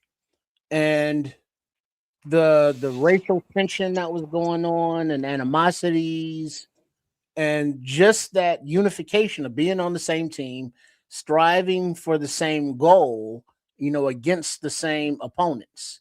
And when one of the coaches did some kind of monkey thing toward the Denzel's character, and Denzel gave him, a banana after the game after he kicked his ass, is like what? And so the way that he addressed the racism, he kind of kept it under control for the benefit of his team. And so it's like, yeah, we realize racism is here and we are going to ignore it, but we can't ignore it, but we're not going to let it be detrimental to what we're trying to do. And then now that unification, now they're all on the same side. Whereas, training camp, I don't like that dude. I'm not sitting with that dude. I'm not playing with that dude. And so by the end of the season, that's my brother, for life. And just the way that the sport of football or all sports in general can bring people, communities together, that's, part of the beautiful aspects of it. That's what you should take from this movie. And it is so how you just said that, Trips. It's like, remember I told y'all the story about how I never had a pierogi in my life until I went to college. Mm-hmm. And this guy, one of my teammates' moms, came to visit, and she had these couple of pans of pierogies, and I damn near ate the whole pan. He got mad at me, and she told him, "Shut up! I got a whole nother pan out in the car." And me and him, the big offensive lineman, we had the thump, bro. We had the thump. You hate me because I'm black, and that's just from where you came from. That's what you were taught. And I don't give a F about me being black and you not liking me because I'm black. Say one more smart thing to me, I'm going to jump on your big ass. Senior, freshman, I'm the freshman. And he grew to respect me because I wasn't afraid of him. And I dove right on his ass. And after that kerfuffle, the connection happened. And the connection went even further than that. Today, we're still friends. His mom came up. I didn't even know she was in town. He was just like, "Hey, yo, come up to the room. My mom just came in town, man. I want you to meet her." That happened from a battle between teammates. And he gained enough respect from me so that my race wasn't a factor to him no more. I was just his friend. And it went even deeper after that because we was all chasing the same things and became brothers, like Tris was talking about. So that's how it started. Went to pierogies and meeting mom and all that, and friends for life now. This is what the game can do for you if you see it that way. But you got to buy in. If you're not bought in, you ain't gonna be nothing other than somebody that's on the outskirts of what this thing can provide for you. And you probably ain't gonna make it. You're probably gonna transfer. You probably won't be with that team. But if you stay with this team and you buy into what this coach is dealing out, you ain't got no choice but to find brotherhood. That's the beauty of this movie. It's so I've watched this once. It bleeds into every other football movie. It's interesting. And I'm trying to find like another arena where it's the same, but I think sports is really the end all be all, where everything else is sort of bullshit and you have to just power forward and focus on the task and the goal at hand. And I'm talking about race relations in this case scenario, really. It puts folks in an interesting capacity where they have to coexist and they have a singular goal, and the only way to achieve that goal is by coming together. There's not a lot of other arenas where that's the case. You could say business, but that's not the case in business. You could say music. Well, music is so segregated that it's not the case in music either, bro. Right? I like sports is probably the only arena, and football being probably the primary sport where this is the situation. I would say maybe, like soccer and baseball are close. Football is paramount. It does unite communities, but it also segregates communities, Sam, as far as music is concerned, because music itself has been segregated. So you'll get a community of. I agree from this standpoint that music. I think, and I'm gonna tell you this, Samuel, out loud, and I'll stand by this. I think when this is all said and done, military. Listen, military as well. That's a good point, Scrolls. Well done, Scrolls. Yeah. Listen, I think when this is all said and done, there's a lot of things going on in the world, a lot of through lines in it all. But I think there's one thing that's gonna supersede everything. It's gonna bring everybody back together after all this crazy goes on. And it's what Samuel just got me talking about. Rhythm, music, dance. That's what's gonna there's nothing that can destroy hate other than love. Yeah, and in this case, it was the love of the Titans, love of football, the love of winning, and the factor that it's like, all right, you get all these different races on the team, but it also showed you in the heat of battle, during the games when emotions are running high, tensions are running high, you get guys that are in pain and tired and hurting, but you still have to have the mental capacity to think and to be in the moment and to be present. And, to have a kid say, hey, look, this kid, Petey, he's better than me. Have him take my spot. That's a teammate right there, looking out for the team and not his own personal glory.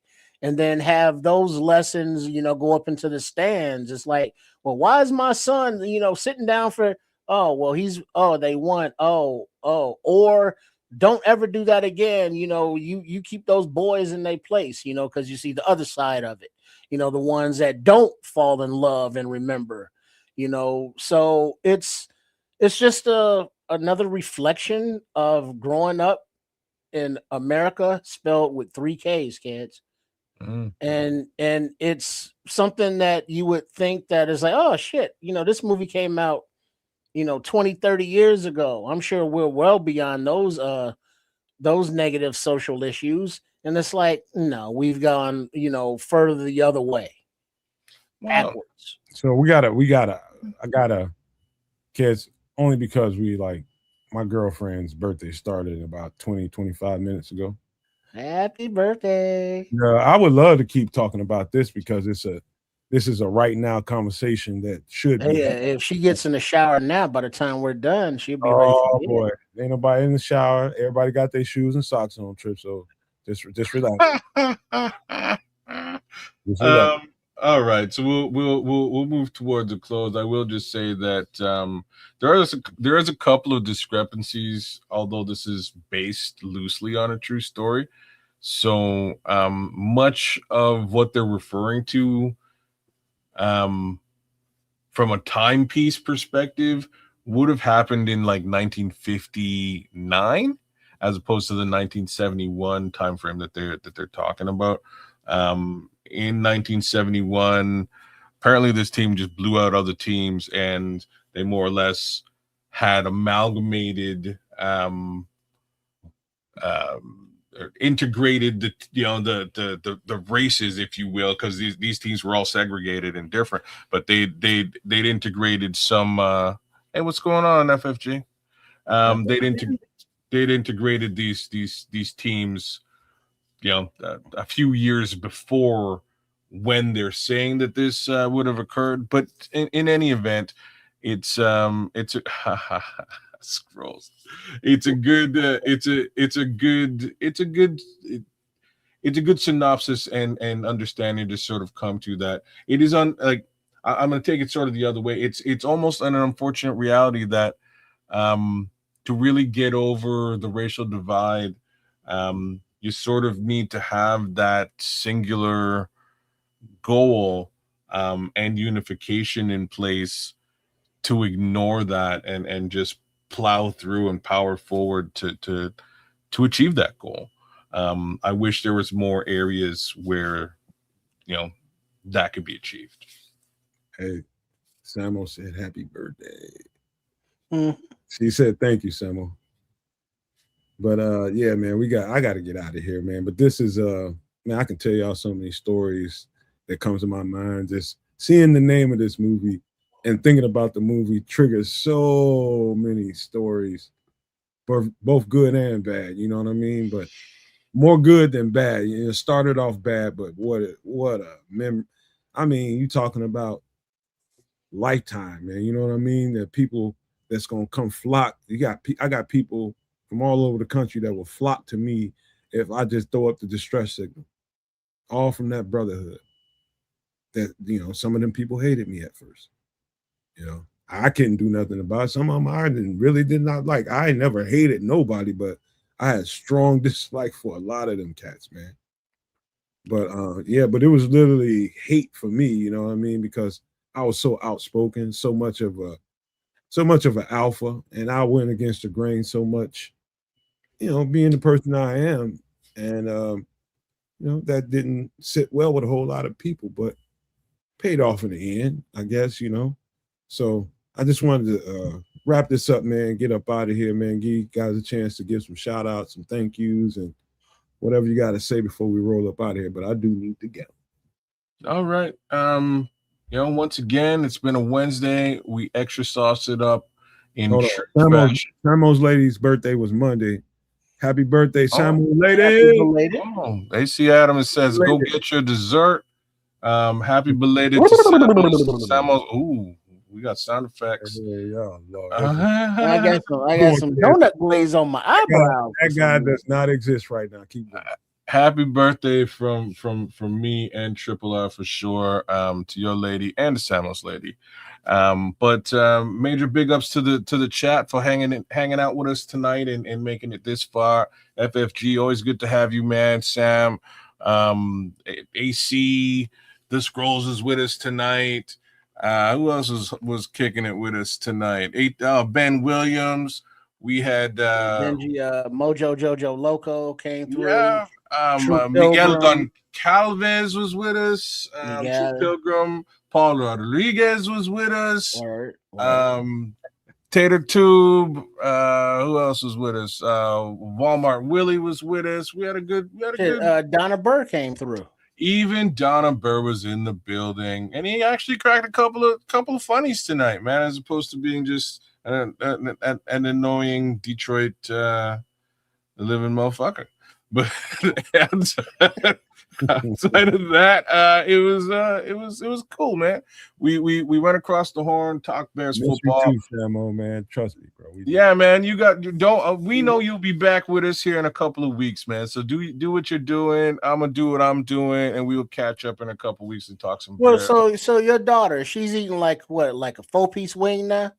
Who? Extra fries, Samo's little girl. Oh, Samo's? She don't need no help now. She probably powering it down right now. Because I know she got her molars in there. You know, she's chewing food. Yeah. Smash a 2-3 piece, eat all the fries. Mm-hmm. The fries gone. That's where Samo been. He been at work. Yeah, you gotta feed that baby, man. She probably eat 2 of them wings and fries gone. Because remember, when she was a baby, it was like, yeah, you can't deny it because she got your big ass head. And she ain't doing nothing but going into that. Shout out to T Will, man. Terrence Williams was with us tonight. C Spags as well. Anybody I'm really forgetting out there? Nah, man. Mad love to all you guys for coming through. Leo Factor was with us tonight as well. Joe Archer and Ron Winarski. Big love to all those regular No Maniacs. But yeah, man, we went across the board. Talked. You thought I was bullshitting. It's a 10-piece chicken McNugget to your mind. A 10-piece though? Goddamn filter, man. You need to put a stop to that. 2 years old. You need to, man. Chicken nuggets are delicious. A 10-piece. That's a drop right there. We gotta run that back at some point and cut that out. That's a definite drop. Chicken nuggets are delicious. It was perfect. It was perfectly so singled out. We got to use that later on. A lot of emotion in that statement. It was. You were dead serious when you said it. So we got to bring that back. But as long as she's not eating the French fries with all the dipping sauces, I think she'll be all right. Oh man, No, you just keep your eyes on that little one, man. You keep your eyes on her, Sam. But look, yeah, man, we touched on. Big shout outs to the chef for killing it, unaliving it again today. Those are some dangerous pancakes, and I suggest y'all get in and try. Like, real talk, I gotta shut this down too because I now kind of have to make pancakes tomorrow morning. Is really what's got to go down. So we'll see how well that pops off. Either that or waffles. Waffles might be Fix your mind, man. You ain't got to do none of that. Oh, bro, no, I have to because you see, like I'm kind of on like I have 24 hours to be a jerk. Because like once my son gets back here, my son is like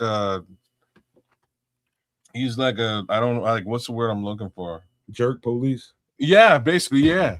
He's both of those things. Yeah, I didn't say that. He's gonna keep you to your diet. Not only my diet, but I can't smoke. I can't do nothing, man. I'm very much monitored, and so I'm just trying to get it off. It looks like you got like a son that loves you. That's great. I didn't sign up for all that shit. I'm just saying. You know what I mean? Like I'm somebody's daddy. I'm not my daddy passed away a long time ago. I don't need that. You know what I mean? I'm trying to go through all that shit. Let's see, that's the only meat that she eats. The rest is just fruits, vegetables, and occasional turkey breakfast sausage. Hey Samuel, they're delicious. Samuel, I got an autistic nephew that won't eat. He wouldn't eat shit for the longest time, but McDonald's fries. That's all he would eat. They get like I have a couple of my family, and they get very much like that. They become very like specific, like ultra specific. You know what I mean? And my cousin Brent was exactly the same way when he was. I was just messing with him one day. I just took him from him because he don't talk, but he do every goddamn thing else. I just walked up to him one day and I snatched him from him. And boy, he lost his shit. Mm-hmm. They get like I'm telling you. They get like that, man. Don't be messing with them like that, though, man. Bad things because they don't know what's happening, and then you be like, "I was just joking," and they be like, "Those are my fries." They may tear a strip off you, by the way. Yeah, if you ain't paying attention, because they just don't. My aunt knocked the shit out of me, though. I know that. Oh, damn! Would you?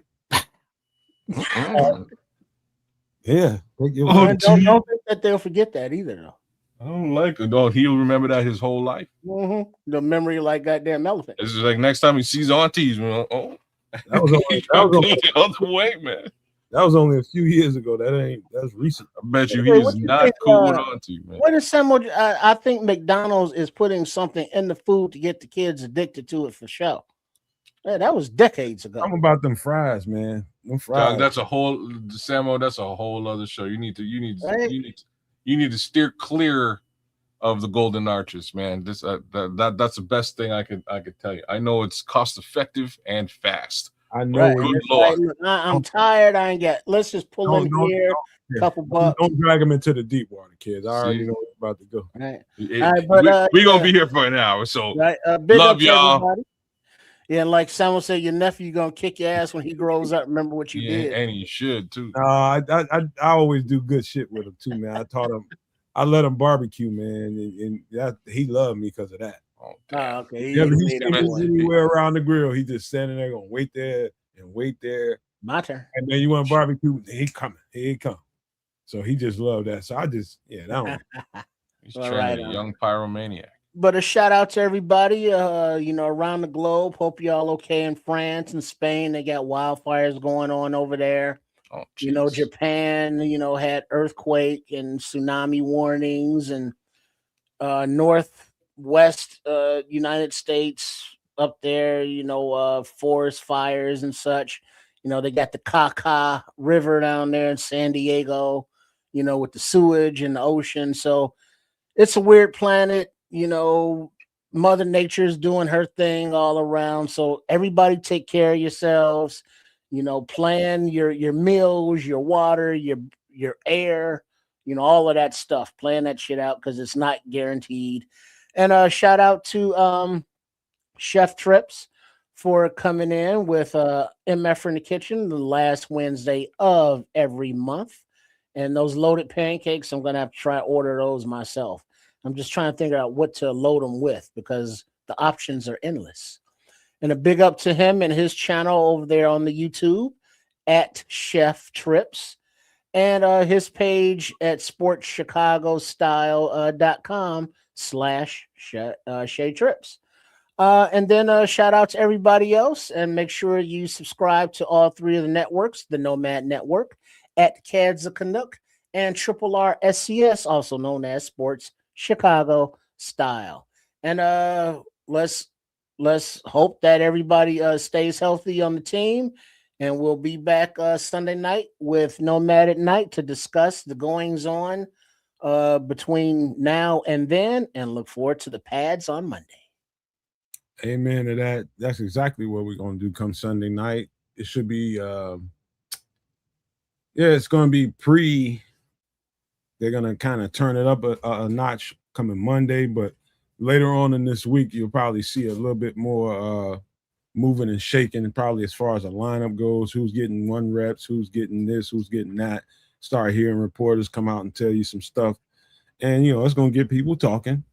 But just remember, they still in underwear, bro. Straight up. Don't even worry about it, man. They still in underwear. It don't matter until they put the pads on. Even when they're thudding at a quarter speed, that ain't really nothing either.